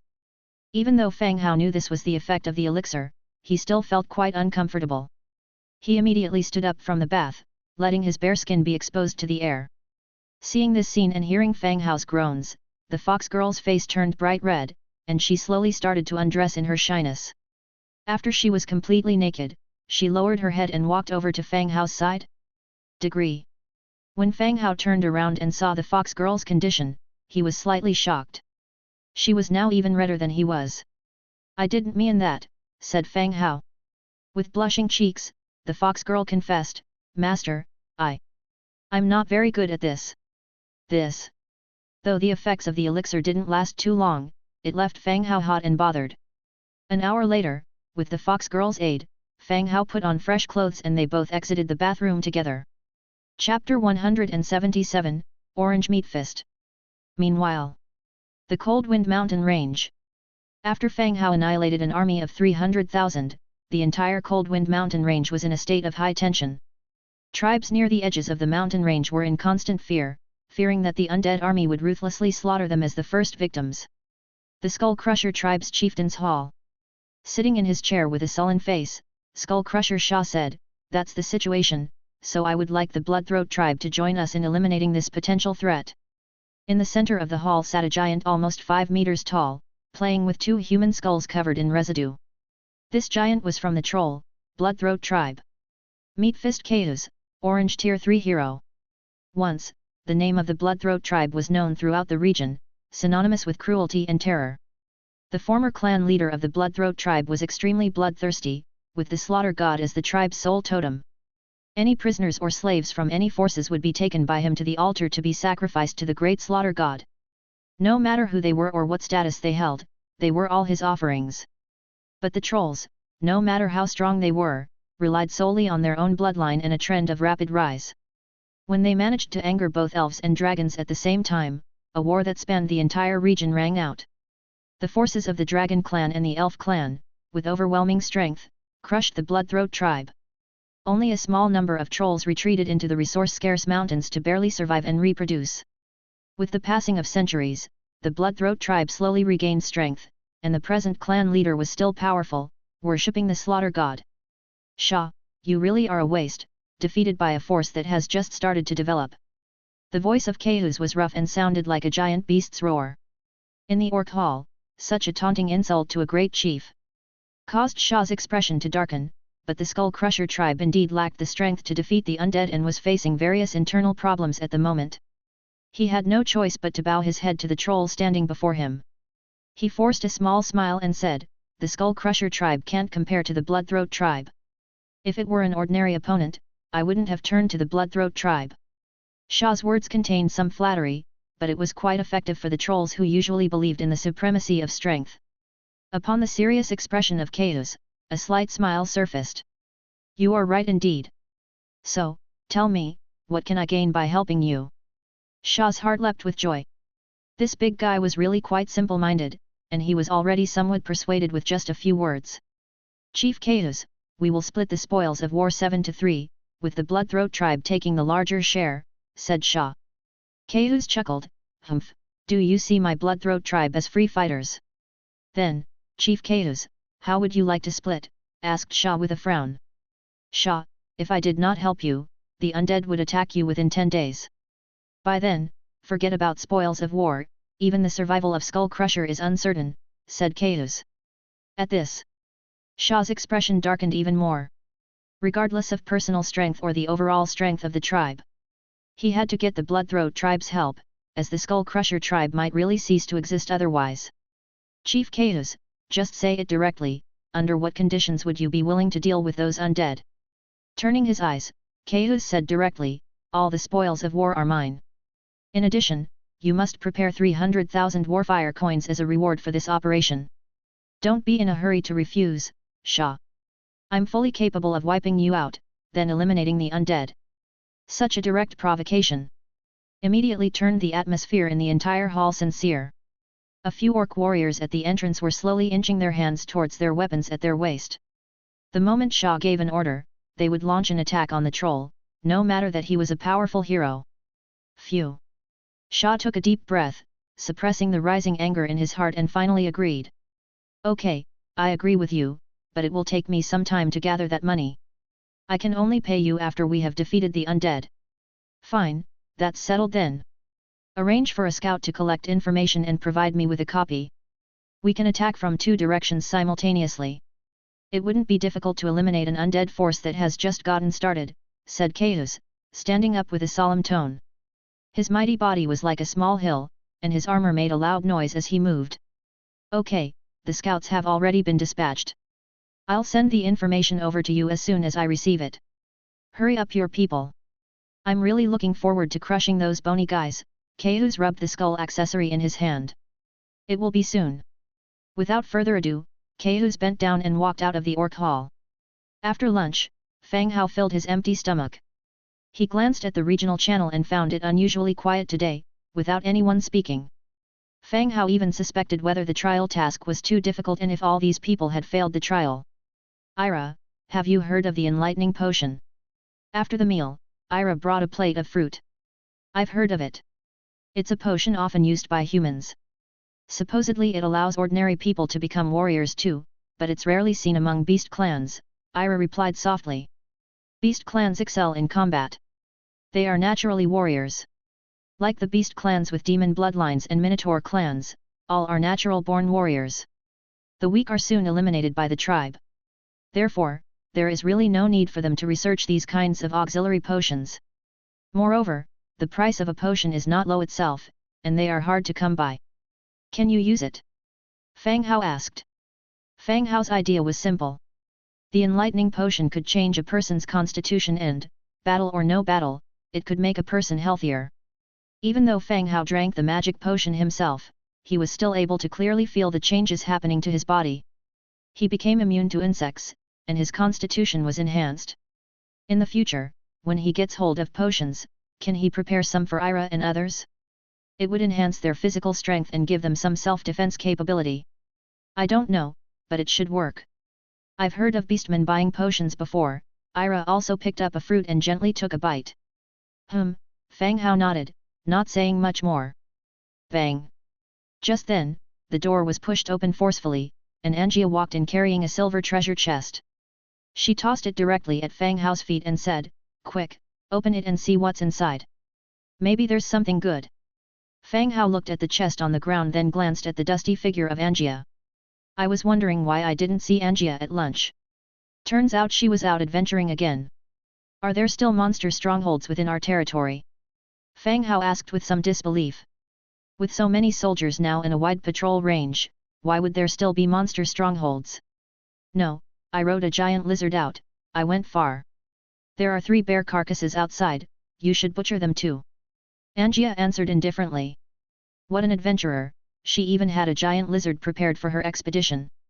Without saying anything else, Fang Hao directly opened the chest. Obtained, Iron Axe Blueprint, Leather Necklace Blueprint, Natural Gems X2, Warfire Coins X31. The Iron Axe Blueprint was a duplication, he could sell it in the channel later. Seeing the second blueprint, Fang Hao's brows furrowed slightly. Leather Necklace. Category, Necklace.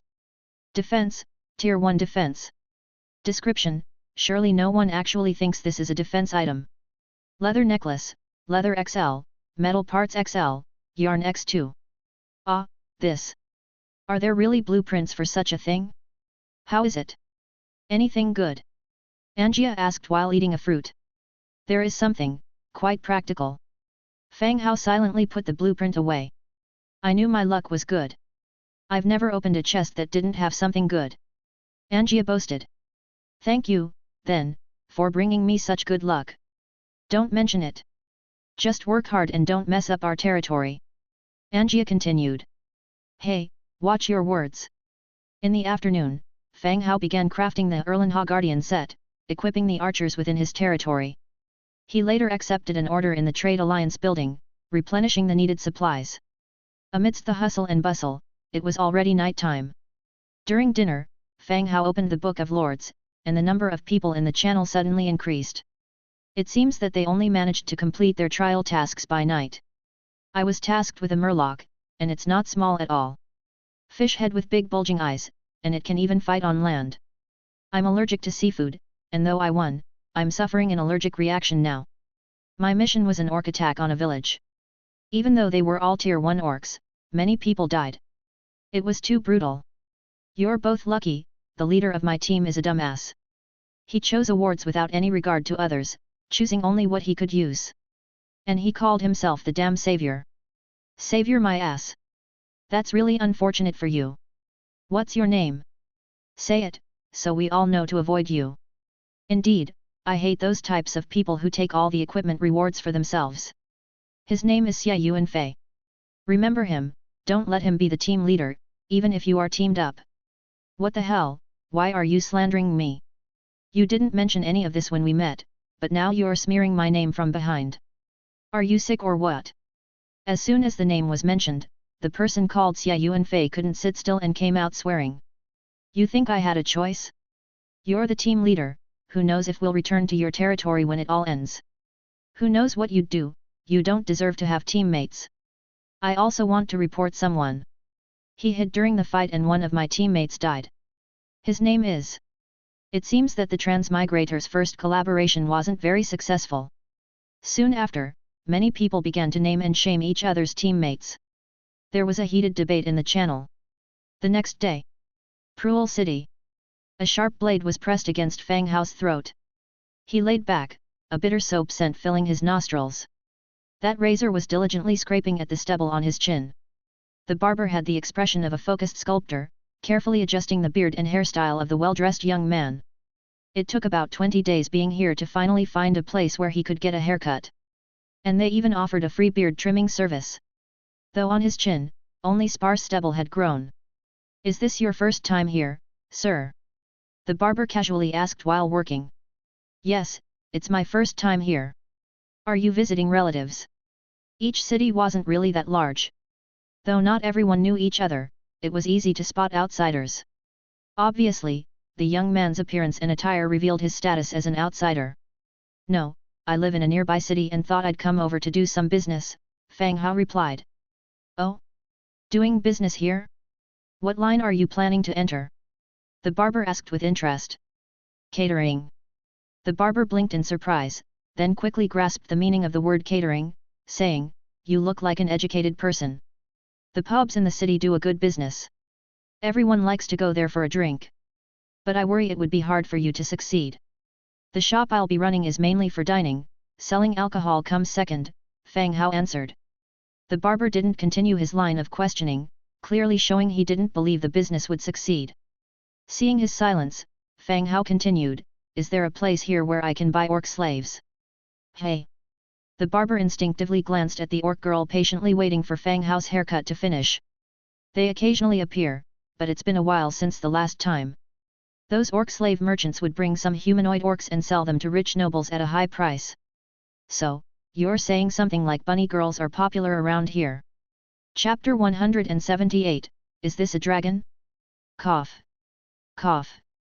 The hairdresser gave a slight cough and coyly responded, Perhaps, every batch of Rabbit Clan girls that arrive here gets sold out. After a final touch-up to his hairstyle, the hairdresser used a linen cloth to brush away the hair bits from Fang Hao's neck. All right, sir, the hairdresser lightly patted his shoulder. MHM. Fang Hao stood up, bent over and brushed off the hair bits on his head with his hand. It seemed there wasn't a hair washing service here, so he would have to wash it himself later. He paid the hairdresser and left the house with Angia. Why did you cut it so short? Angia asked on the way. Hey? Doesn't it look good? It's not that, the nobles all keep long hair, you should learn from their dress codes, Angia suggested. I'm not a noble, and their hairstyles are not cool at all. As they walked through the streets, they saw a pub open for business. It was still morning. The pub had to prepare for business early, even though it wasn't open yet. Upon entering the pub, the bartenders were tidying up the tables and cleaning up the mess left from last night. The barmaid was standing at the bar counter, stretching her arms above her head in a big yawn. Her curvaceous figure fully revealed in this moment. Ah! Accompanied by a lazy moan, it almost made people bleed from the nose. This early morning stimulation, one can't help but wonder about the health of the pub owner. After yawning, the barmaid noticed Fang Hao's entry. While wiping the counter, she posed seductively, Coming this early, are you here for a drink, or for a chat? It wasn't drinking time yet. There were quite a few men who would come early to chat with her. Fang Hao took a seat on a nearby chair and said directly, Chat. The pub owner revealed a smile, her forearm rested on the counter, Come on, I like strong young ones like you. Damn. Which street in Pruel City is good for business? Fang Hao asked directly. Hey. The barmaid paused, What she'd expected to be flattery sounded like a business talk. What do you want to do? Open a shop, Fang Hao replied. If you want to run a business, this street is the best. The barmaid picked up the cloth and continued cleaning the counter. Pruel City was not big, with a population of around 10,000. And the busiest street was this commercial strip where the pub was located. Although it was the busiest, it was only compared to the other streets. This street was home to various commercial shops, making it the gold mine of the town. How about the shop opposite?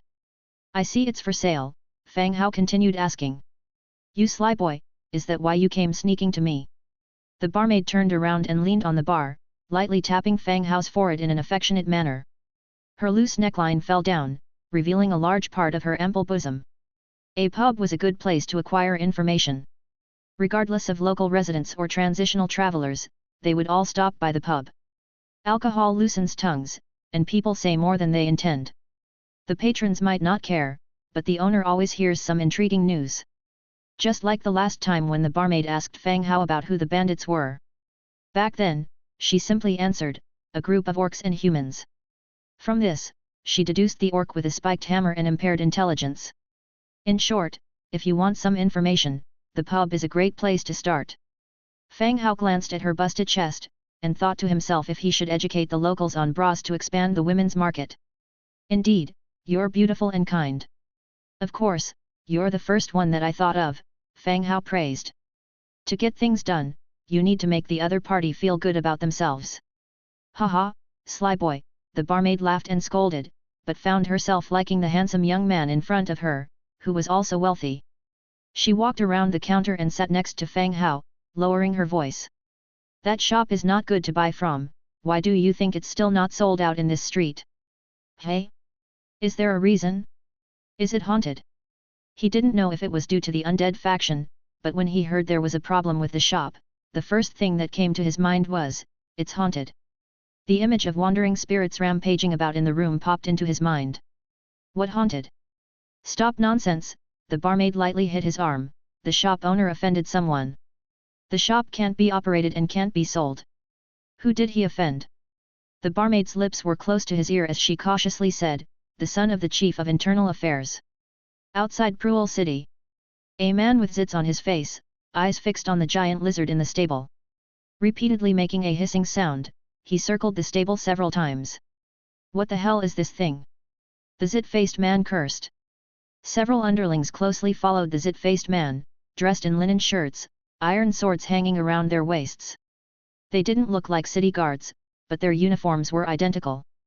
Boss, it's a giant dragon, has to be a giant dragon. One of the underlings stepped forward to suggest. Smack! The zit-faced man smacked the underling on the back of his head, scolding, are you blind? Since when are a dragon's legs this short? And does it look this dumb to you? How would it fly without wings? The beast in front of them did indeed possess some traits similar to the rumored dragons. But it wasn't a dragon, it looked more like an enlarged crocodile. The underling shrank back, boss, I was just joking with you, just trying to lighten up the atmosphere. By making me look like a damn fool. The zit-faced man cursed again, unstrapping the iron sword from his waist and poking the giant lizard with the sheath. The giant lizard opened its eyes, sending the zit-faced man scrambling backward. He tripped and fell flat on his backside. But the giant lizard gave no reaction, glancing at him before continuing with its nap. The underlings helped the zit-faced man up, who then said, it's surprisingly tame. Go on then, bring it back. I always wanted to be a dragon knight. Boss, I thought you said it wasn't a dragon. Shut up and do as I say, the zit-faced man retorted, kicking the underling harshly. The underling, driven away, carefully approached the giant lizard, slowly reaching a hand towards the rope tied to the stake. What are you doing? A rebuke sounded from behind them, startling the underling who was trying to untie the rope and causing him to tremble. Everyone turned their heads to see the patrolling captain of the guards approaching. The zit-faced man retorted disdainfully, mind your own business, or else I'll let loose a few punches and you'll get beaten up for nothing. This giant lizard is the pet of a guest of the city lord. If you don't want to get in trouble, best not to mess with it, the guard captain warned, though he didn't step forward. So it was a giant lizard. The zit-faced man and his underlings finally figured out the creature before them. I am just following the city rules. Leaving such a large thing around, it could attack people. Let me take it away for now. If the owner has any grievances, they can take it up with me at my place, the zit-faced man declared. Having finished speaking, he gestured a signal to his underlings. Once again, they began to untie the rope tied around the stake. It looked as if they were determined to take away this massive giant lizard. Just as they had freed the rope and were about to move the giant lizard, a woman's voice rang out again. I would advise you not to disturb it. Should it attack, you will surely die here. The zit-faced man looked over, noticing a white-haired beast-eared girl coming out from the city. Her figure and face resembled a charming, beautiful leopardess, giving off a unique vibe. A beast woman, a female orc?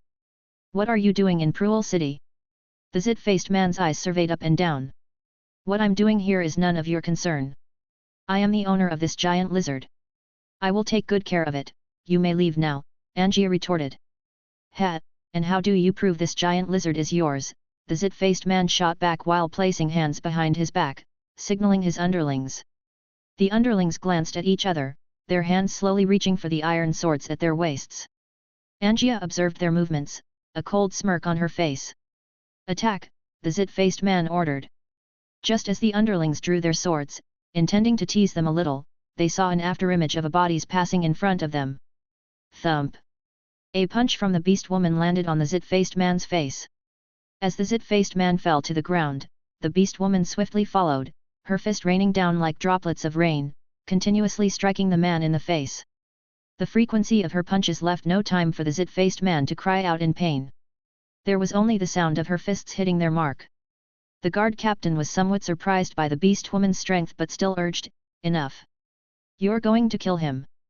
Angia stopped and eyed the approaching guards coldly. The captain immediately halted, explaining, we didn't touch this giant lizard, and we're not with those guys. Don't misunderstand. Angia wiped fresh blood off her fist onto the zit-faced man's body. They were the ones who drew their swords first. You saw that, right? I did, and I'll report it as such, the captain swallowed hard. Chapter 179, Don't Spit While Speaking. The guards surrounded the tavern. The barkeepers, already preparing for the opening, paused their work. All they could do was sit on the side, watching guard captain and Fang Hao converse not far away. That's how it happened. Although I'll testify for you, he is, after all, the son of the steward. How things will progress is still uncertain. The guard captain said as he sat in a wooden chair, explaining everything that had just occurred. Clatter. Not far away, the landlady dropped the coarse ceramic cup she was wiping and quickly bent down to pick it up. She had just reminded everyone that if the shop across the street offended a high-ranking person, like the steward's son, it wouldn't be able to open or sell. Fang Hao had barely left the house when this happened, he had punched the steward's son. Now it would be difficult not to offend them. The sudden noise only caused the pair in conversation to glance over before they resumed their topic. How is it usually resolved? Fang Hao asked. Hard to say. The city lord, due to some reasons, has given over many matters to the steward. Hence his son, the captain trailed off, you get what I mean, right? I understand, Fang Hao nodded in response. Not long after, a summon from the city lord arrived. Fang Hao and Angia were escorted in the direction of the city lord's mansion. On the way, Angia curiously asked, shouldn't we run? Run? Why should we when we're in the right? And the city lord isn't as powerful as you, so there's nothing to fear, Fang Hao whispered back. Cyril, the city lord, was only a blue, rank 5 hero. If they were to fight, it was uncertain whether Cyril would beat Angia. I'm worried about your safety, Angia insisted. Don't worry, I've brought a teleportation scroll. By the way, is the steward's son badly injured? He didn't die. That's good enough. After crossing the street, the two arrived at the city lord's mansion. In the grand hall, besides city lord Cyril, whom they had met before, there was also a tall and thin middle-aged man with curly hair. City lord, Fang Hao nodded. Please have a seat, Mr. Fang Hao. Fang Hao, along with Angia, sat on the side. My steward claims that your guard attacked his son. I would like to understand the situation better, Cyril began without any indication of bias. Yes, but the cause of the incident was indeed the steward's son trying to take my mount. Even after my guard advised him against it, he drew his long sword, Fang Hao explained. Bang! The thin steward's expression turned red, and he slammed his hands on the table, staring at Fang Hao as he began to berate him. Talking nonsense, you savage country bumpkins dare to attack public officials within Pruel City. You really have the nerve. His words were abruptly cut off. A beautifully crafted white knife, fashioned like a sword hilt crowned with a tree, was already pressed against his throat. Speak politely, and if you spit at me again, I'll make a hole in you, Fang Hao said grimly.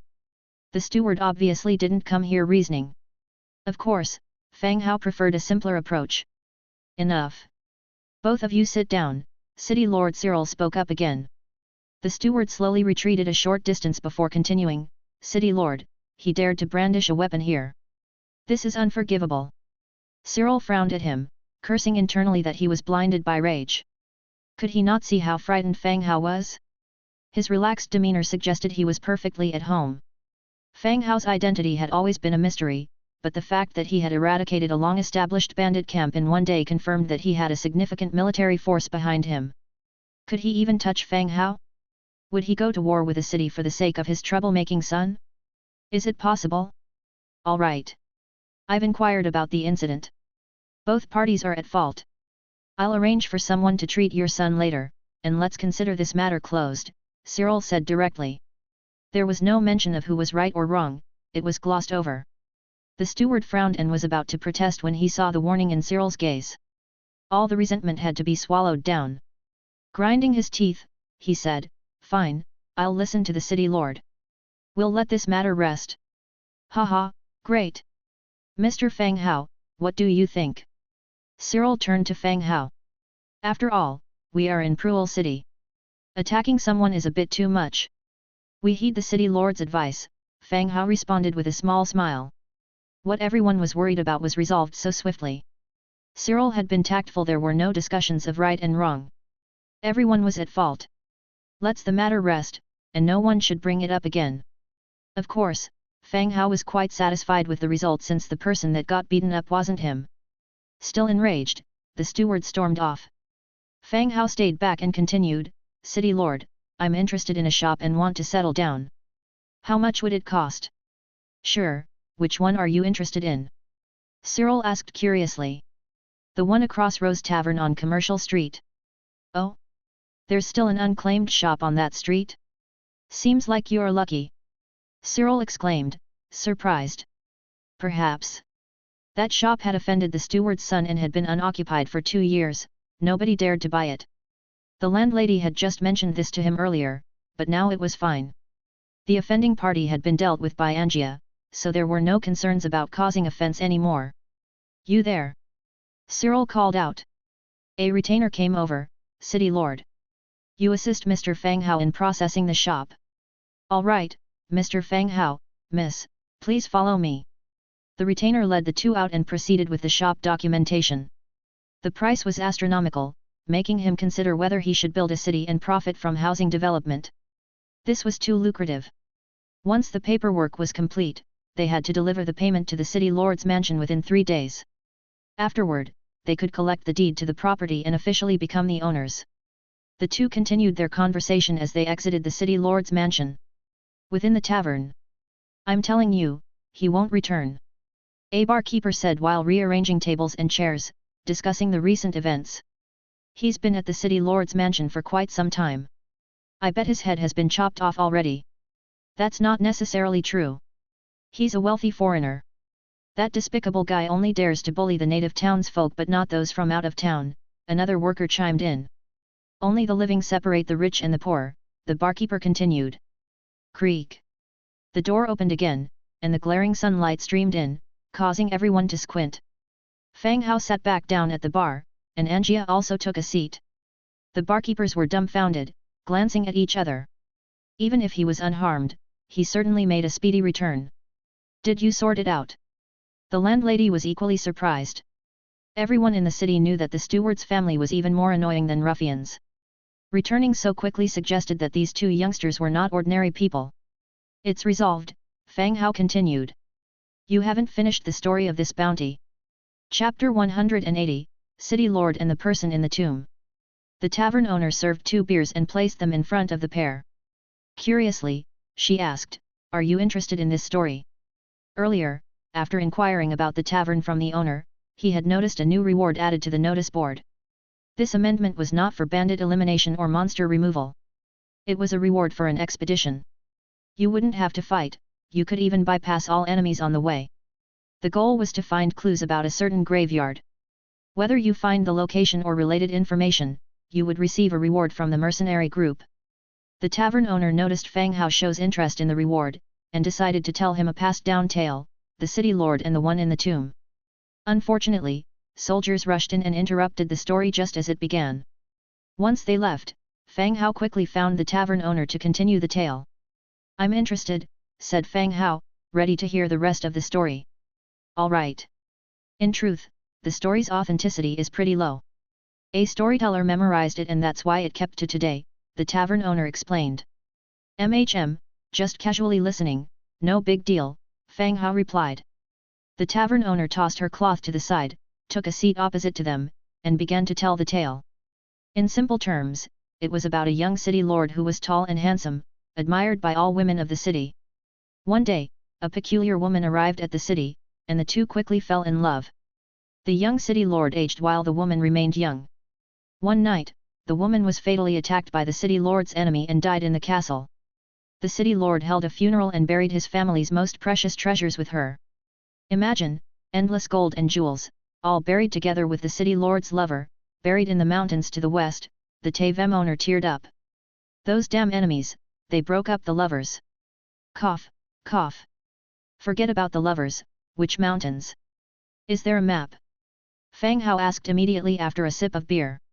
The tavern owner glanced sideways at him, realizing he wasn't here for the story, but for the reward information. "There isn't a map, but it's easy to find. If you have a map, I can show you," she offered. Fang Hao unfolded the map from the Book of Lords and displayed it to the tavern owner. After being amazed by the map's detail, the tavern owner pointed out a location west of Pruel City, approximately here. "It's very easy to find." "If it's so easy to find and has a fixed location, then what's there to discover?" Fang Hao queried. The reward from the mercenaries was high, and with a rough location, he could find it himself. There was no need for an announced reward. Now, the whole city knew this group was searching for a grave. What you can consider, do you think the stingy mercenaries haven't? Here lays a group of mountains, and the grave is rumored to be somewhere beneath one of them. You tell me if it's easy to find, the tavern owner retorted in annoyance.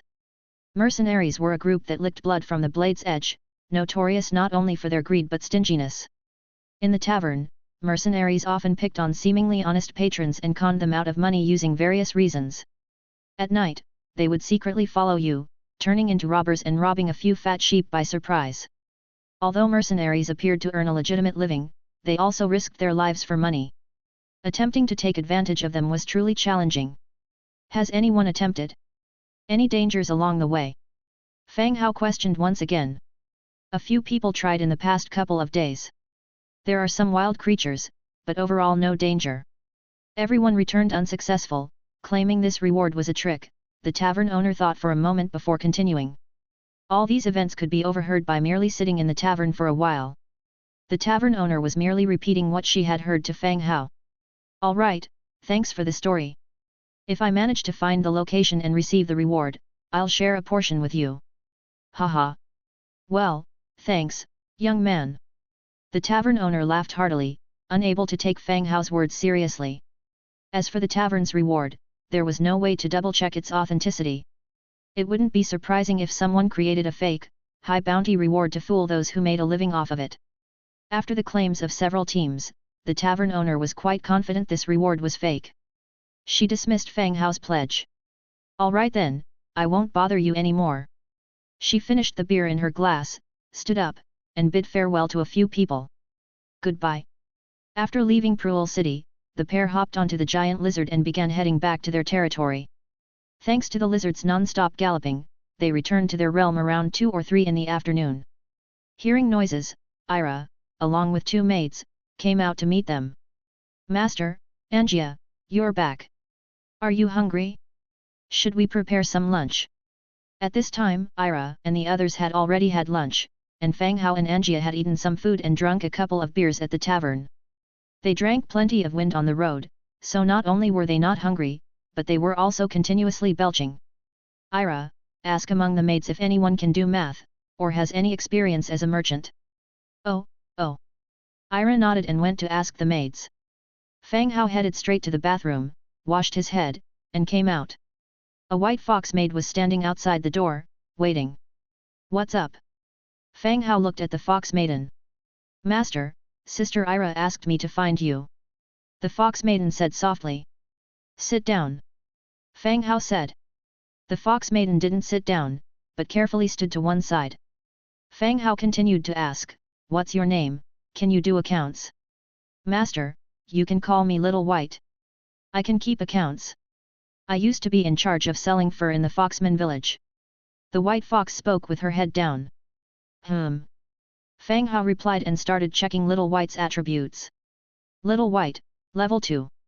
Faction, Orc. Racial traits, Living creatures, Evasion, Alert. Skills, Trader. Innate ability, Beginner's business proficiency. Living creatures, this unit can be healed, is affected by morale, emotions, etc. and is immune to the bone manipulation technique and similar abilities. Evasion, when running, long-range evasion increases by 20%. Trader, familiar with the merchandise trade, profits from business increase by 5%.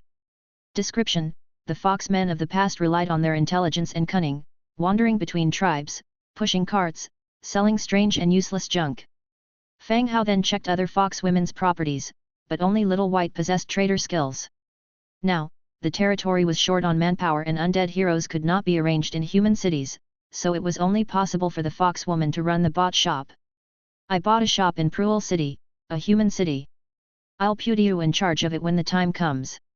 Chapter 181, White Steel Fire Gun. Given the current situation, choosing someone to manage the shop is not an easy task. The undead cannot be arranged to work in human cities, and most of the maids can't even count. When the money is too little it's manageable, but when the amount increases, it becomes hard to handle.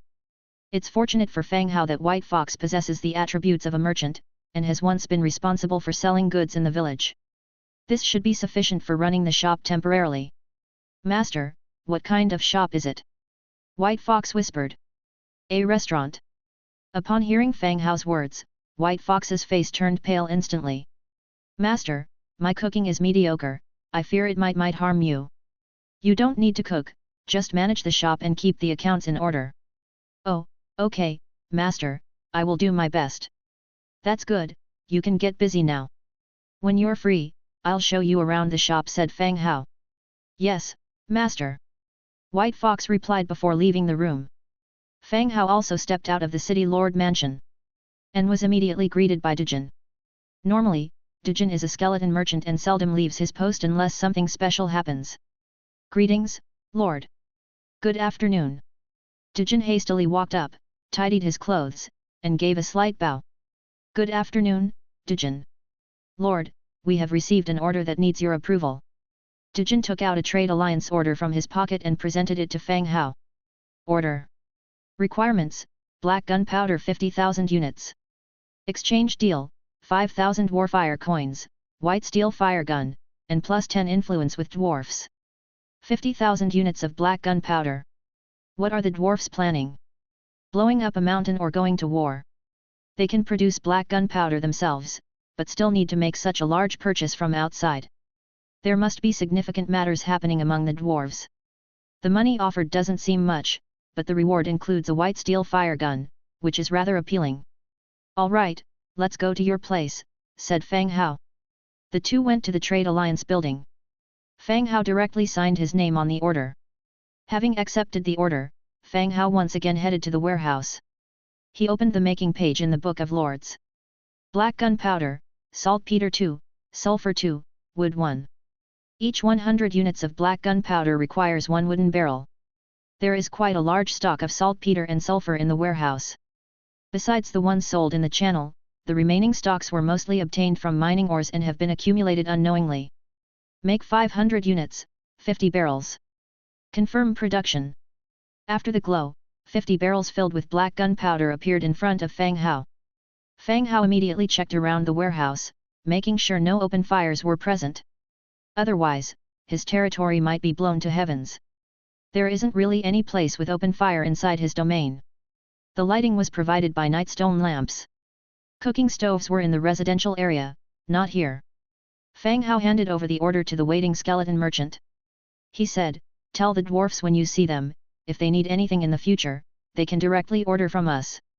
After finishing his sentence, he felt that something was off, so he corrected himself, "I mean, we can provide items of stable quality, but the items received in trade should ideally be blueprints." "I understand, sir. Anything else you want to mention?" The skeleton merchant stood waiting. Fang Hao was keen on trading with the dwarfs, but he didn't have many blueprints that the dwarfs needed. This had become the obstacle. "Nothing else? All right, I will go to deliver the goods now, sir," the skeleton merchant said, then disappeared with the barrels filled with gunpowder. After sending off the skeleton merchant, Fang Hao continued with his next plan. Fang Hao asked the maid to call the blood hunter over. Soon, Blood Hunter, with its giant wings spread, landed in front of Fang Hao. "Sir." Fang Hao handed him the map from the Book of Lords. "There's a mountain range here. I need you to explore it." The place where Fang Hao was pointing was the location given by the innkeeper lady. However, Fang Hao had never explored this area before, and it was still covered in mist. He was not interested in the love story mentioned by the lady, but the idea of a tomb seemed quite tempting. "What do you mean, Lord?" the blood hunter asked curiously. "The distance to that place is too far, using God's presence would put a lot of strain on me. You'll fly on the bone dragon and look for a tomb, or an entrance to a tomb." It was already approaching dusk when he decided to scout around the mountain range. It wasn't his intention to find the tomb the same day, but rather to get a feel for the place first. The view from the sky was good, he could take in the entire mountain range at a glance, and it was definitely easier to spot any odd structures from above than from within the dense foliage. It also helped him prepare mentally. "Lord, when should we leave?" "Now, I'll activate God's presence." Fang Hao returned to his room, and outside, the eyes of a skeleton warrior suddenly lit up with a gloomy blue soul fire.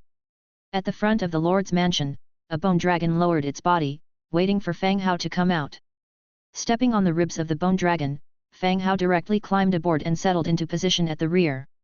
The bone dragon flapped its wings and soared into the sky, heading toward the mountain range. If ranked by speed from all potential mounts available within his territory, the bone dragon would come first, followed by the giant lizard, with the third and fourth places taken by the skeleton wolves and skeleton horses. The ordinary skeleton infantry came up last. When it came to visiting human cities, he utilized the giant lizard as the undead species could not appear before humans. If there were no concerns, the bone dragon was faster and steadier. The bone dragon broke through the clouds, and the wind whistled in their ears. He wished he had not washed his hair first. He wondered if riding the bone dragon would blow his hair to a mess. After flying for approximately half an hour, they were close to the target mountain range. Dropping below the clouds, they could get a clearer view of the entire mountain range. The landlady had described it as a range of mountains, but there were only 3 peaks.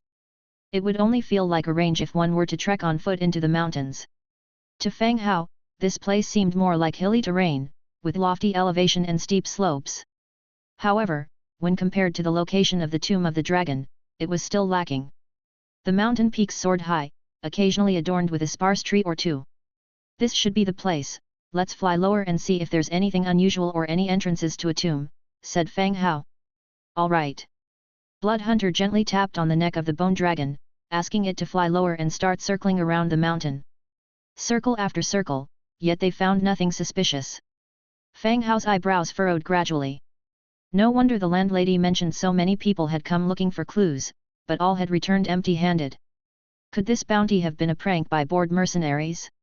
How much food did they have to eat to think of such a prank? Dusk fell and the sunset cast a soft glow on the lone peak.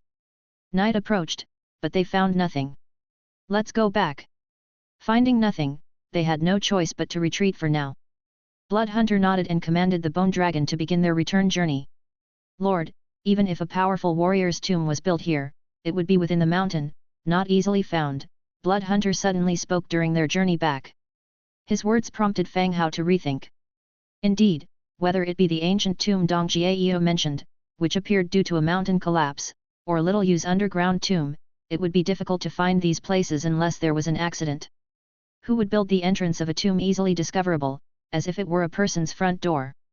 What was he thinking? In the mountain, Fang Hao began to contemplate new strategies. With a sudden slap to his thigh, he realized he did have a way to explore within the mountain. After giving Blood Hunter a brief instruction, he immediately deactivated his god's presence. The moment he stepped out of his room, he noticed a long-handle fire gun laid out on the table in the hall. The wooden handle, adorned with a floral pattern, glistened against the length of the gun. White steel firearm, green. Category, firearm. Damage, level 4 damage. Description, a ranged weapon developed by dwarves to compensate for their lack of long-range offensive capabilities. Amazing! Seeing the attributes, Fang Hao exclaimed in awe. The green level weapon had already achieved level 4 damage. The orange light feather dagger and the purple swords of absolution only had level 3 damage.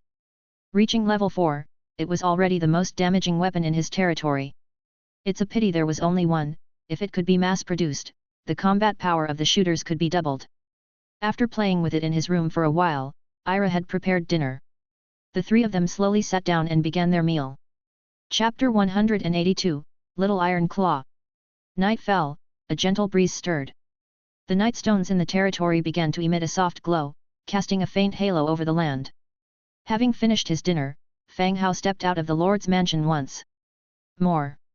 He stretched his body and headed straight to a building. Iron Claw Rat Den. Type, Special Building. Can recruit, Iron Claw Rat. Iron Claw Rat, 1 mist-cloaked crystal.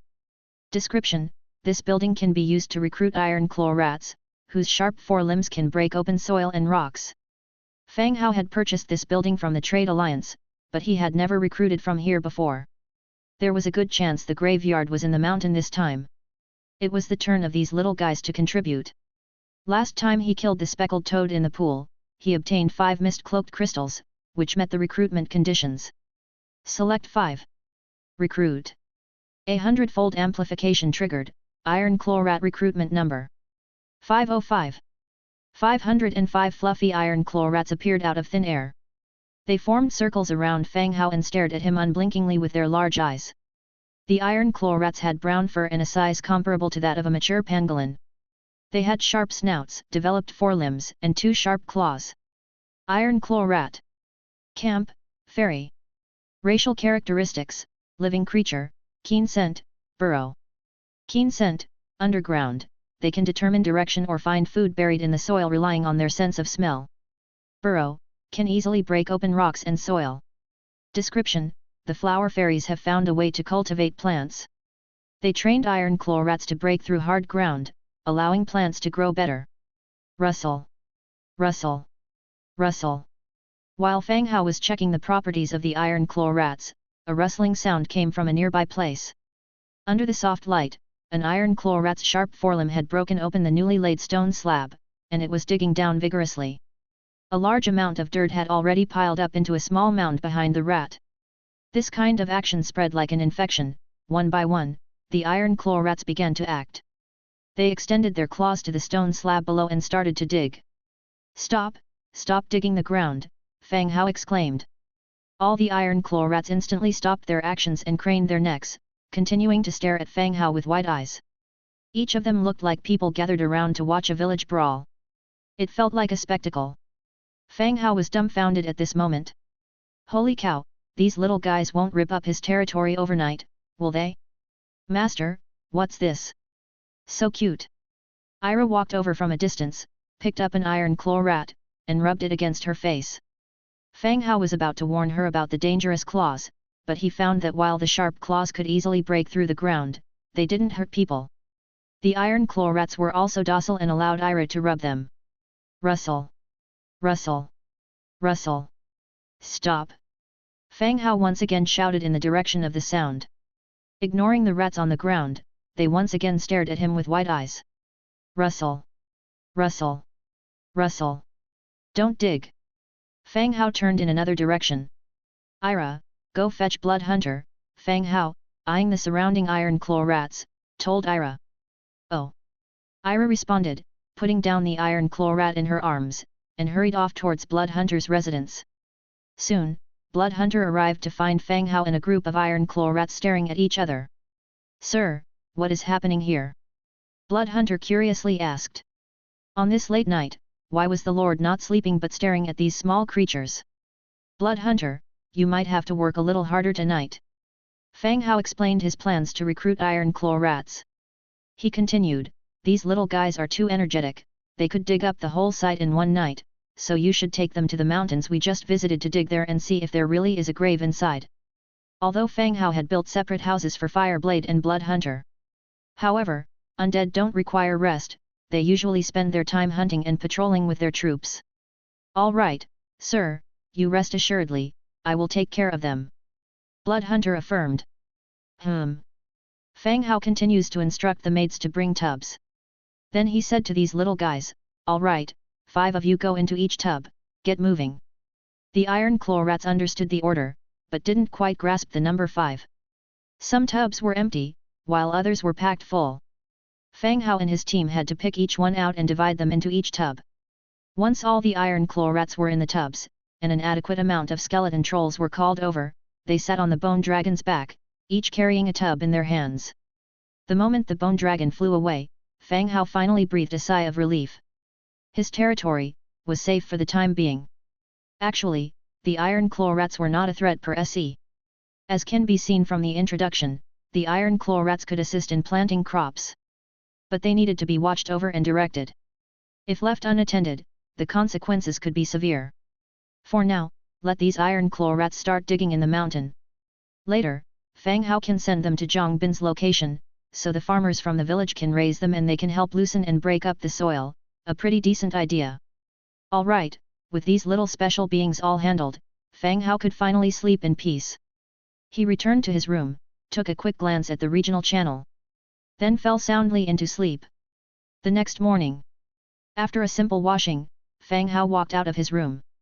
The same daily routine of morning runs, push UPS, all to further strengthen his physique. Ah! Why can't one drink the Strength Enlightenment Potion after drinking the Magic Enlightenment Potion? Aren't we all aiming for all-rounded development? Why can't I have it? While running, Fang Hao grumbled about not being allowed to drink the strength-enhancing potion, harboring deep resentment. My lord, my lord! Dressed in his custom-made clothes, Soi called out to him. Ah! What happened, Soi? Wiping his sweat, Fang Hao asked. My lord, there is a huge problem I found with the design you gave me, I want to discuss it with you before beginning the production. Soi explained. Oh, okay, what's the problem? The two sat down, and Fang Hao curiously asked. Soi pulled out the draft with the design and said, My lord, the stockings you mentioned, I see no use in them. Using holy snow silk, such a good material, to make something to only keep feet insulated, and it won't even provide proper protection or warmth. I believe it's an immature design. Since this was a design proposed by Fang Hao, Soi allowed some leeway. She only deemed it as an immature design and not a failed one. No Soi, you should not focus on its protective quality or how warm it keeps you, but its beauty and charm enhancement. Just like a crown of a king, do you think it has any purpose apart from treating headaches? None. The same goes for stockings, Fang Hao said. Who would use stockings as a defense? They must be easy enough to tear open by hand when necessary. But if produced successfully, it could definitely capture the market within the Lord's channel. If possible, Fang Hao is even considering entering the market of domestic nobility since nobles who always seek novelty would more readily accept these new things. Sir, how can a pair of socks be compared to a crown? Chapter 183, Coffins in the Mountainside. The two sat on the bench, discussing the issue of silk stockings for a long time. Soi believes that silk stockings are useless, and using the finest silk in the territory for them is a waste. Ordinary wool can offer enough warmth. Fang Hao, however, does not agree with this. Even though holy snow silk is rare, it currently serves no other purpose. Moreover, they can also purchase holy snow silk from Tevek, the cloth merchant, so there's no need to be frugal to an extreme extent. The two debated for a long time before Soi finally agreed to make 2 sets first to see if there is a market for it. If there is, they will continue production, and if not, they would stop it early. Fang Hao agreed with this conclusion. The stockings have a market, but to penetrate the market of this world's nobility, an opportunity and effective advertising are needed. Having persuaded Soi, Fang Hao went back to the Lord's mansion. Just after breakfast, the blood hunter flew down from the sky on a bone dragon. My lord. Well, how is it? Fang Hao asked. Last night, the blood hunter led 505 iron claw rats to the mountains to search for ancient tombs. His return this morning probably meant he had news. My lord, we have located the tomb passage. The blood hunter quickly said. Upon hearing this, Fang Hao was delighted and quickly asked, can you confirm what treasures are in there? My lord, I had the iron claw rats widen the entrance area, but haven't yet explored it. Oh.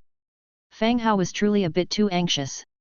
Considering the size of the mountain, being able to find the tomb was already quite lucky. Good, tally up the forces and prepare to set off, Fang Hao promptly commanded. Yes, my lord. Based on past experiences and Dong Jiayu's exploration of an ancient tomb, such tombs would likely be filled with lots of monsters. To be prepared, it's better to take sufficient manpower. If they faced any creatures, they could just try to overwhelm them with their superior numbers. Returning to his room, he entered a state of God's presence. The blood hunter also prepared an ample number of troops, and the army began heading toward the mountain.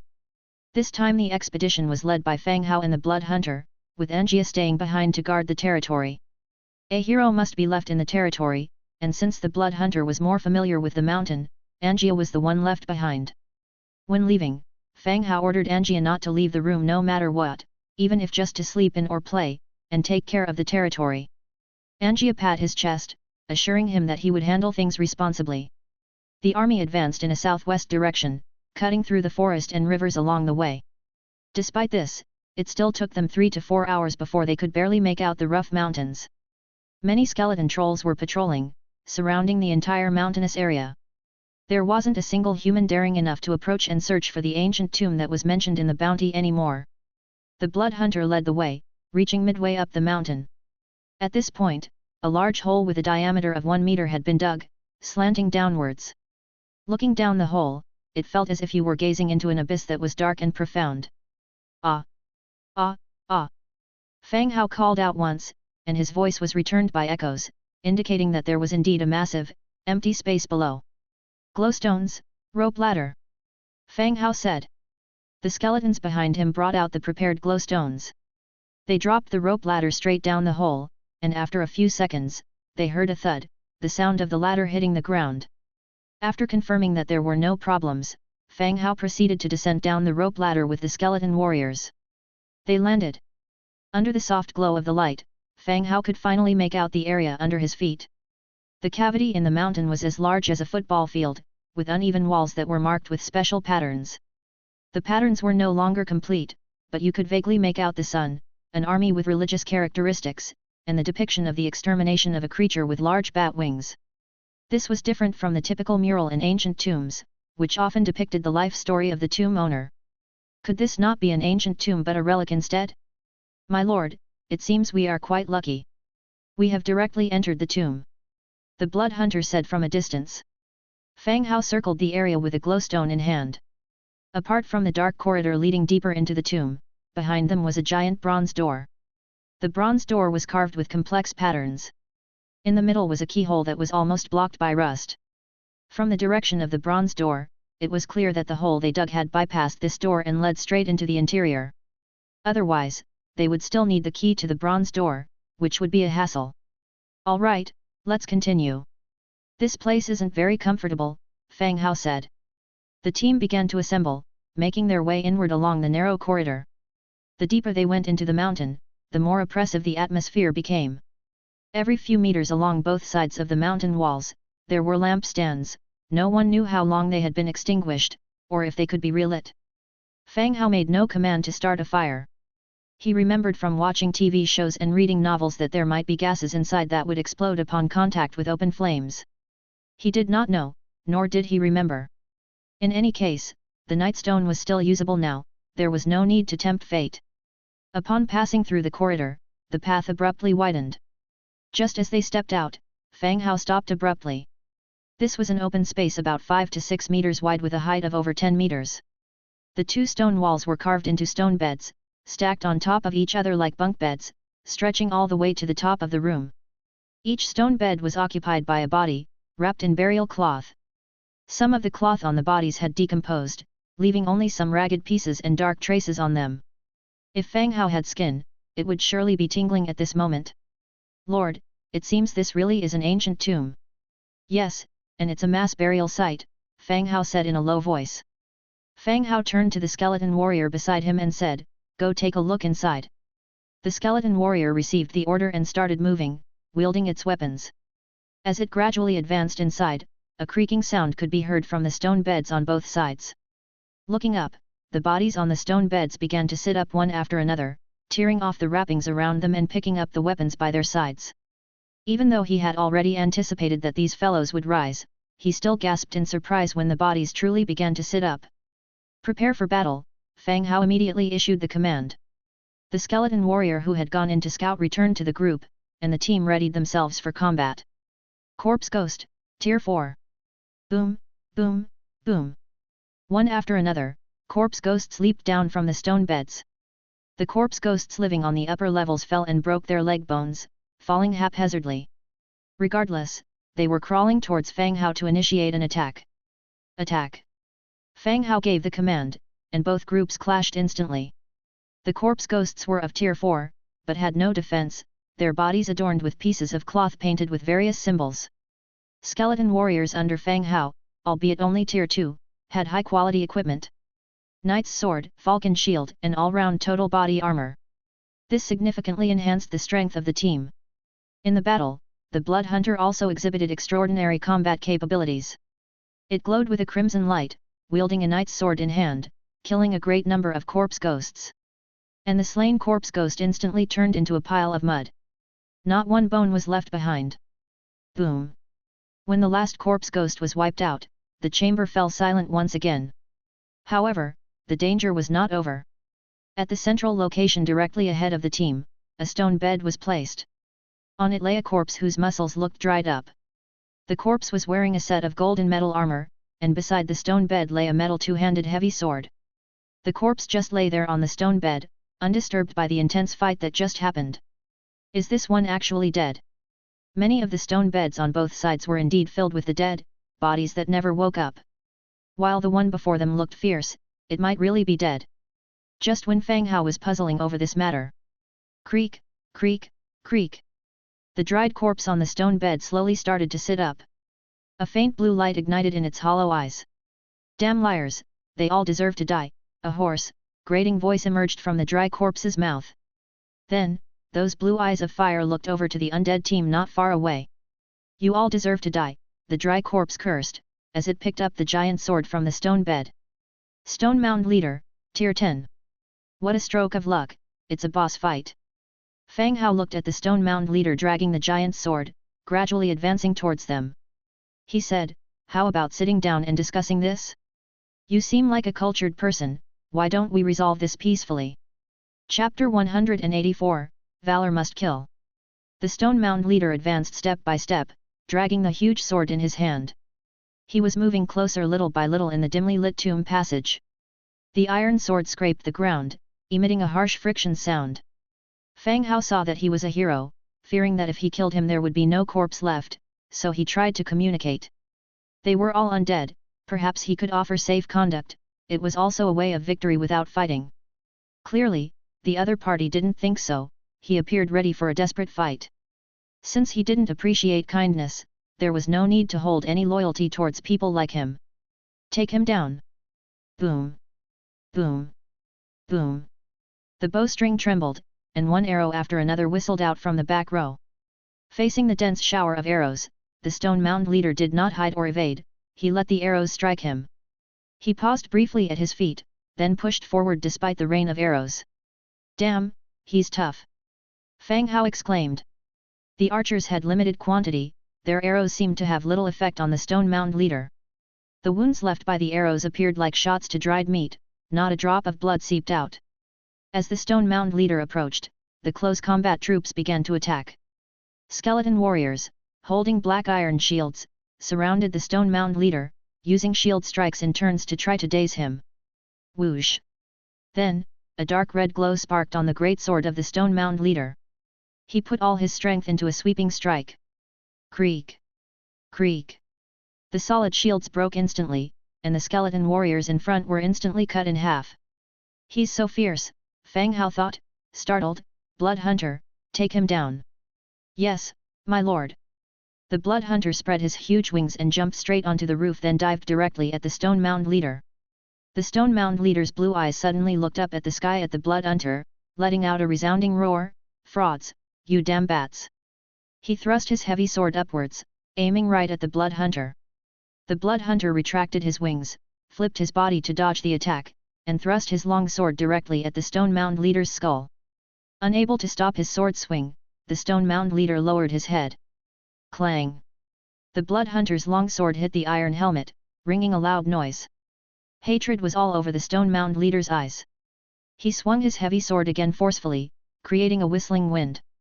Stone DS on both sides shattered under the force, debris scattering all. The Blood Hunter's body was light, his bat wings granted him high mobility. He flew about like he was on a wire, leaving deep bone-exposing scars on the Stone Mound leader. After all, there was a significant gap in their levels of power. The Blood Hunter was a blue hero, his overall attributes were much higher than the Stone Mound leader. But it was also clear that the Stone Mound leader had a very solid foundation. Although he was not a hero, he was still able to hold his own against the Blood Hunter till now. Boom! At that moment, a skeleton warrior managed to daze the Stone Mound leader with his shield strike. Oh, the troops took the opportunity to attack vigorously. Just a second before he regained consciousness, the Blood Hunter swung his long sword, decapitating the Stone Mound leader. As the Stone Mound leader's head fell, his entire body broke down in an instant, scattering like sand. Ah! What a waste, Fang Hao sighed. He just wanted to have a good chat, but it ended up at this stage, not even leaving a corpse behind. "Search, see if there is anything good in this area," Fang Hao ordered. Oh, the skeletons scattered instantly, even the corpse ghosts lying on the stone beds were brutally dragged down to search for valuables. Soon, various spoils of war were collected. Besides a few rusty weapons and several grimy human gold coins, they also found a key, 142 death traces and 75 shadow stones. These shadow stones were spread out on the stony bed, collecting them took some effort. "My lord, we found a treasure chest here." Behind the stone bed where the Stone Mound leader had been lying, they found a silver treasure chest. Fang Hao walked over and decided to open it directly. Acquired, Scroll of Heroic Strike Skill, Blueprint for the White Steel 2. Handed Sword, Courage Medal, 12 Bloodstones, 44 Warfire Coins. The quality of this silver chest was quite high. Not only did it contain a blueprint, but also a skill scroll. Heroic Strike, active. Category, Warrior Skill. Level, Level 3 Martial Skill. Effect, 40% chance to break armor and inflict damage. Description, a powerful warrior, breaking through all obstacles with a single swipe, decapitating the enemy. Darn it! A warrior skill, isn't this just pointless for me? He threw the skill scroll into his backpack and continued checking the next weapon blueprint. White steel two-handed giant sword, blue 2 iron blocks, 2 white steel. Ingots, 1 hard resilient wood, 1 thick leather. A blueprint for a blue two-handed giant sword. The materials listed were missing the white steel ingot, and there were no undead soldiers proficient in using a two-handed giant sword. As for Zhang Bin's great sword infantry, they were not as useful as any undead. Living creatures have more things to consider. If any aspect is not taken care of, morale decreases and battlefield desertions may occur. Undead don't need to consider so many things. Simply charge in and attack. Courage Medal. Category, Medal. Effect, slightly enhances the carrier's strength and inspires troops, increasing morale by 2%. Description, like faith, let courage be unwavering. Medal of Courage. Both the medal's name and description. It all doesn't seem very fitting for the undead. Since when did the undead start singing praises of courage? Right, to become undead does indeed require great courage. Fang Hao hasn't prepared himself yet to overcome this inner conflict. Otherwise, I too would become undying. The remaining rewards are bloodstones and warfire coins, which Fang Hao has obtained long ago, and thus didn't look at them closely. But from the rewards of these bloodstones, it can be inferred that this indeed has something to do with vampires. Gathering all the loot, he arrived at the far end of the space. Here was another door, a bronze gate engraved with intricate designs. Fang Hao took out the key dropped by the leader of the stone mound and inserted it directly into the keyhole. With a hard twist and a click, the lock opened. It really was the key to this door. Push. The skeletons behind him moved forward and started to push the huge bronze door open together. With a sharp noise, the bronze gate slowly opened. Behind the bronze door was a wide space, and at a glance, one could see the enormous bronze door of the next room. On both sides were densely laid stone beds for the corpse ghosts. But at the end of the room, it wasn't a huge stone bed, but 4 giant bronze coffins leaning against the wall.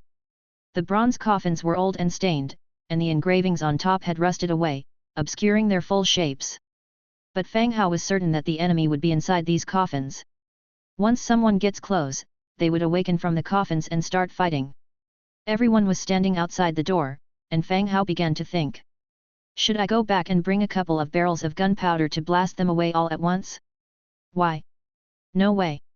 If the cave collapses, all our efforts would be wasted. Even if the iron claw rats worked themselves to death, they wouldn't be able to clear such a large space. We have to fight head-on. Oh archers, get into steady aim mode, Fang Hao ordered immediately. Steady aim is an archer skill. When in steady aim mode, attack power increases by 20%, and accuracy by.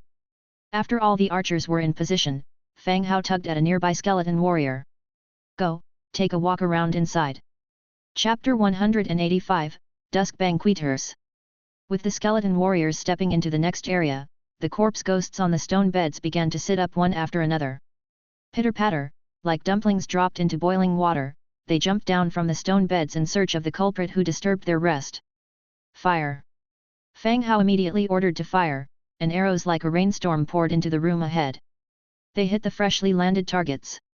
Even though this attack was effective, the number of corpse ghosts was significant, and they began to launch a crazy counter-assault. Skeleton spear hands, move forward, raise your shields. Fang Hao commanded loudly. The skeleton spear hands in the rear moved forward, the kite shields in their hands were raised before them, forming a solid wall. Long spears protruded from the gaps between the shields, pointing at the incoming enemies.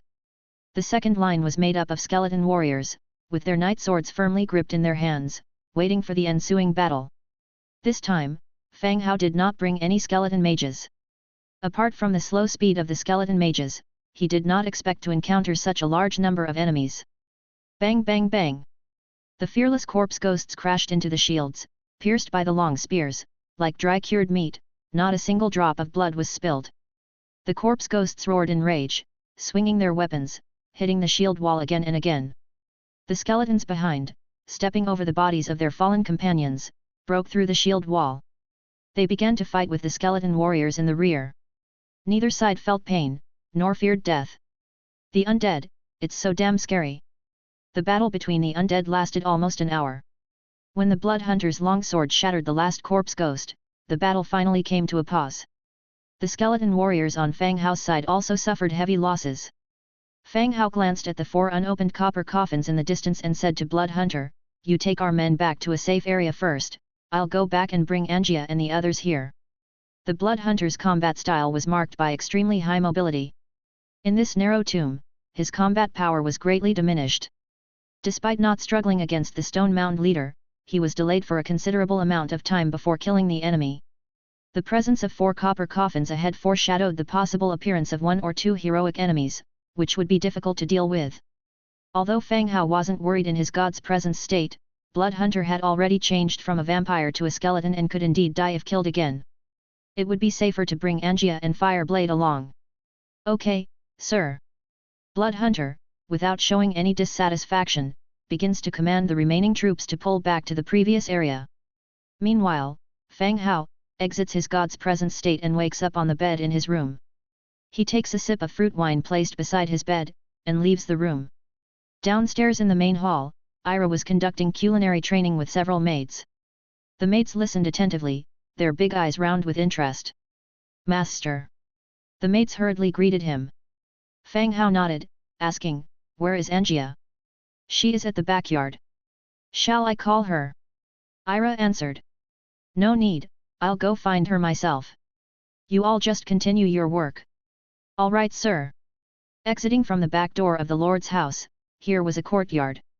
The courtyard was not a part of the mansion, but a beautiful little garden filled with flowers blooming around the rejuvenation spring, maintained by the maids and carrying a scent of floral fragrance. Although birds did not dare to approach here, a lot of butterflies were still seen flying in the courtyard. Stepping into the courtyard, he saw Angia practicing boxing with a sandbag on a lawn not far away. Sweat trickled down her neck, revealing her fit body that had a unique beauty to it. When Angia saw Fang Hao, she put her punching to a halt. "Have you finished over there?" "No, I ran into a bit of trouble and need you to come with me," answered Fang Hao. "Let's go then." Angia, wiping off her sweat, agreed readily. "All right." Angia returned to her room for a quick gathering, then waited outside. Fang Hao went back to his room to re-enter the god's presence state. The two of them mounted a bone dragon and flew towards the city where Fireblade was. After much detour, they returned to the location of the ancient tomb in the mountains. The three of them followed through the excavated tomb passage, meeting up with the blood hunters. New skeleton soldiers had been replenished in the tomb passage, replacing the fallen ones. "It's those 4 copper coffins up ahead. We're not sure what kind of enemy is inside, so we need to be cautious." Fang Hao briefed Angia and Fireblade. With 3 heroes now, Fang Hao was quite confident. Even if there were 4 enemy heroes inside, he still had a large number of undead soldiers, enough to overwhelm them. "Yes, my lord," Fireblade responded. Angia, on the other hand, folded her arms and didn't say much. Next, after Fang Hao had arranged the battle formations, he let a skeleton approach the copper coffins. The closer the skeleton got, a series of thump-thump knocking sounds rang from the copper coffin, as if someone inside was hammering against the sealed coffin lid. "Prepare for battle," Fang Hao ordered.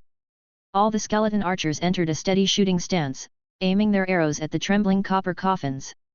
The skeleton archers were arranged by Fang Hao on both the open ground in the middle and the stone beds reaching the ceiling on either side, each filled with numerous archers.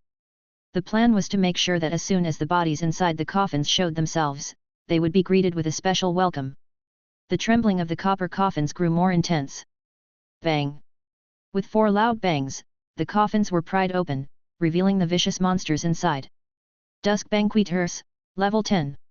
They still retained a human-like form, their blazing red eyes emitting a bloodthirsty glow, and their twisted lips revealing sharp fangs. They were dressed in exquisitely embroidered gowns, which had become tattered and weathered over the endless ages. These were 4 real Blood Clan soldiers, not the undead they encountered outside. Fang Hao let out a sigh of relief. They were merely 4 level 10 soldiers, not hero units. "Ah, ugh!" The Dusk Banqueters let out an unseemly howl from their dry throats.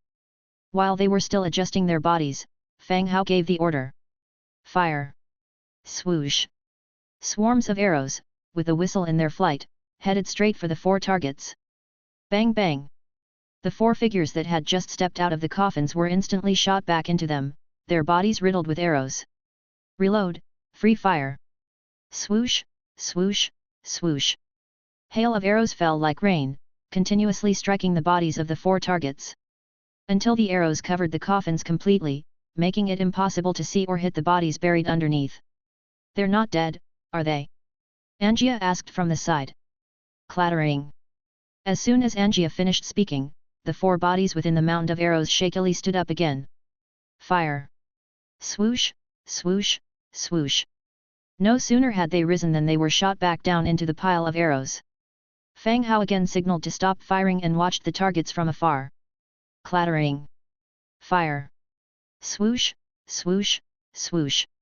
It wasn't until the arrow supply was running low that Fang Hao turned to the 3 heroes at his side. "Try not to cause too much damage. We need the bodies intact," Fang Hao instructed. "Okay." The 3 heroes moved swiftly, charging toward the 4 figures struggling to get up. Chapter 186, Withered Heart. With the addition of the 3 heroes, the pace of the battle was quickening. The Blood Hunter, leading the charge with outstretched bat wings, pierced through an enemy's body with a long sword before they could emerge from the pile of arrows. Fireblade and Angia followed closely behind, with Fireblade's flaming longsword and Angia's tiger's claw. They killed the enemies filled with arrows. The whole battle was not as tough as Fang Hao had imagined. It was even much easier than facing a group of corpse ghosts. There was no loss of personnel. 4 bodies were pulled out from the pile of arrow shafts. This time, unlike the corpse ghosts, they did not disintegrate into ashes but were completely preserved. "Clear the battlefield and collect all the arrows," Fang Hao commanded loudly. The skeleton warriors began working, collecting the arrows. The arrows embedded in the bodies of the 4 Blood clan members were also removed, leaving dense wounds and dark, viscous red blood seeping out. They quickly cleaned up the battlefield. Soon, the spoils of war on the battlefield were collected. Weapons used by corpse ghosts, human gold coins, keys. 102 death traces, 3 bloodstones, and 85 shadow stones.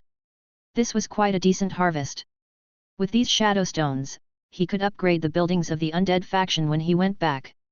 A golden treasure chest was then discovered and brought to Fang Hao. He opened the treasure chest. Obtain, Fortress Blueprint, Bronze Coffin Manufacturing Blueprint, Noble Cane Sword Manufacturing Blueprint, 12 bloodstones and 117 warfire coins. The harvest from the golden treasure chest was substantial. Building blueprints and production blueprints also appeared. Among them was a blueprint for a bronze coffin, which meant he was one step closer to conducting funerals. Viewing blueprint properties. Fortress. Category: Building blueprint. Description: Fixed military facilities that can be built in key places of strategic passes and frontier cities for stationing troops and setting up checkpoints. Construction requirements: 3,000 units of wood, 2,000 units of stone, 1,500 stone bricks, 500 iron, 120 metal parts. The purpose of a fortress doesn't need much explanation. The city where Fireblade is stationed is currently serving the function of a fortress. It is garrisoned with a large number of troops, guarding against the Skull Crusher tribe in the northeast and also protecting the Bronze Bulls Manum Market. If there is an attack, that will be the first battlefield. If Manum comes under attack, it can also provide rapid support, rather than having to rush from the main city. Therefore, the use of a fortress is very important. Even without any attacks, a fortress can also serve as a checkpoint to the main city, inspecting teams going to and from the main city, increasing internal security in the territory. This building blueprint can indeed be very practical. Bronze coffin for nurturing the dead, purple 10 copper, 5 copper plates, 10 hard resistant wood, 6 thick leather, 20 cotton, 10 fine cloths, 2 death traces. Description: A special coffin made by the Eternal Night clan to better preserve bodies under special circumstances, and nourish its user's spiritual power. This isn't the first time Fang Hao has acquired a coffin for nurturing the dead. The one he obtained this time was a copper coffin, which also consumes a large amount of material. It can be used under special circumstances. Just as he thought, in the sunless cavity of this mountain, wooden coffins would have rotted away long ago. Noble cane sword, blue 2 hard resistant wood, 3 iron, 3 cast iron blocks. Description: Be wary of the canes in the hands of hypocrites, or another hole might appear on your body. Not bad. It's a blue weapon, and it does not require much material. After storing the spoils of war, Fang Hao and the others continued on to the next bronze door. He turned the key and directly opened the door. As the door opened, the nightstones in everyone's hands began to dim gradually. This was a more spacious area. There was no stone bed from the previous area, nor any enemies and coffins. Above the space was a round copper mirror, tilted downwards. Carved around the mirror were patterns resembling sunlight, and on those patterns were 4 pieces of solar essence. The copper mirror was shining a beam of sunlight on a stone platform standing in the center of the space. Atop the stone platform was a shriveled, grey-white heart. Surrounding the space were walls covered in painted designs. There was no copper door leading to the next space. Presumably, this was the final space in the ancient tomb. Damn, what in the world is this now? Fang Hao cursed. The current scene was more bizarre than simply having 2 enemies standing in front of them. The sun shining on a heart? After so many years, the copper doors were covered in rust, even air-dried meat should have turned to dust by now. What is that? Angia craned her neck, straining to see what was ahead. It looks like a heart. Fang Hao guessed. Who could be so cruel to dig out a person's heart and then leave it hanging like that? Fang Hao didn't respond to Angia, instead he summoned another skeleton and said, "Walk around the room." Upon receiving the instruction, the skeleton warrior casually strolled around the room with its sword and shield, then returned to Fang Hao's side. Not a single movement occurred in the room, neither enemies nor traps made an appearance. Walk around 2 more times. The skeleton went in again, made 2 more laps around the room. In the meantime, Fang Hao also had him tap on the walls, or move around some of the burial accessories. Everything was still quiet, not a single change had occurred. Could it be that there was no guardian assigned to this tomb? After several checks, with no changes discovered, Fang Hao finally gave more orders. Do not touch the heart, but take out all the other burial objects. All the skeleton soldiers outside the room entered and began removing the burial objects. Time had eroded the cloth and paintings, but some gold and silver articles were still well preserved. Fang Hao went to the side to examine the designs on the wall. The appearance of the bloodstone and the warriors from the Blood clan confirmed a certain connection with vampires. However, the raised patterns drawn on the walls depicted human life and rituals. Agriculture, weaving, as well as other everyday activities. It wasn't as if the Blood clan didn't do these things, but in the overall design, a dazzling sun had been painted at the top. If this were a place occupied by the Blood clan, why would they deliberately show daylight and the sun? This puzzled Fang Hao. Crack! Just as Fang Hao was earnestly analyzing the contents of the raised drawings, a crisp sound came from above. Fearing a collapse, Fang Hao quickly looked in the direction of the sound. In the center, one skeleton was standing on the shoulders of another, a huge round copper mirror now in its hands, and it was striving to dig out the solar essence next to the mirror. Fang Hao's heart tightened. He immediately looked nervously at the heart on the stone platform in the center below. Thump! That shriveled heart twitched slightly. So did Fang Hao's. Quick, get out, Angia, get out first, Fang Hao shouted loudly. As a living creature, Angia, in certain situations, was easier to harm than the undead. Everyone hastily left the room. Meanwhile, outside the door, the bodies of the 4 twilight revelers who were already dead began to shake violently. Thick, syrup-like blood gushed from their wounds, flowing towards the heart in the chamber. Chapter 187, Heart Task. The blood seemed to be drawn by some force, transforming into a river of blood, rushing towards the heart in the center. By the time Fang Hao noticed the anomaly, 4 bodies had already withered, shattered into a fine sand. When all the blood currents were swallowed by the heart, the original shriveled, grey heart also started to grow increasingly red, full, and robust. Thump! Thump! Thump! The heart began to beat intensely, like a youthful heart, filled with strength. It's a bit scary. Angia peeped over again. It's okay.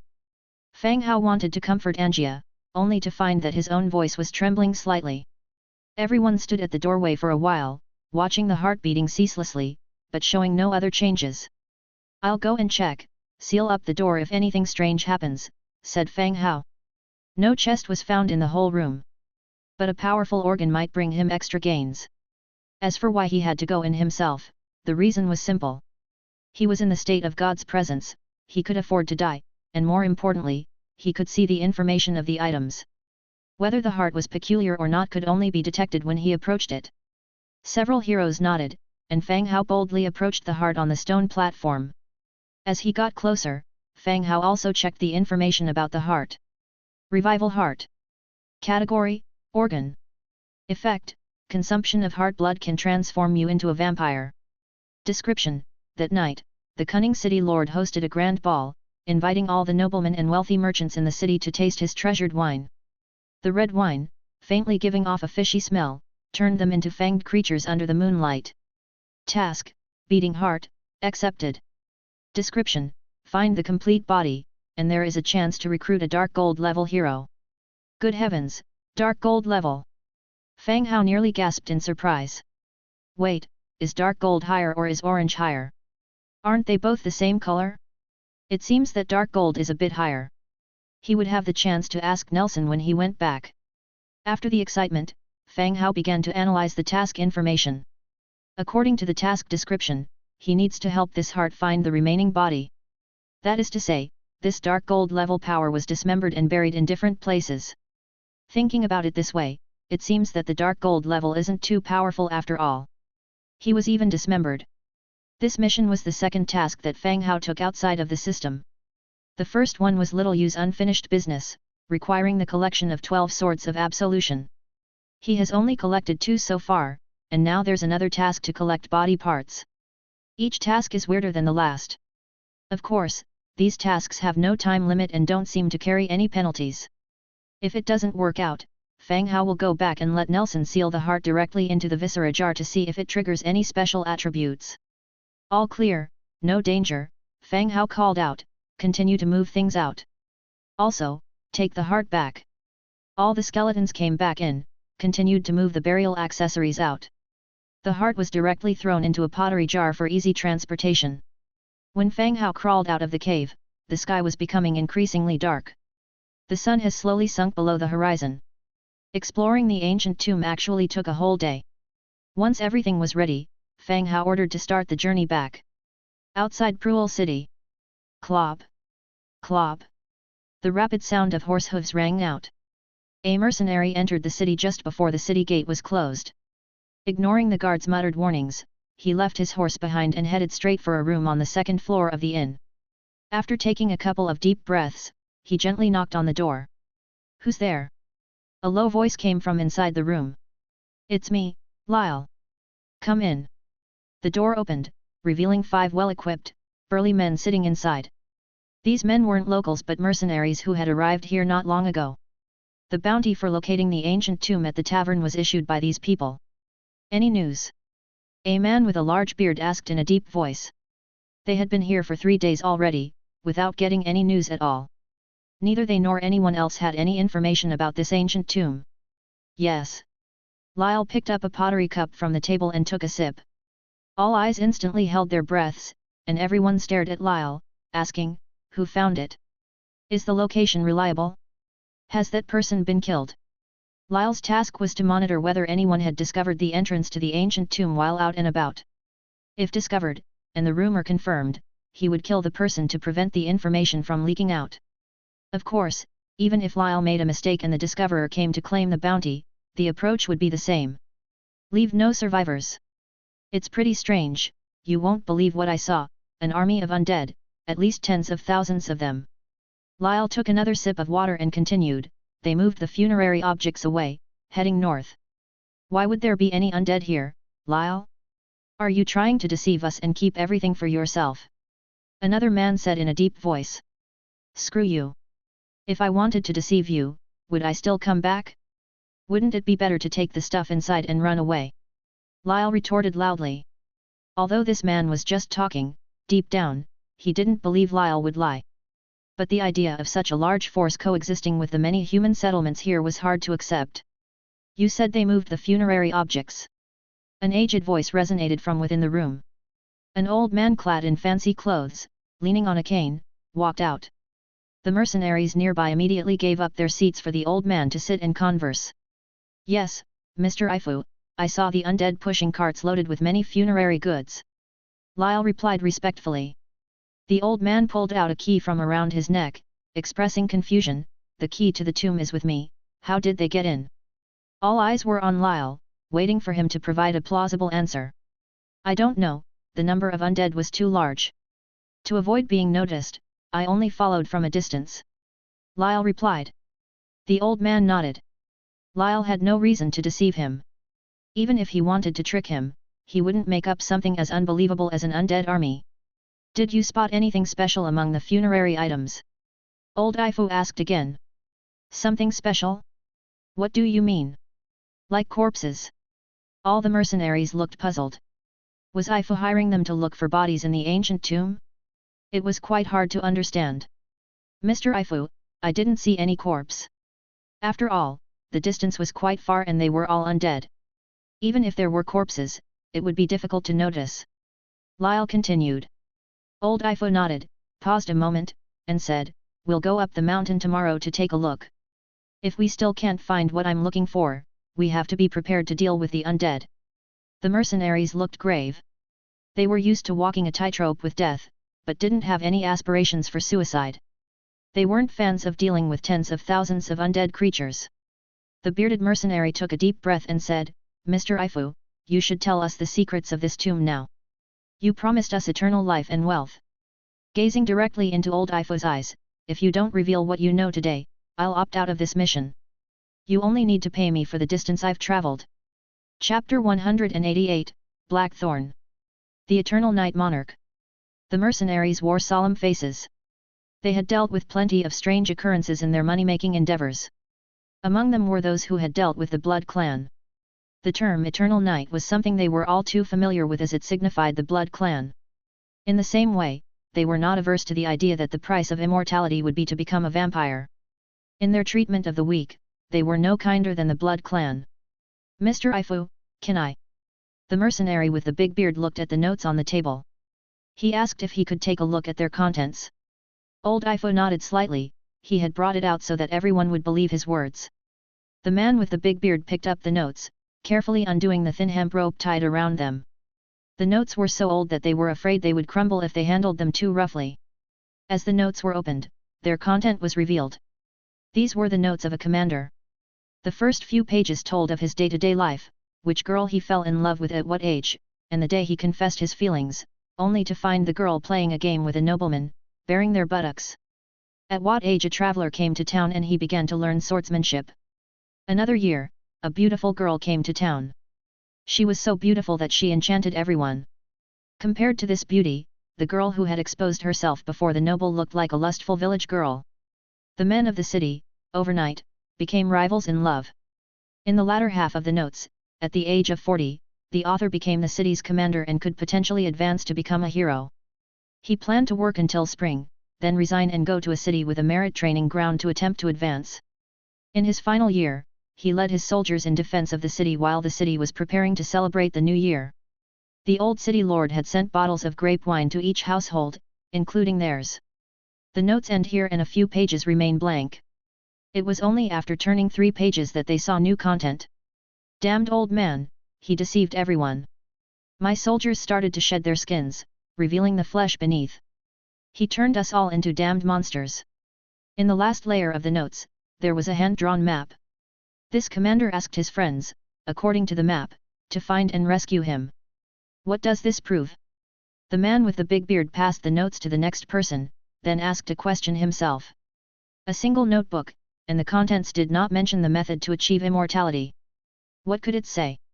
Old Ifu continued, "The commander's friend was just a merchant. He returned to the city under the guise of a traveling merchant. The once old and should have been dead city lord looked increasingly young, like a gentleman of 30 or 40 years. His friend, the commander, had truly disappeared. During his few days' stay in the city, members of his team started disappearing one after another. Carrying all his goods, he left the city under the noon sun on a deserted street. Later, the merchant continued to pay attention to the matter, gathering a lot of information, including the monarch and the key. The mercenaries turned towards old Ifu. "Mr. Ifu, are you the merchant in the story?" Old Ifu was a merchant, and a wealthy one at that, so people naturally associated him with the character in the story. "No," old Ifu continued, "this is a story of my great-grandfather." "So you believe this story?" the man with the big beard asked. If it had been any day before today, whether the story was true or false, as long as old Ifu was willing to pay, they were willing to play along with him. But now, with the implications of fighting against the undead and the secret of immortality, they wanted to get a clear answer before proceeding. "The key, the ancient cemetery, they have all been verified, haven't they?" Old Ifu retorted. The mercenaries looked at each other. "Mr. Ifu, shall we visit the ancient cemetery tomorrow?" the man with the big beard asked quietly, his attitude reverent again. "Yes, let's go and see tomorrow." Old Ifu got up and returned to his bedroom. "Don't let this out, or we'll be in bigger trouble." "All right, then we won't disturb your rest." After everyone said goodbye, they left the room, closing the door behind them. On the way back, Fang Hao dismissed his god's presence. Sitting on the bed, he first contacted Zhang Bin. "Zhang Bin, are you there?" "Boss, your orders." Zhang Bin's reply was as prompt as always. "I'm going to have the blood hunter send you a kind of animal called iron claw rat. It can help the farmers to loosen the soil. When you get them, distribute them among the villagers and have them care for the animals separately." "Oh, all right. How many will there be?" 505. "Once you get them, distribute them to the villagers. Keep an eye on them, these little guys like to dig holes." "Ah? Oh, okay." Zhang Bin was a bit confused, but he agreed anyway. As the conversation ended, Fang Hao left the room and went downstairs. He hadn't eaten all day and he was hungry. "Master, just a moment, dinner will be ready soon." Ira showed a sweet smile. "Okay." Fang Hao gave a reply and then walked straight out of the castle. As soon as he stepped out of the main entrance, he saw Nelson sitting silently on a bench, waiting. A skeleton orc stood beside him. "Scholar Nelson, you're out of seclusion, hey?" Fang Hao immediately approached. After offering his respects, Nelson introduced, "My lord, this is Blackthorn." The skeleton hero behind him stepped forward, dropped to one knee and said, "Blackthorn pays respects to the lord." Fang Hao understood. So, the commander of the 300,000 orcs army is known as Blackthorn. Blackthorn Amory. Now, he could only be called Blackthorn. Blackthorn, 5th level hero. Faction, Undead. Template, Blue. Racial traits, Undead, Hollow Skeleton, Weakness to Light. Army talent, City Defense, Infantry Commander, Ranged Attack Commander. Skills, Camping, Thorns, Torture, Conversation with the Dead. Innate abilities, Advanced Defense Mastery, Intermediate Tactics Mastery, Intermediate Command Mastery, Intermediate Single-Handed Weapon Mastery. City Defense, for units under his command in defensive battles, morale is increased by 5%, and defense is increased by 1%. Camping, passive, efficiency of setting up camp or building fortifications for units under his command is increased by 20%. Torture, passive, he is proficient in torture, causing the morale of the tortured to drop to 0. Thorns, active, causes 50% skill damage to the target. Conversation with the Dead, active, grants a corpse the illusion of life, a brief return to life, allowing it to answer questions. Prerequisites, the corpse must have a mouth, and cannot be undead. Description, product of the immortal corpse which, not confirmed by the god of the undead, this hero cannot advance. The attributes of Blackthorn were a bit weird. He didn't seem like a leading hero, but rather like an executioner who was suited for torture. I'm glad I won that battle. If I fell into his hands, could it have been good? I would have been tortured to death. All right, you get up for now, and when the team returns, I'll give you a task. Fang Hao said. Yes, my lord. Blackthorn stood up and respectfully stepped aside. Chapter 189, Pure Blood Clan. Nelson and I had a little chat together, and the returning army also entered the territory. There wasn't much of a body to transform this time, but we got quite a few gold and silver utensils. They are being delivered to the warehouse cart by cart. The weapons dropped by the corpse ghosts could be repaired by the blacksmiths and sold at a good price. Most importantly, we achieved a lot in terms of blueprints and rare materials. Blueprint scrolls include, Scroll of Heroic Strike Skill Fortress Construction Blueprint White Steel Two-Handed Sword Manufacturing Blueprint Bronze Corpse Rearing Coffin Production Blueprint Noble Wand Sword Production Blueprint. Rare material types include, Death Trace 244 Bloodstone 27 Shadowstone 160 Wriggling Spine 1. Only one wriggling spine was dropped by the 3 Dusk Banqueters, the rest belonged to corpse ghosts, and couldn't be dropped. I took the backpack that Angia handed over and took in all the blueprints. By the way, Mr. Nelson, we found a heart in the ancient tomb. Should we keep it or get a better deal by making it a viscera jar? Fang Hao suddenly thought of the dark gold hero's heart. If the sealing of the viscera jar can obtain a strong skill, it's not out of the question to consider it. The heart was still stored in a pottery jar and was carried back by a skeleton. Let me take a look, Nelson replied. The skeleton held the pottery jar, and Fang Hao and Nelson looked inside it. The heart was still beating, and it was quite strong. Where did you get this? Nelson asked. Fang Hao retold the whole story to Nelson, even how he got the information in the human city, in detail. Nelson nodded slightly after listening and thought for a moment. Lord, do you want to make it a viscera jar? Can I first see what will happen? Fang Hao asked. The heart has a special mission. Fang Hao wants to see what properties it would have if stored in a viscera jar. If the attributes are good, he won't do the mission. If the attributes are average, he may keep the heart for the mission. It all depends on which one would bring the greatest benefit. Sir, I don't advise you to make it a viscera jar. This will bring a disaster to the territory, Nelson whispered. He spoke lightly, but Fang Hao could hear the severity of the problem. A heart he picked up will bring disaster to the territory? Is his hundreds of thousands undead army vegetarians? What do you mean? Please be frank, Fang Hao frowned. Ordinary blood clan members do not have such strong vitality. This heart possesses the purest power of the blood clan. It must belong to someone very close to the blood clan ancestor.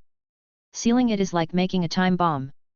Once discovered, the blood clan will retaliate, Nelson said seriously. The Blood Clan has a strict hierarchy, not everyone with fangs and bat wings are recognized by the Blood Clan. They have their own clans and inheritances. But no matter which clan, they all share a common Blood Clan ancestor. This heart, being related to the Blood Clan ancestor, also marks the seriousness of the matter. Even if Fang Hao can offend any local power, he cannot offend this one. Besides, he has a second option, to complete the mission of the heart. One is to make a friend, and the other is to make an enemy. After Nelson's introduction, Fang Hao felt it would be better to set aside racial differences and help each other. Okay, then keep this heart with you for now, see if there's a way to help revive it. Fang Hao chose to do the heart mission. Yes, my lord, Nelson took the pottery jar with the heart in it. After all, a beating heart placed in the lord's mansion is really scary. Leaving it with Nelson avoids a lot of hassle. After sorting everything out, Ira came to inform him that dinner was ready. After dinner, Fang Hao upgraded the underground cemetery, burial grounds, undead hallway, undead mage tower all to level 6. They caught up with the level of the lord's mansion. After everything was processed, Fang Hao returned to his room and went to sleep. The next morning, Fang Hao sat up, got out of bed and left the room. Ira was always an early riser. Master, Sir Dejin came to see you this morning. Oh, okay. Dejin is a skeleton merchant, if he's looking for him, it's most likely because he has a new order. Walking out of the lord's mansion, he headed straight for the Trade Alliance building. Dejin was standing at the counter, assigning tasks to the other skeleton merchants. Lord. Yes, there's a new order, asked Fang Hao. Yes, sir, today we received 2 orders from the dwarves. 2, both from the dwarves. Yes, sir. Last time, Fang Hao received 50,000 units of gunpowder. This time, there are 2 more orders. One order was for black gunpowder, the second was an order for white steel fire guns. Order. Request, 5,000 units of black gunpowder. Trade gains, 500 warfire coins, white steel plating manufacturing blueprint, dwarf influence plus 10. Order. Requirement, 2,000 white steel fire guns. Trade gains, 200,000 warfire coins, dwarf influence plus 10. What are the dwarves up to? They can't really be at war, the requirement for equipment and gunpowder is too large. Anyway, it doesn't matter too much to him. Dejin, we can't produce the white steel fire guns, we don't have a blueprint, said Fang Hao. He also wants white steel fire guns. Even at the green quality, these are tier 4 damaging. They're quite fierce. But he doesn't have one. Sir, you have an order you haven't filled in, it's about to expire. If you do not also need something else, you can fill in the white steel fire gun. Maybe someone will sell the blueprint, Dejin reminded. Oh, right. Fang Hao slapped his forehead. The Trade Alliance sends 2 orders every 7 days. Last time, he filled in the undead soldier type building blueprint, but he has not received it yet. There's one left that he hasn't used. If he doesn't use it, it will expire. It will be overwritten. Oh, then write down the white steel fire gun. He really doesn't have anything else to write. Even if he gets it and lacks the materials, it will still be an extension of the blueprint. All right, sir. Dejin said, wrote the white steel fire gun production blueprint on the order, and then put it into the mail tube behind him. Next, Fang Hao collected the black gunpowder order and produced 5,000 units of black gunpowder in the warehouse. The skeleton merchant took the goods and the order and disappeared. Fang Hao then began to get busy with his own matters. After breakfast, 2 bone dragons descended from the sky, and 12 tier 4 greatsword infantry descended from them. They looked a bit pale. Their eyes occasionally glanced at the passing skeletons. Lord! The greatsword infantry recognized Fang Hao and immediately came forward to salute. Yes, have you eaten breakfast? Fang Hao asked. These people were transferred from Zhang Bin's territory.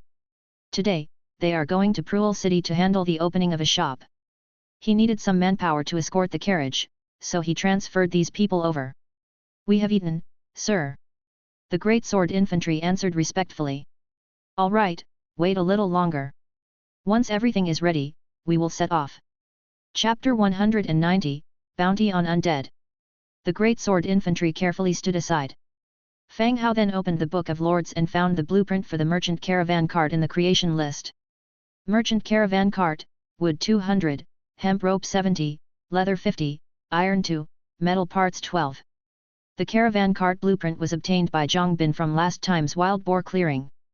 Fang Hao recorded it. Production quantity, 1. Production. Took's amplification triggered, 101 merchant caravan carts obtained. One cart after another appeared out of thin air, scattered around the vicinity. The merchant caravan cart was bigger and more stable than a flatbed cart, and there was a leather canopy above the wagon box. It could carry more goods and provide shade from the sun and the rain. All right, load up the barrels of wine and dining utensils from the warehouse and we'll set off soon. Yes, sir. Oh, the great sword infantry sprung into action, loading all the necessary items onto the carts. Once everything was ready, the large convoy set off again, heading towards Pruel City. 3 hours later, the caravan finally entered Pruel City. The unfamiliar convoy and the attractive bunny girls and fox girl maids attracted a lot of attention. People gathered on both sides of the road, whispering to each other. Little White, do you remember this road? From now on, you will be in charge of the stores here. Fang Hao sat in a caravan, speaking to the fox-tailed Little White who stood beside him. Little White was a maid with a business talent, alongside her were 10 rabbit girl maids. They were responsible for the store. Tier 4 Great Sword Infantry was brought along for security. After all, it's a legitimate business, they needed people to guard if drunkards harassed the maids or if anyone caused trouble. The defensive commander of Pruel City was only a Tier 5, assigning a Tier 4 as security should be enough. I remembered, Master. Rest assured, I will not disappoint you. Little White clenched her fist, making a promise. Good, I trust you. The convoy stopped in front of the store, and Fang Hao went to the Lord's mansion to handle the paperwork with the money box. Upon paying, he received the deed to the place. From then on, the store belonged to Fang Hao. The store's doors were opened, revealing the dusty floor and furniture inside. After giving instructions, everyone started cleaning. Fang Hao stood outside and there was no place for him to intervene. He was not very strong himself, as long as he didn't add to the chaos, it was fine. Right then, the tavern owner from across the street walked over. Did you really buy this place? The owner came closer. Yes, from now on we are neighbors. Please take care of me. Fang Hao smiled. The owner once again sized up the young man. He was really wealthy, this shop cost tens of thousands of gold coins, and he bought it without a second thought. He also brought a large group of people to clean it. What are you planning to do? We're opening a restaurant, replied Fang Hao. Just food, queried the owner. Ah, and some drinks, but mostly food. The owner shook her head when she heard this, whispering, you won't make much money that way. You could run a hotel, guests would eat at your place. How many people would come for food alone? These words were from the owner's years of experience running a tavern. She ran a tavern and sold some dishes to go with the drinks, but it would be hard to make a living selling just food in this place. Unless what you're serving is so delicious that people couldn't stand not to eat it for 2 days, just like alcoholics couldn't live without alcohol, otherwise, it would be hard to break into the market. Well, let's try it first. If it's not working, I'll sell daily necessities, Fang Hao said nonchalantly. The owner glared at him helplessly, wealthy people really are hard to deal with. Come on, sit at my place for a while. You can't keep standing here, can you? The owner walked towards the tavern. Her slim waist and round hips moved gently as she left. It was hard not to take a second glance. Fang Hao couldn't stand there all the time, so he followed the owner into the tavern. Sitting at the front desk, he suddenly noticed that the bounty on the wall had changed. The quest to search for the ancient tomb has been replaced with a quest to find the undead gathering place in the north, and the reward amount has also been increased to 5,000 gold coins. Seeing this quest, Fang Hao squinted. Pruel City was 3 hours north, in the correct direction, you could find his territory. Damn! Indeed, damn! Those mercenaries must have lost their minds, claiming there are packs of undead in the north. The owner was standing behind the counter muttering to herself. You didn't believe them, but you still posted their bounty. Fang Hao asked. Ah! They paid for it, I couldn't refuse the money, could I? The owner poured a glass of beer and pushed it over. What kind of people are these mercenaries? What does it matter to them if there are undead in the north? Fang Hao asked curiously. Who knows, they said there was an ancient tomb before, and this morning they changed it to the undead. The owner complained. If they didn't pay a decent amount, she would have refused to post their quest. The credibility was low, and it was causing the reputation of the tavern to decline. Are they staying here? They rented a few rooms on the second floor, quite the rich folk, they eat and drink well when they arrive. The old man they're protecting is obviously wealthy. The owner's eyes were quite keen, she could see the ins and outs of what was happening. I want to post a bounty too, what's the fee? Fang Hao asked. Sure, it's 1 gold coin for 5 days, and you can't post it for less than 5 days. If the bounty is completed, the tavern will take 10% of the reward, but that's after the bounty is completed. The owner said while cleaning the table. Okay, then post looking for information on Swords of Absolution, 2 gold coins per piece of information. Fang Hao took out 5 gold coins from his pocket. Let's start with 25 days. Alright, you write it. Will you write it for me? My handwriting is not good, Fang Hao said. The owner put down the cloth in her hand and stood in front of the notice board, writing down the bounty posted by Fang Hao. Thump. The tavern door was pushed open roughly. 6 well-equipped mercenaries, escorting an old man, walked into the tavern. The group was silent, only saying one sentence when they approached the owner. Prepare lunch for 7 people, send it to our room. All right, we'll send it up when it's ready. Without uttering another word, the group headed straight to the second floor. Mercenaries? Fang Hao asked quietly after they left. The owner nodded, and then started to prepare lunch for the mercenaries. When they came in, Fang Hao got a good look at these mercenaries. All 6 of them were tier 6 or 7, quite high-ranking among humans. Watching them go upstairs, Fang Hao's expression darkened. It seemed these people could not be left alone. They must have discovered the skeletons in his territory. If they kept messing around, it would cause a lot of trouble for him. After bidding the owner goodbye, he left the tavern. Chapter 191, Death Investigation. In the afternoon, the sun was shining brightly.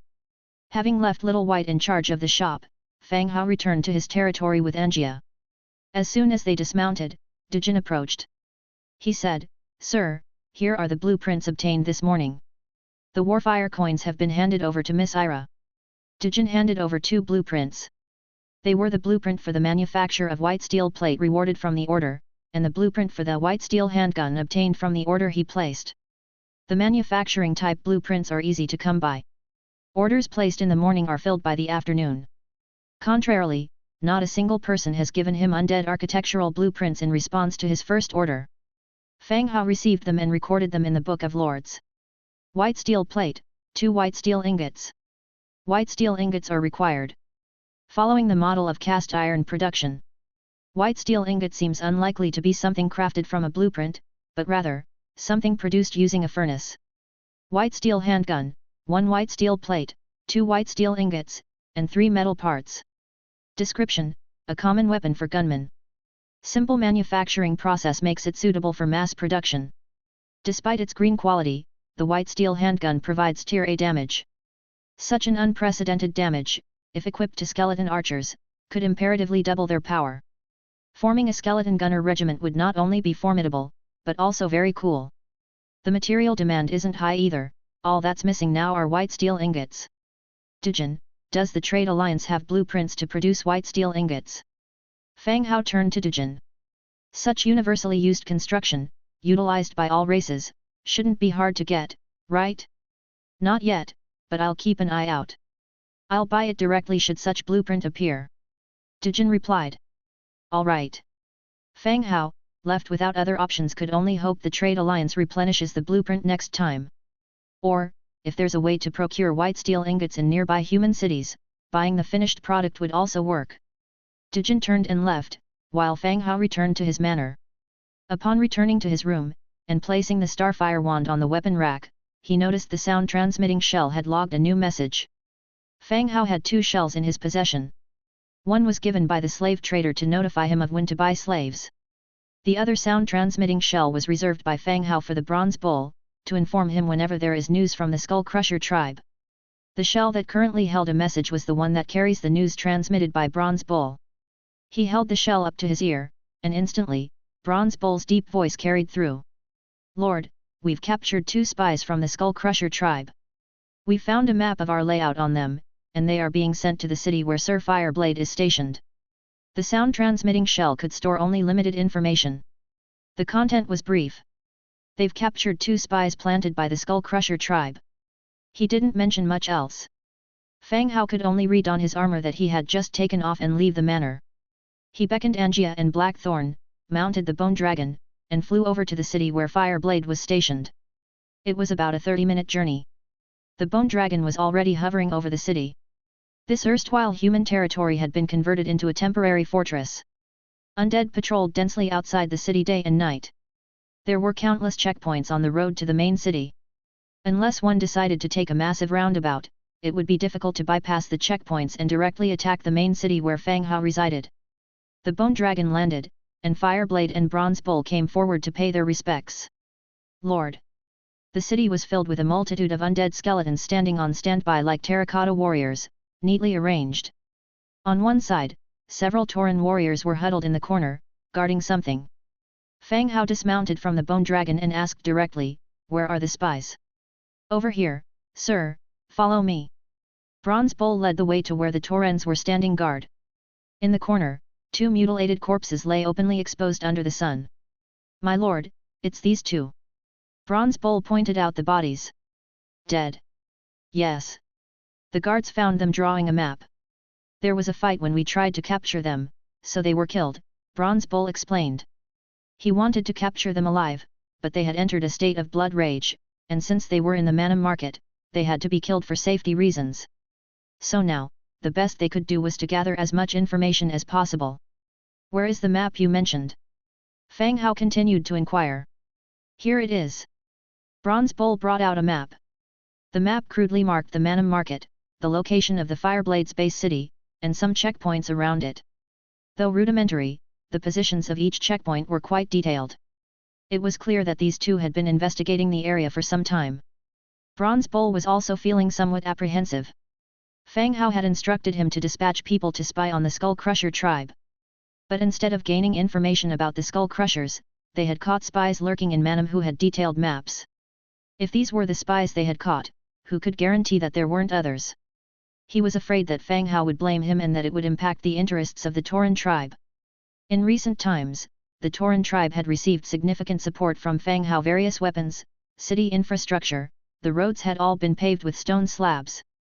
Even if it rained, they didn't need to worry about muddy roads anymore.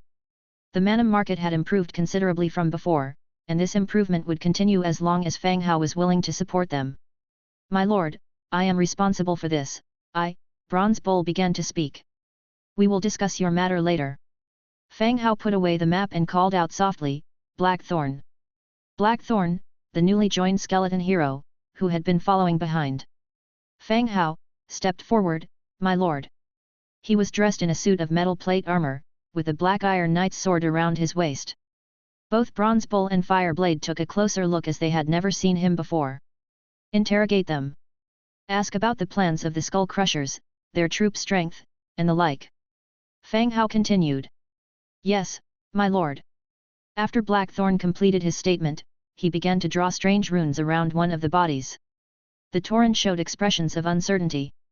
When Fang Hao said interrogate, did he mean to interrogate the corpse? How could one interrogate a dead man? Soon, Blackthorn completed the rune drawing. "My lord, I am ready, I need the blood of 2 warcrafts." Fang Hao nodded. "Bronze Bull, arrange it." "Yes, my lord." Bronze Bull agreed and gave the order to his subordinates. Soon, 2 unicorns were brought over. In front of the runes, the throat of the unicorn was slit with a sword, and the fresh blood flowed along the runes, merging into the first body. "Who?" The dead body sat up instantly, sitting in place with a somewhat vacant look. Whoosh! The surrounding Tauren retreated several steps in an instant, looking at the suddenly sitting body with some fear. "Where is this? Who are you?" the revived orc asked with bewilderment. "You are already dead, now you need to answer my questions."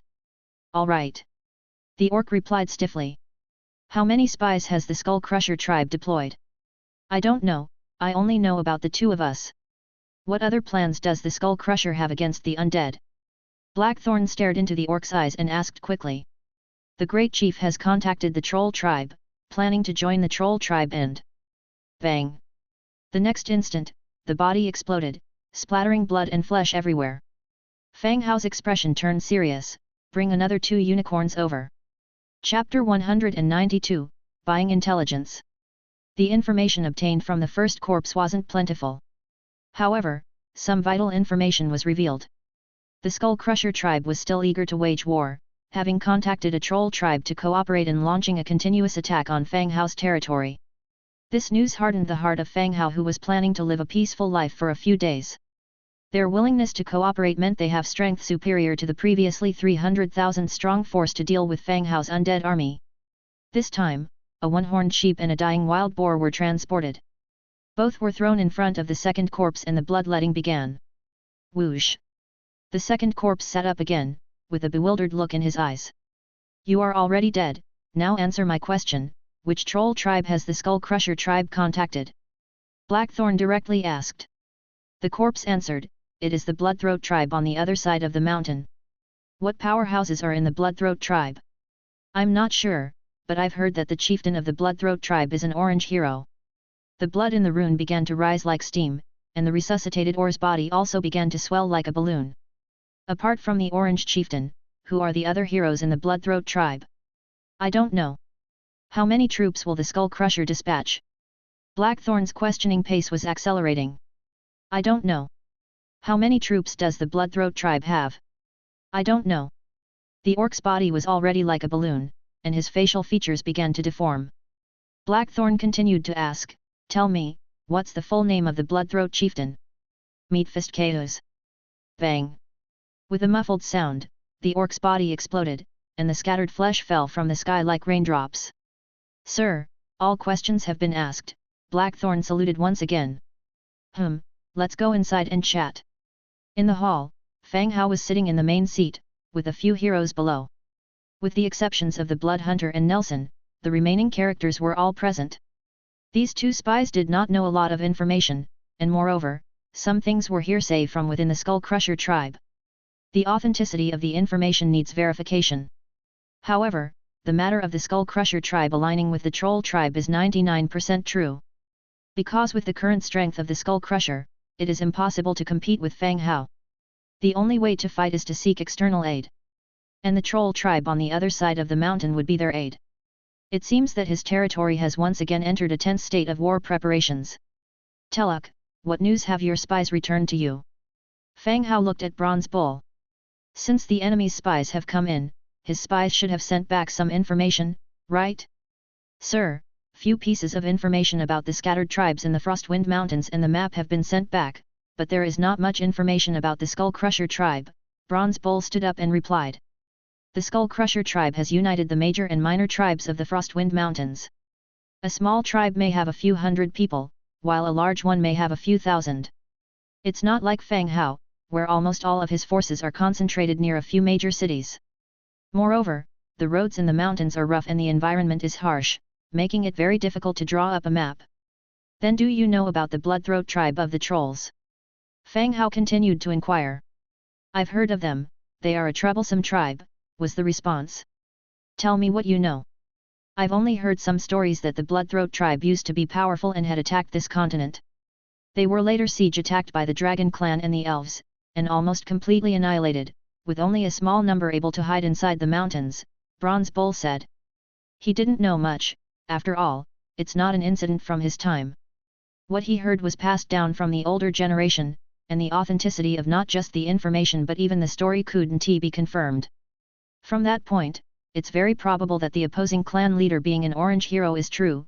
Fang Hao rubbed his chin. Very likely. Just now the corpse mentioned the mountain range of the Bloodthroat tribe. Which mountain range was it talking about? Fang Hao continued to inquire.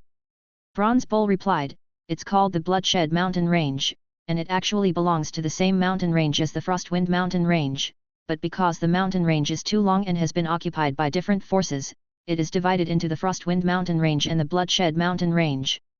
Fang Hao took out the Book of Lords and opened the map. Point it out to me on the map. Bronze Bull pointed on the map and easily located the mountain range. In fact, Fang Hao had been to the Bloodshed Mountain range before, where the tomb of the dragon was located. It was full of jagged rocks and indeed a barren land. Located north of the Pigman tribe, if the trolls attacked from there, he would really need to make careful arrangements. Otherwise, they would be direct at his doorstep. Bronze Bull, you go back and keep an eye on gathering information. Fireblade, keep an eye on patrolling and be careful of spies arranged by Skull Crusher, Fang Hao instructed. At present, both sides are in a stage of gathering information. It's not yet time to deploy troops on a large scale or to close the market. Yes, sir, the two men replied. After discussing the plans for the future, Fang Hao returned to his territory with the two heroes. He returned to his territory. He took Ira along with him to visit the Information Guild. The Information Guild was an intelligence agency, where he could buy the information he wanted in exchange for money. Upon entering, the place was empty. Fang Hao walked to the counter, opened the mailbox and took out the information form from within. Ira, write Frostwind Mountain Skull Crusher tribe on this, and write their recent war plans and numbers of soldiers in the content box, Fang Hao instructed. Ira took the pen from the counter and started to fill out the form as Fang Hao instructed. Fang Hao brought over a second form. Write Bloodshed Mountain Bloodthroat tribe on this, and fill in the content box with hero levels, war plans, and numbers of soldiers. Ira filled out the second form as well.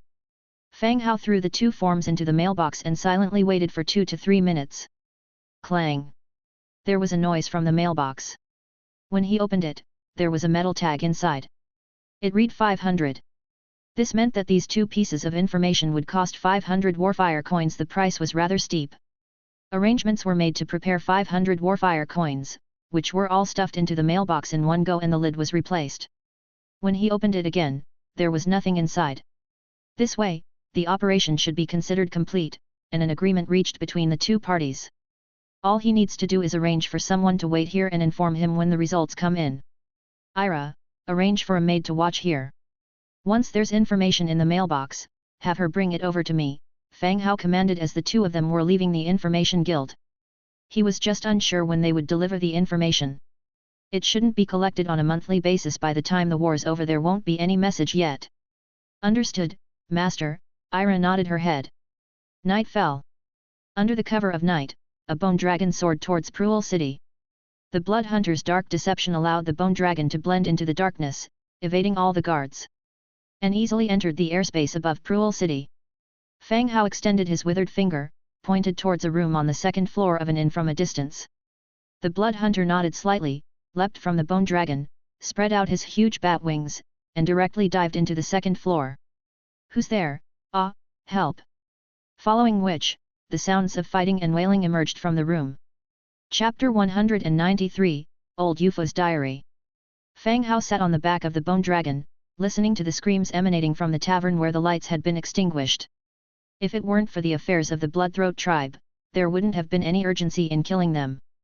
But given the threat that had emerged in the north, he couldn't afford to have potential hazard lurking in the south. Thus, it was their misfortune to provoke Fang Hao at this time. The killing cry only lasted for 5 minutes, then a blood hunter carrying an old man leapt out of the window. The gigantic bat wings flapped, landing on the bone dragon that was hovering mid-air. 5. Only by now, candle lights arose from the first floor of the tavern, with the bartender's voice raising queries. Sir, is it this old man? Yes, let's head back. The blood hunter gently patted the neck of the bone dragon, which then set off in the direction of their territory. The city lord's hall. Fang Hao sat on the white bone throne, under which an old man in pajamas knelt, still in shock. You're the young man from the tavern this morning. The old man immediately recognized Fang Hao. Your eyesight is commendable. Fang Hao praised, continuing, the bounty you issued has caused me quite a bit of trouble. I want to know how you came to know about the ancient tomb, and why you issued the bounty. Old UFO looked around. Aside from a beast-ear hero, the entire hall inside and out was filled with white bone undead. Sir, I'm UFO. My great-grandfather left behind a diary and a key. The bounty for you was a misunderstanding. The mercenaries I hired discovered the whereabouts of your team and issued the bounty. The old man's body slightly trembled, not out of fear, but from excitement, a kind of zeal. Without waiting for Fang Hao to reply, he continued, Lord of the Undead, I offer my loyalty and everything I have, in exchange for your allegiance. Old UFO kneeled on the ground, his forehead touching the floor. Now he had figured it out.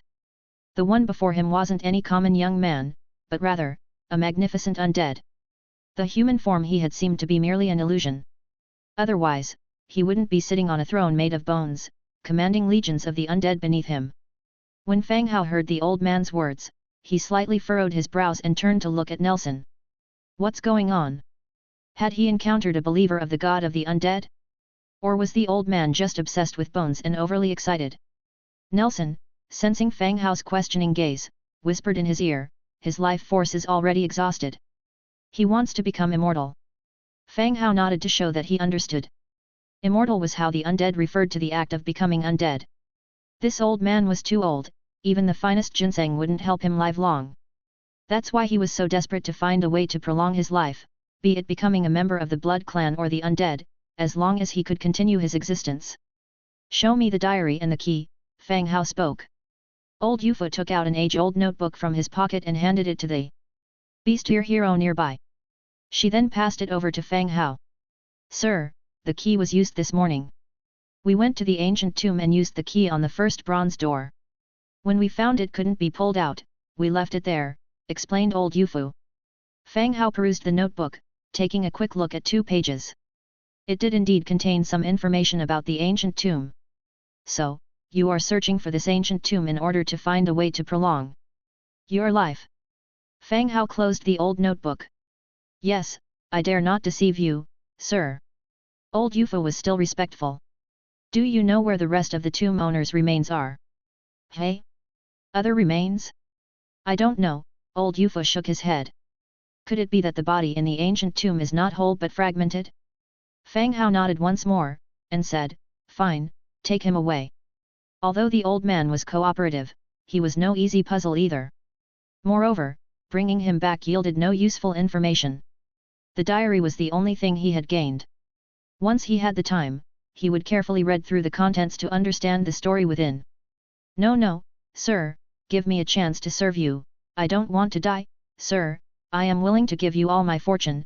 I have many slaves in my manor, who can serve as sacrifices for you, old UFO shouted loudly. Death 6515616 F degree R. The Undead tomb was due T0 his sense of pending.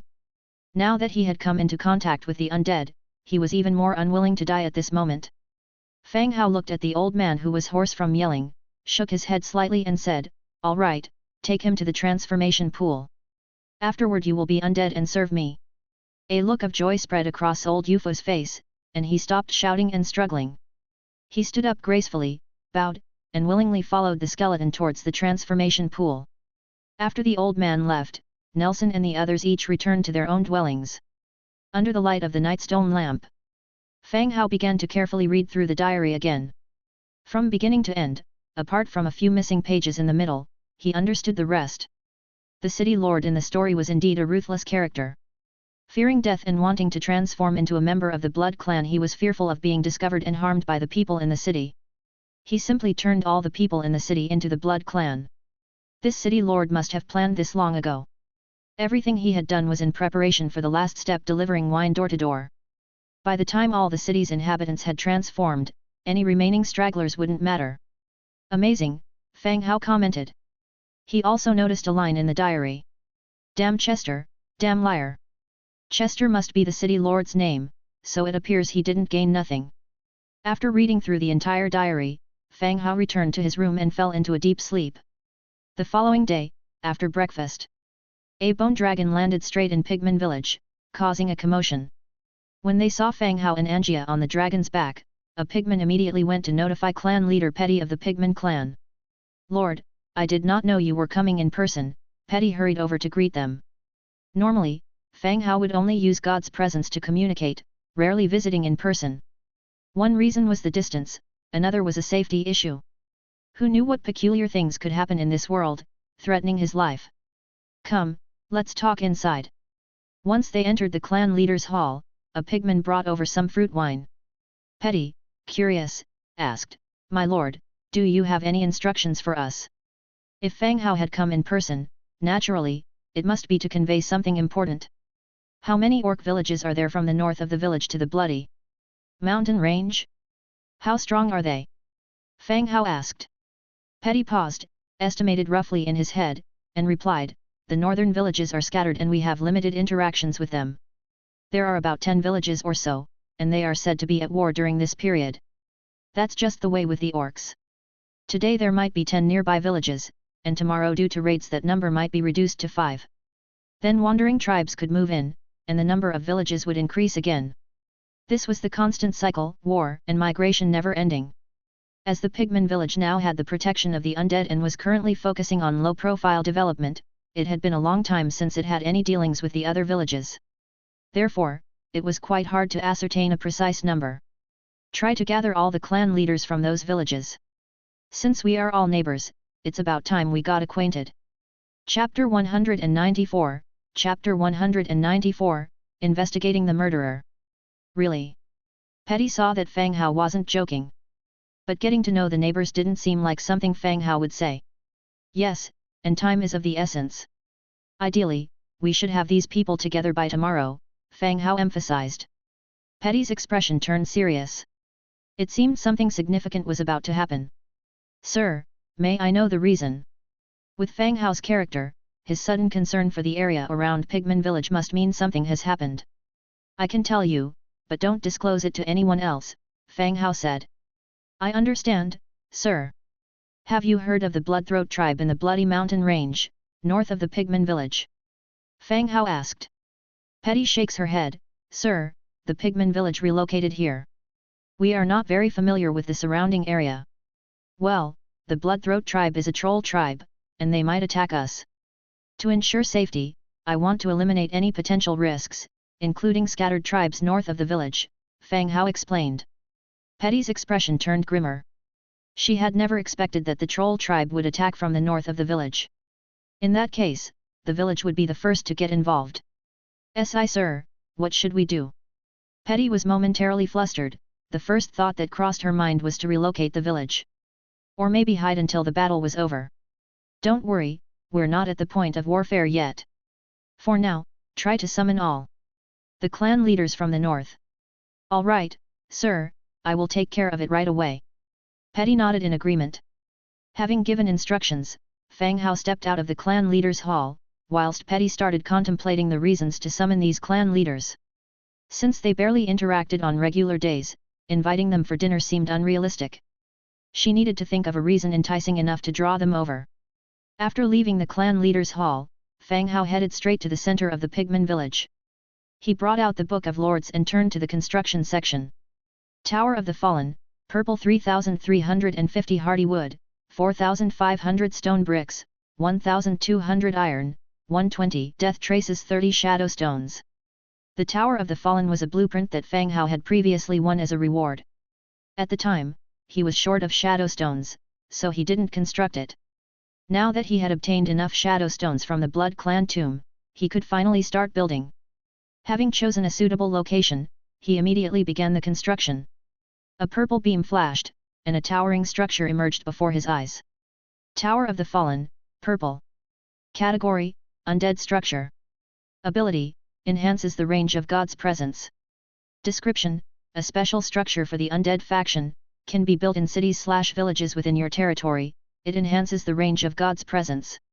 The Tower of the Fallen resembles a modern communication signal tower. It transmits signals to farther locations. Previously, Fang Hao had to use God's presence in the Pigman village to control troops at the edge of the Bloody Mountain Range. Now, with the Tower of the Fallen, he can use God's presence from his territory, without needing to go to the Pigman village himself. Lord, the people getting in touch with the other clan leaders have already left. We should have their replies by this afternoon, Petty walked over and whispered. What reason did you give? To gather these guys, a compelling reason was needed. The right to excavate a large mine.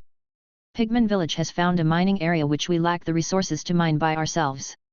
We need the cooperation of the other villages, who we will partner with must be negotiated in person, Petty calmly explained. It was indeed a good idea. In this region, mining was both profitable and plausible. Can you confirm the time? Fang Hao asked again. Tomorrow noon, at Pigman village. Seeing Petty's worried expression, Fang Hao said, Good, you don't need to worry. I'll arrange for the negotiations. All right, sir. After settling things in the Pigman village, Fang Hao and Angia once again mounted the bone dragon to return to their territory. After lunch, Fang Hao and Angia swapped their mode of transportation to a giant lizard and headed for Pruel City. The moment they entered the city, Fang Hao felt a palpable tension enveloping the area. The number of guards had significantly increased and their patrols had become more frequent. As they passed the tavern, they noticed it was closed, with guards stationed all around it. It was clear that the events of the previous night had caught the city lord's attention. Master! Upon their arrival at the shop, Little White saw Fang Hao and came out to greet him. The cleaning up process was progressing quickly. That day was committed to the renovation and repairs of the exterior walls. What happened over there? Fang Hao pointed to the tavern. I heard someone died in the tavern opposite us, not just one, but several. Guards have been here several times since morning, asking questions, Little White replied. The mates didn't know what Fang Hao had done. All they knew was that people died across the street, and they had nothing to do with it. Didn't any eyewitnesses see the murderer? Fang Hao looked towards the direction of the tavern. I'm not sure, but based on the circumstances, it seems the identity of the murderer is unknown, otherwise the guards wouldn't still be investigating, Little White continued. If the culprit's identity was known, action would have been taken immediately. Instead, they're still door to door asking for information, indicating that the murderer is not certain. I see, Fang Hao nodded, feeling somewhat relieved. Just then, a team of guards approached from afar. They stopped in front of Fang Hao and said, Mr. Fang Hao, Lord Cyril would like to see you. Fang Hao raised an eyebrow. He just entered the city and they came to invite him. Seems the city lord has been waiting for him. Could they have discovered that he was the one responsible for the murder last night? It was impossible unless the old man could predict the future. Let's go, I have business with the city lord anyways, said Fang Hao. Under the escort of the guards, they were able to enter the city lord's mansion unimpeded. In the council chamber, City Lord Cyril was seated at the head, waiting. City Lord, Fang Hao greeted with a smile. Fang Hao was pretty certain that the City Lord knew nothing about his involvement in last night's murders. So he no longer felt worried. City Lord Cyril returned the smile and replied, Mr. Fang Hao, have a seat. Fang Hao and Angia took their seats to one side. There was some trouble at a tavern in the city last night. Have you heard, Mr. Fang Hao? Cyril asked directly. Fang Hao frowned and replied, I heard from my staff when I entered the city. Have they caught the criminal? Not yet. I wanted to ask how many servants did you leave in the city last night and how powerful are they? Cyril stared into Fang Hao's eyes as if to ascertain the truth of his words. Without hesitation, Fang Hao immediately replied, 12 Tier 4 infantry, the rest are Tier 1 orc maids. You surely don't believe I did it, City Lord? I'm a businessman. I dislike conflict. Cyril scrutinized Fang Hao's expression but found nothing out of order. He then said, then it seems the mercenaries' deaths were due to some internal feud. Even though mercenaries have a legal status, they are often involved in unethical practices. Many mercenaries are simply bandits under a legitimate name. The likelihood of their deaths resulting from retaliation is higher than casualties on duty. It appeared that Cyril, unable to get to the bottom of it, attributed the murders to a feud between the mercenaries. Fang Hao did not want to dwell on this topic with him. He cut in, interrupting Cyril's train of thought. By the way, Lord Cyril, do you have any white steel ingots available here? Chapter 195, Reaping Big. You need white steel ingots. Cyril didn't expect that Fang Hao, with his background and wealth, would be lacking such a thing as white steel ingots. Yet, a blueprint for forging white steel ingots would be even better. I'm willing to pay for it. The blueprint for the white steel blunderbuss had already been collected. Only the white steel ingots were missing. If they could receive the blueprint for forging white steel ingots or even just the finished white steel ingots, it would be fine. First, produce a batch of white steel blunderbusses to deal with the imminent potential battles. Cyril rubbed his beard, falling into silence. A thought sprung up in Fang Hao's mind, seeming like Cyril actually had white steel ingots. What's the matter, Lord City, is there a problem? Asked Fang Hao.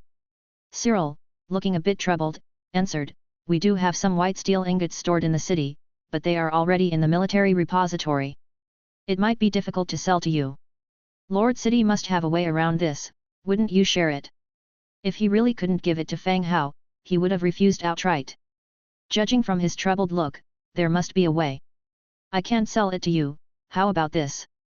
I'll issue a bounty. If you bring me the murderer, I will pay you the white steel ingots as a reward. Cyril's eyes suddenly narrowed, his voice bearing a solemn tone. A murderer. Fang Hao naturally understood Cyril's plan. It was nothing more than using the white steel ingots as a bargaining chip to make him deal with the so-called murderer.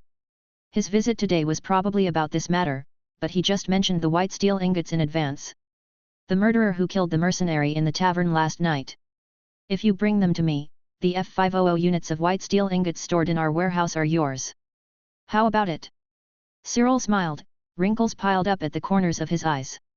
Murdered the mercenary? Fang Hao exclaimed. Yes. Didn't you say there were no clues? No, there are clues. The other group of mercenaries in the manor outside the city. I intend to execute them publicly when the time comes to maintain the city's stability. Cyril replied. It seemed that the mercenaries of the manor outside the city had offended this city lord in the past, so this unsolved case without clues was directly pinned on them. If the events of last night weren't done by Fang Hao himself, he might have believed Cyril's words. After all, confronted by a city lord and a group of mercenaries, more people would believe the city lord. The name of the mercenary, the location of the manor, what is the military situation like? Fang Hao decided to take on this task. Firewolf Mercenary Group, this is the manor's location, they only have a few dozen soldiers. Cyril handed over a single-page map that had already been prepared on the table. Accepting the map, Fang Hao memorized the name of the Firewolf Mercenary Group. All right, I took up this task. How many people do you need? I can't bring back all of the dozens of people, can I? Fang Hao pocketed the map casually. A few leaders, the more the better, it would be more acceptable to the public. Cyril was still stroking his beard. Okay, I'll try to bring back as many as I can. Fang Hao stood up, I'll go and prepare then, and won't disturb Lord City any further. Yes. Fang Hao left the city lord's mansion, returning to his own shop. The shop was still hanging their sign, on it was written the shop's name Fishy Delights in the human clan's language. A straightforward, appealing name. Fang Hao took pride in this name which took sleepless nights and endless thought to devise, even resorting almost to calling up his language teacher. As Fang Hao admired the sign, the tavern matron approached. She handed 5 gold coins to Fang Hao. I'll return the money first, when the tavern reopens, you can place your bounty again. With the tavern sealed, the bounties on the tavern's notice board weren't effective anymore.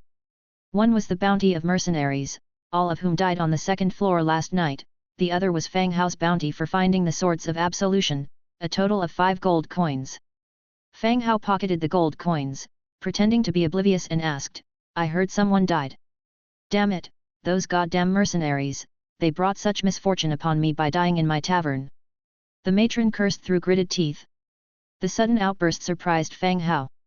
It seemed this incident brought a significant impact on the tavern. Not only was it sealed, but for a long time, it was likely no one would dare to stay in the rooms on the second floor. How many days is the tavern sealed for? I don't know, until they catch the murderer.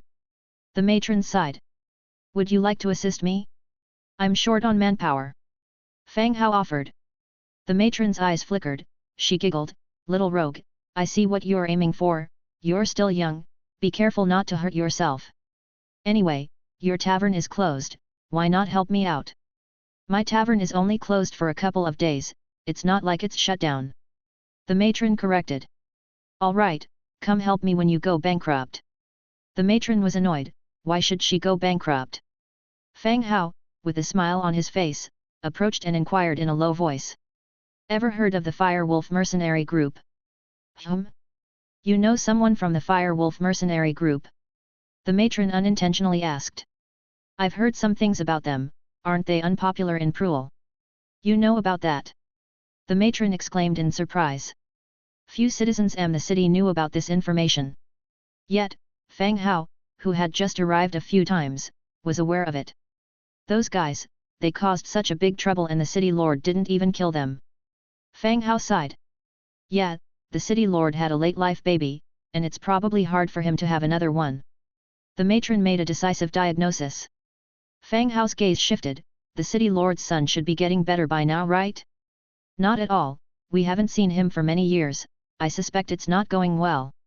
The two chatted softly while watching as the shop's sign was hung up. Through the matron's words, Fang Hao could guess a few things. For some reason, the Fire Wolf mercenary group had injured the city lord's son several years ago and the injury had been worsening. He probably wouldn't live much longer. For some reason, the city lord had, up until now, not made a move against the mercenary group. This time they seemed to have seized an opportunity, pinning the city's murder case on the Fire Wolf mercenary group. After chatting for a while, the soldiers came to search the tavern again, and the matron left. Fang Hao and Angia mounted the giant lizard again, returning to their territory. They quickly returned to their territory. Fang Hao dismounted and started checking the soldiers he would bring. The manor where the Fire Wolf mercenary group was located was already shown on Fang Hao's large map. Seeing that they only have a few dozen men, there was no need to bring too many soldiers and draw attention. The heroes were Angia, the Blood Hunter, 100 bone dragons and 5-tier skeleton trolls filled to seating capacity. The Blackthorn had city defense skills and was just right for minding the fort. In high-altitude flight, they wouldn't draw the attention of people on the ground, plus they were fast and could finish the fight before the night fell. Fang Hao uses God's presence to mount the bone dragon. Patting the dragon's neck twice, the bone dragon soared into the clouds, flying towards the manor of the Fire Wolf mercenary group. Chapter 196, No Man's Land and Scale Armor. The bone dragon was flying through the clouds, the sound of the wind roaring in its ears. From this high up, the city below seemed as tiny as a matchbox, its busy inhabitants looking like hard-working ants. Soon, the bone dragon had drawn close to the estate of the wolf mercenary group. The outline of the city was visible, as were some bustling crowds. Upon closer inspection, however, Fang Hao noticed something strange about the property. This wasn't just a simple estate. Clearly, it was a city that a city lord had upgraded to the 3rd tier. The central area had the city lord's mansion, civilian dwellings, armies, and even 2nd-tier city walls that had been constructed. Could it be that this wolf mercenary group was established by another transmigrator? Almost immediately, Fang Hao dismissed this thought. He saw that on the open space in front of the city lord's mansion, several men were skinning and butchering a beast manually. If the lord of this place were still alive and free, he would not resort to such primitive butchering methods. It seemed that the mercenary group had seized this area a long time ago and made it its base. As for the city lord's fate, it was not hard to guess. Fang Hao hoped that the lord had managed to escape, instead of falling into the hands of these brutes. Ready the dragon breath, and let's end the battle quickly. With a roar, the bone dragon folded its wings and descended straight down from the clouds. 100 bone dragons rapidly closed in on the city below. As the dragons spread their wings again and flew over the city, they let loose beams of black energy, signaling an attack. Poorly numbered and without a hero among them, this was a battle with a foregone conclusion for the enemy. The bone dragon circled above the territory. Gigantic skeleton trolls dismounted from its back and began cleanup operations. All right, don't kill the rest. Tie them all up, said Fang Hao. Fang Hao needed to bring a few back to City Lord Cyril to prove that he had indeed crushed the wolf mercenary group. In the ensuing cleanup, 6 members of the wolf mercenary group were left alive. One of these was the leader of the mercenary group, a level 6 warrior. He was rather high level. Sir, did the wolf mercenary group somehow offend you? We can talk things out, it's negotiable, pleaded the leader of the wolf mercenary group while kneeling. He had felt uneasy all day, and it turned out his worries were well founded. Where is the original owner of this city? Fang Hao asked. They were all in this transmigration business together. If the city lord had been held hostage, he could at least try to rescue him. The leader of the mercenary group glanced around and promptly replied, I think you're mistaken. This is the base of our mercenary group. Who are you looking for? Clearly, the city lord wasn't in the hands of the wolf mercenary group. Whether he had managed to escape or had been killed by them, there was no point inquiring further. All he could do was speculate. Fang Hao didn't ask anything else. Instead, he instructed the skeleton trolls, watch them. Kill anyone who tries to escape. The skeleton trolls closed in around the 6 men, lowering their heads to maintain a vigilant gaze on them. With this matter settled, Fang Hao entered the mansion of the seized city. The wolf mercenary group was quite affluent. A box was filled to the brim with gold coins, silk cloth, gold and silverware, and more. The haul here was much more substantial than the one from the bandit camp they had cleaned out a few days ago. Hey! This sword looks quite a lot like the one you bought recently, exclaimed Angia, suddenly holding up a silver longsword. Without even examining its properties, its material and design alone evoked the image of the swords of absolution that Fang Hao had bought a couple of days prior. Let me have a look, Fang Hao said, taking the longsword from Angia. Swords of absolution, purple. Type, longsword. Damage, Tier 3. Description, a longsword that killed its own master. Legend has it that whoever obtains this sword will endure unbearable torment till death. What an unexpected find. Another of the swords of absolution was here. Really? Angia asked curiously. Indeed. Then we'd better search thoroughly. These guys were loaded, Angia suggested, excited to embark on her treasure hunt. She ransacked every box and overturned every rug to see if there were valuable items hidden underneath. All valuables were gathered and placed in the courtyard. In a room on the second floor, they found a silver treasure chest. Perhaps due to limited manpower or some other reason, the chest was only silver tier. They opened it immediately.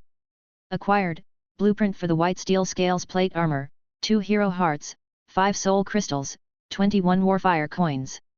White steel scales plate, blue 3 iron blocks, 2 white steel ingots, 5 white steel sheets, 5 thick leathers. Description, a protective covering made of overlapping scales. A single piece of armor protects the entire body. This is great. The blue tier quality ensured a defense standard of at least tier 3. It was also a suitable replacement for the current plate armor worn by Fang Hao. He continued inspecting the next item. Hero Heart. Category, Hero Equipment. Description, a proof of one's achievements to be acknowledged as a hero. Only with a hero heart can one undergo the test at the merit training ground. There was already a merit training ground in his domain. The merit training ground provided trials for advancing ranks, applicable to troops of rank 10 or higher, and heroes. As for the hero heart, it was the proof necessary to participate in these trials. Of course, it was also sold in the Trade Alliance's shop, albeit quite expensively. With all the items secured, Fang Hao then left the building. All the goods had been organized and collected outside the building. The collection included furniture, furs, and even coins, silks, golden and silver jewelry, and more. All right, let's bring these people and head back. The bone dragon dropped some cumbersome furniture and furs off near a village. Carrying the remaining valuables, they returned to the clouds and began their journey back home.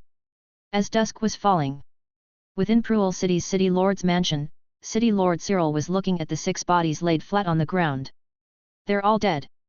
One could tell that these people had surrendered from the bindings on their bodies. However, Fang Hao had brought back corpses instead of captives. If these were 6 living men, and City Lord Cyril publicly declared their crimes and hung them from the gallows, they would have been a stronger statement than 6 dead bodies. I had originally planned to bring them in alive, but as soon as we got close to the city, they started yelling, claiming that you had slandered them and that your son's injury had nothing to do with them. I was worried about damaging your reputation, so regrettably I had to bring back their bodies instead, Fang Hao explained regretfully. These 6 men had seen Fang Hao's undead army. To avoid causing trouble, Fang Hao naturally wouldn't let them fall into the hands of City Lord Cyril alive. He provided an excuse corresponding with the fabricated story he had provided earlier to the lady boss. Right, someone, prepare a horse-drawn carriage for them, and transport the white steel ingots from the army warehouse to them, ordered Cyril. Immediately, a guard acknowledged his order. Sir, miss, please follow me. Until next time, Lord Cyril, Fang Hao said with a smile as he followed the guard out. Chapter 197, Disaster Song Hilda. In front of the military supply warehouse, the giant lizard lay on the ground. Batch after batch of white steel ingots were loaded onto the carrying saddles under Fang Hao's watchful eye. Thankfully, the lizard was enormous. Otherwise, they would need 2 horse carts to transport all these steel ingots back to his territory. White steel ingots, 1,510 units. Apparently, Cyril's 1,500 estimate was not exact. The actual total was 1,510 ingots loaded on the giant lizard. Mr. Fang Hao, this is your bounty. Please count it, said a soldier, approaching him. There was no need for that.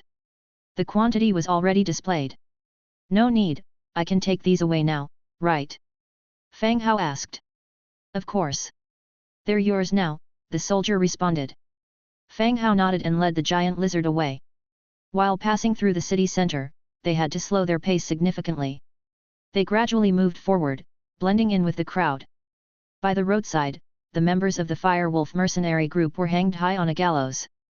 On the platform, an official was loudly reading out their crimes and the murder that had occurred in the city the previous day.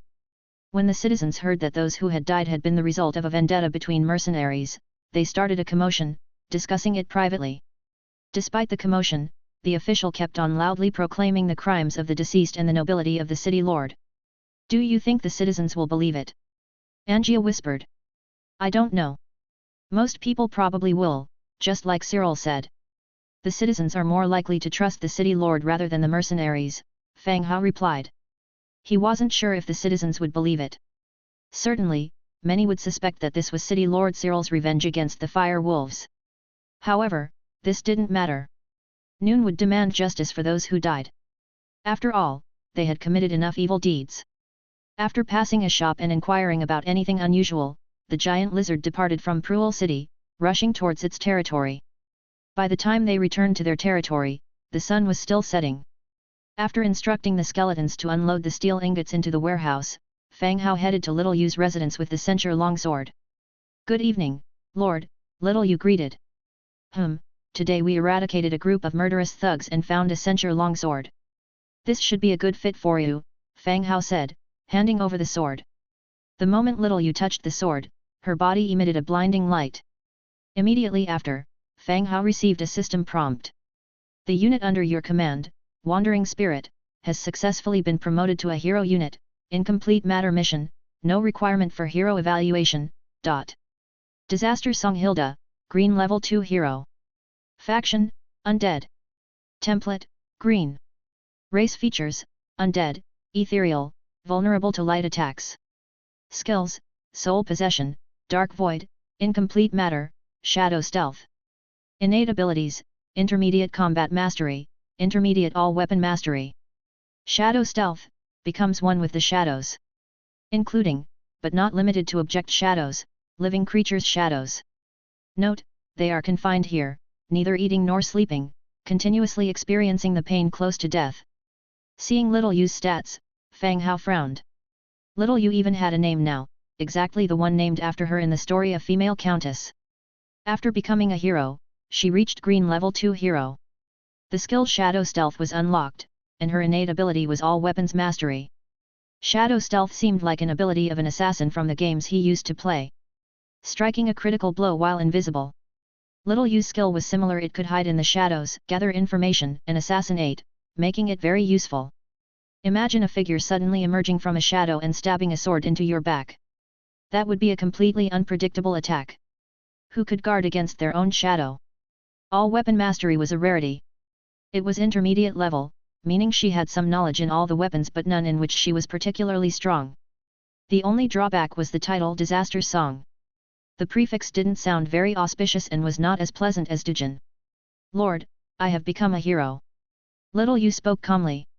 It seemed as if becoming a hero was just an ordinary matter, with no emotional changes. Fang Hao looked at her and noticed changes as well. Little Yu's body was now nearly solid, no longer a transparent phantom floating in the sky. She now resembled a person more closely. The illusory clothes she used to wear had also disappeared, leaving her standing naked in front of Fang Hao. "Little Yu, do you want to put on something?" "Even though this is your right," said Fang Hao. Following Fang Hao's gaze, Little Yu finally noticed the subtle changes to her body after becoming a hero. She quickly retreated back to her room, donned a linen gown, and walked back out. Being able to wear clothes suggested that Little Yu could also wear equipment now, right? "Lord, I apologize for my earlier appearance," Little Yu apologized. "Yeah, it seems you've chosen a name for yourself. Do you want us to call you Little Yu, or Hilda? We'll respect your choice." "Little Yu." "Okay, Little Yu. Since you can now wear equipment, will there be any problems when you use Shadow Stealth?" Fang Hao suddenly thought of this issue. When you use Shadow Stealth and merge into the shadows, wouldn't it be a problem if your equipment suddenly fell to the ground? The enemy would notice, wouldn't they? Or would she have to come out naked to assassinate, which wouldn't be very serious? If the deceased remained excitedly engorged at the time of death, it would also affect their reputation. "Let me try," Little Yu replied, disappearing into the darkness, her body seeming to melt like ink. In the next moment, Little Yu appeared behind Fang Hao, gently tapping him on the shoulder. "Lord." Fang Hao turned around to find Little Yu still clothed in her long linen gown. It proved that Little Yu's equipment would also be affected by her ability, eliminating the possibility that she would vanish, leaving her equipment behind. Tomorrow we'll have Soy prepare a few sets of everyday clothing for you." "Thank you, sir. I like the black and white dress that Ira and the others wear. Could you get me one?" "Sure, you can ask Soy for it yourself." Fang Hao was curious. It seemed that the girls in his territory liked maid outfits a lot. He decided to ask her what else she needed so he could prepare it in advance. Previously, Little Yu was a pure spirit, so many of the furniture, carpets, etc., were of no use to her. She didn't even need to open doors, as she could simply float through them. Now, however, she was almost corporeal. After chatting with Little Yu for a while, Ira's dinner was ready. After dinner, Fang Hao went directly to the Trade Alliance building. Dijin was still busy arranging work, and skeleton's merchants were moving around the shop. "Sir." The group of skeleton merchants bowed respectfully. "You guys continue with your work, don't mind me." Fang Hao sat down at the counter and asked Dijin, "Is the order for the steel firearm still available?" "Yes, sir." "Bring it out and let's sign it." "The materials are ready. Also, check if there are any blueprints for firearm bullets," said Fang Hao. "Wait a moment, sir. Let me check." Dijin took out the order, then opened the counter behind him to check for the blueprints. Fang Hao took the order and double-checked it. Order. Requirement, 2,000 steel firearms.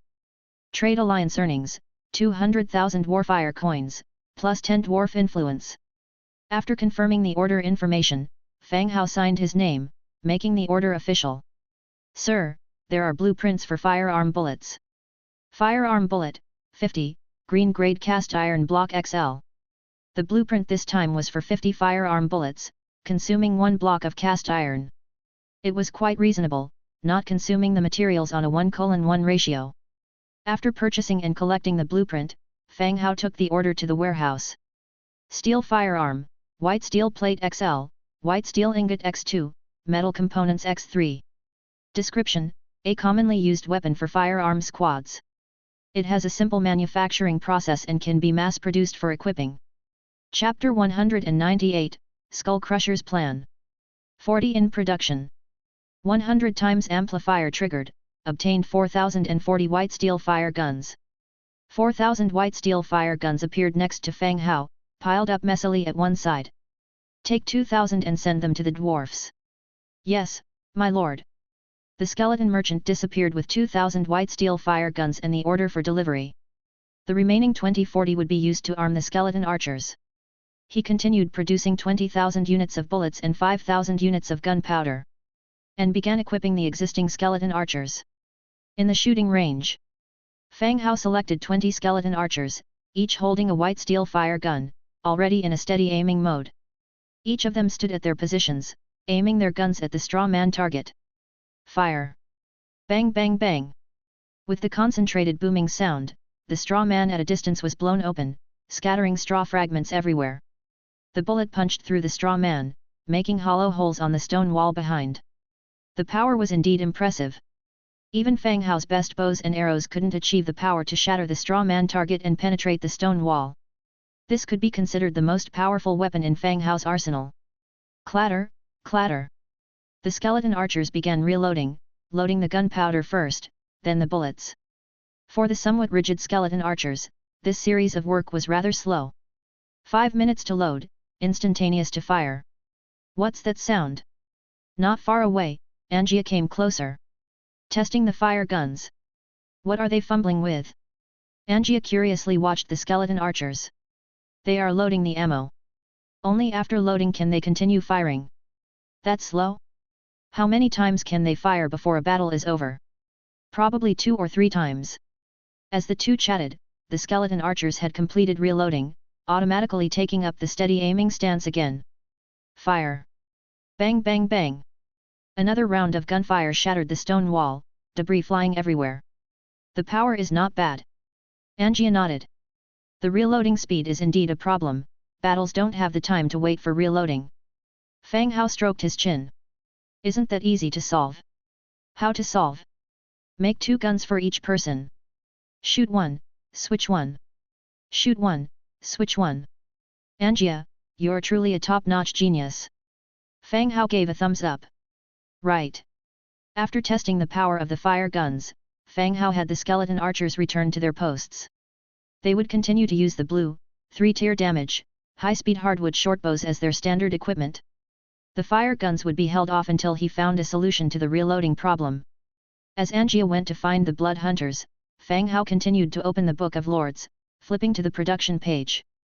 White steel scale armor, blue 3 iron cast blocks, 2 white steel ingots, 5 white steel slabs, 5 pieces of thick leather. Description: slabs of armor are connected, covering the body like scales. He used the remaining white steel ingots to produce white steel scale armor to increase the combat power of his soldiers.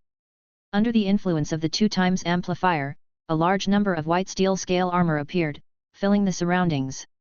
On the other side, the Coldwind Mountain Range, Skull Crusher Tribe.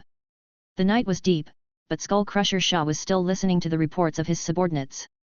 The scouts he had sent out had begun to relay quite a bit of news back. How many bone dragons do they have? Is it really a human who's leading the undead? Shah asked seriously. Great Chief, based on our observations over the past few days, they have close to 100 bone dragons. The one leading the undead is indeed a male human. The scout responded. More than 100, Shah murmured, his expression growing even darker. With the number of bone dragons reaching this figure, even if another battle were to break out in the Frostwind Mountains, victory would be impossible. When the time comes to attack with the Bloodthroat tribe together, he would need to find a way for the trolls to deal with these bone dragons. Any news on the total number of troops? And also, has the Bronze Bull truly sided with the undead? Shah inquired somberly. Great Chief, the information we've gathered suggests several hundreds of thousands, but the exact number cannot be confirmed. It is confirmed that Bronze Bull Telek has succumbed to the undead, replied the scout. Bronze Bull, the traitor of the Beast Clan, Shah cursed through gritted teeth. Great Chief, there's more recent news. Speak. The undead have been mobilizing a lot recently, and Bronze Bull has frequently visited the undead's city. We suspect that the undead may be planning an attack, the scout said in a low voice, head bowed. Boom. Shah hammered his fist heavily on the armrest, his face turned even more unsightly. Pushing us too far. Great Chief, do we need to arrange more scouts? No, the intelligence we have is sufficient. Relay the message directly to the Bloodthroat tribe and tell them to set off early tomorrow morning. We will launch an attack on the undead territory, Shah declared stoically. The undead are gathering their forces, potentially preparing to assault the Frostwind Mountains. In that case, he would end up being the one holding off the undead's main force, whereas the trolls would get off lightly. Therefore, the plan must be brought forward. In any case, he had to get those trolls to attract the attention of the undead's army. Yes, Great Chief, I will go immediately, replied the scout, exiting the room. Shah sat in his seat brooding for a lengthy duration. He stood up and said, bring her in. Great Chief. Bring in the woman sent by the tribe. Yes, sir. Shortly after, a strong-boned female orc with a large mouth and large tusks walked in, her shy gaze fixed on Shah. Furious, Shah grabbed hold of the female Beast Clan member, gently stroking the thick fur on her legs. In the female Beast Clan member's surprise, she was pushed down in an act to relieve his pent-up frustrations. The next day, Fang Hao woke up early. He dressed and went downstairs, where Ira had already started preparing breakfast. After running a circuit around his territory, he visited the tailor's shop, the blacksmith's, the silk farming house, and the Faceless One's hut. Satisfied that nothing had happened and that no intelligence had been relayed from the Faceless One's hut, Fang Hao even questioned whether the other party had forgotten his task, or perhaps he had been duped into financing a service that would never be rendered. Eventually, he arrived at the entrance of the Trade Alliance shop and walked in. Fang Hao's Trade Alliance shop was open 24/7. The skeleton merchant did not need rest, and Dujin kept a round-the-clock vigil. During his free time, he would go and chat with others, play some mahjong but without the need to sleep and restore energy. Despite having observed the game twice, Fang Hao found it uninteresting and thus paid little attention to it. "Lord," Dujin greeted fervently. "Dujin, are there any new orders?" Fang Hao was still rather keen on earning money. He was waiting to amass 1,000,000 warfire coins to go to the Trade Alliance's shop and buy an orange-colored piece of equipment. "Sir, there are no new orders," Dujin responded. Take a look if the shop has any slave scrolls, hero scrolls," Fang Hao requested. "All right," Dujin pressed the counter button. All the shelves behind him opened, revealing the goods inside. Indeed, there were slave scrolls available, and not just from one vendor, but several. "Buy all these slave scrolls." "Very well, sir," Dujin said without any unnecessary chatter, securing several slave scrolls from the shelves. Fang Hao counted them a total of 21. "That's a sound transmitting shell, isn't it? Purchase that too, I'll take it with me when I go." Fang Hao pointed at the sound transmitting shell on the counter. This device was essentially a pager of this era. It allowed the two parties to keep in contact with each other. Dujin handed it over to Fang Hao. Having verified that there were no other necessities, he promptly left the Trade Alliance and returned to his mansion for a meal. Chapter 199, Building a Fortress and Blowing Up the Mountain. After breakfast, Fang Hao, accompanied by Blackthorn and 20 bone dragons carrying skeleton trolls, headed towards the edge of the Bloody Mountain range. After about an hour's journey, they finally reached their destination. First, they rode the bone dragons to fly over the mountain range, carefully observing the area. "My lord, if you wish to attack the Bloodthroat tribe you mentioned, this is their only way," Blackthorn said, pointing to the map as the bone dragons landed. The map showed the nearby mountain ranges. The area was surrounded by towering mountains. The only path lay under their feet, which was also the path they took to get to the tomb of the dragon last time. There was another way, which was the secret tunnel inside the mountain they used when exiting the tomb of the dragon. Fang Hao had already sent people to acquire black gunpowder to block that passage. Fang Hao opened the Book of Lords, flipping to the construction page. He found the blueprint for the fortress. Level 1 Fortress, Wood 3000, Stone 2000, Brick 1500, Iron 500, Metal Parts 120. He chose to build it between the two mountains. With a flash of light, a fortress was built. He quickly upgraded the fortress to level 6. Level 6 Fortress. Category, Defensive Structure. Ability, Stronghold. Stronghold, the building defense durability increases by 1%. Upgrade required materials, tough wood 3000, brick 5000, iron 3200, metal parts 500. Upon reaching level 6, the fortress gained the stronghold ability, increasing its durability by 1%. It wasn't much, but hopefully, it would be enough to withstand the trolls' attack on the battlefield. To Fang Hao, the fortress resembled a medieval castle, with thick walls connecting the two mountains to form a defensive barrier. In the center of the city wall was a massive, heavy gate to ensure regular passage. The top of the wall was more than 5 meters wide, suitable for positioning archers, mages, or various defensive weapons. The interior could house barracks, civilian houses, weapon shops, and there were no restrictions on what could be built. It was not much different from a small city. "Wait a minute." Fang Hao slapped his forehead. Since all these can be built, then arrow towers and defensive magic towers should also be buildable. Once again, he opened the Book of Lords and built arrow towers and defensive magic towers. With a flash of light, the two types of defense towers appeared. Having upgraded the arrow towers and magic towers on the city wall to level 6, all that was left was to arrange the corresponding soldiers. Blackthorn. "My lord," Blackthorn came over. They both stood on the city wall, looking into the depths of the northern mountains. "What else do you think we need to prepare if we are to hold off the trolls here?" asked Fang Hao. Blackthorn had city defense skills and had spent years leading an orc army before his death, so he should have plenty of experience. Fang Hao hoped that Nelson had not wiped out this aspect of his knowledge. Blackthorn stood beside him, thought quickly and said, "My lord, trolls have strengths in size and power. The height of this wall is enough for defense, but we also need to delay the speed of trolls getting close to the wall to increase the time for attack.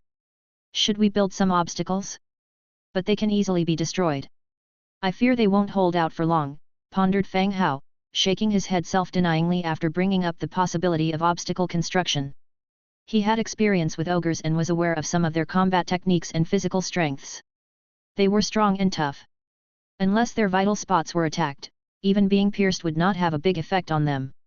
These mass-produced obstacles worked well against human-sized units. They could also impede trolls, but the effect would be much smaller. No, my lord, I was thinking of a trench that would be difficult for trolls to cross to slow their advance, explained Blackthorn, looking down below, but I'm afraid the project may be quite large. This is the Cold Wind Mountain range. Even the ground beneath one's feet is hard rock. If the fortress wasn't constructed using blueprints, it would be quite difficult to even excavate the foundation with human labor. Digging dirt and chiseling rock are two different degrees of labor. And besides, the enemy's attack is imminent. Digging a large pit to obstruct the trolls, Blackthorn fears there isn't enough time. But Fang Hao feels that this proposal is pretty good. Who says the project is too large? He doesn't feel that it is. This proposal is good. You study the location and length of the traps, I'll go call people, Fang Hao said. Oh, okay.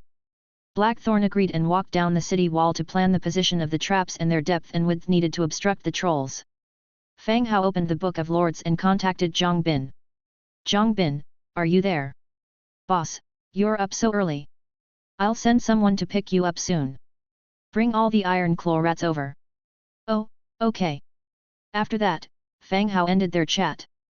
Not long after, the Blood Hunter flew over on the Bone Dragon. As soon as they landed, huge skeleton trolls jumped off the back of the Bone Dragon. They were clutching barrels of explosives. Master, where should these explosive barrels be placed? The Blood Hunter asked. Here, I'll take you there. Fang Hao led the Blood Hunter to a mountain tunnel that led to the outside world. The explosive barrels were thrown inside. After a loud boom, the tunnel collapsed, entirely sealed off. Blood Hunter, go to Zhang Bin's territory and bring him and the Iron Claw. Rats here, Fang Hao continued. Yes, Master. The Blood Hunter left again on the Bone Dragon, heading for Zhang Bin's territory. About 2 hours later, when the Bone Dragon returned again, Zhang Bin had brought a group of Iron Claw rats with him. As soon as the wooden barrel was put down, the Iron Claw rats instantly scattered, craning their necks to get a good look at Fang Hao, whom they hadn't seen for several days. Fang Hao also curiously inspected the Iron Claw rats. These little guys had changed a lot since he first saw them. Some had rings around their necks, some wore leather safety helmets, and some even had fitting clothes. In any case, each one was different, but were all adorable in their own way. Boss. Zhang Bin walked over. By now, he was used to riding the Bone Dragon and nothing out of the ordinary had occurred. Is this an animal beauty contest? Fang Hao looked towards the Iron Claw rats, their necks stretched out, full of curiosity. Oh, they were distributed to the residents house by house, right? Everyone added some markings to their Iron Claw rats to make them distinguishable, Zhang Bin explained. All the Iron Claw rats look similar, so the residents were afraid they wouldn't recognize their fattened rats. So they each added distinguishing marks, hats, collars, and some even shaved their fur off their hindquarters. All right, you command them. Dig the traps according to Blackthorn's plan. The sooner it's done, the sooner we can finish work, Fang Hao pointed at it. Blackthorn. Oh, okay. Zhang Bin directed the Iron Claw rats out and started digging traps in the ground according to the plan. Soil and rocks flew up. The sight of over 500 Iron Claw rats digging was indeed spectacular. At this moment, 2 more bone dragons descended from the sky. Angia leapt down from one dragon, with Petty following behind her. The second dragon carried 9 orcs, who were thrown down from its back. Upon landing, they immediately fell to their knees, weakened. Here, these are the slave contracts. There were a total of 9 tribes, we've just defeated 4 of them. Angia handed over a stack of slave contracts. Chapter 200, Information on the Faceless. Under Fang Hao's guidance, Petty used the excuse of discovering a large iron mine. He called over all the clan leaders of the orc villages to the north. By early this morning, they had all gathered in Pigman village. Of course, due to the temperament of the orcs, they wouldn't discuss the mining rights peacefully. As soon as they arrived, they were already shouting and fighting. Some even brought their troops, intending to occupy Pigman village and use the inhabitants as slave laborers. At the height of the chaotic scene, when Petty was sweating profusely, Angia, yawning, led her undead army to surround all the orcs. At this point, the orcs who had been shouting about killing everyone realized they had been deceived by the pigmen. There was no mine, it was all a ruse to lure them here. After Engia killed a few disobedient clan leaders, the whole field fell into silence. They all silently signed their slave contracts. Their detachments were then dismissed, and the clan leaders were taken to Fang Hao. Fang Hao took the slave contracts and immediately stored them in the Book of Lords. He was brought 9, but he heard that 4 were killed. He was somewhat surprised. That many were killed.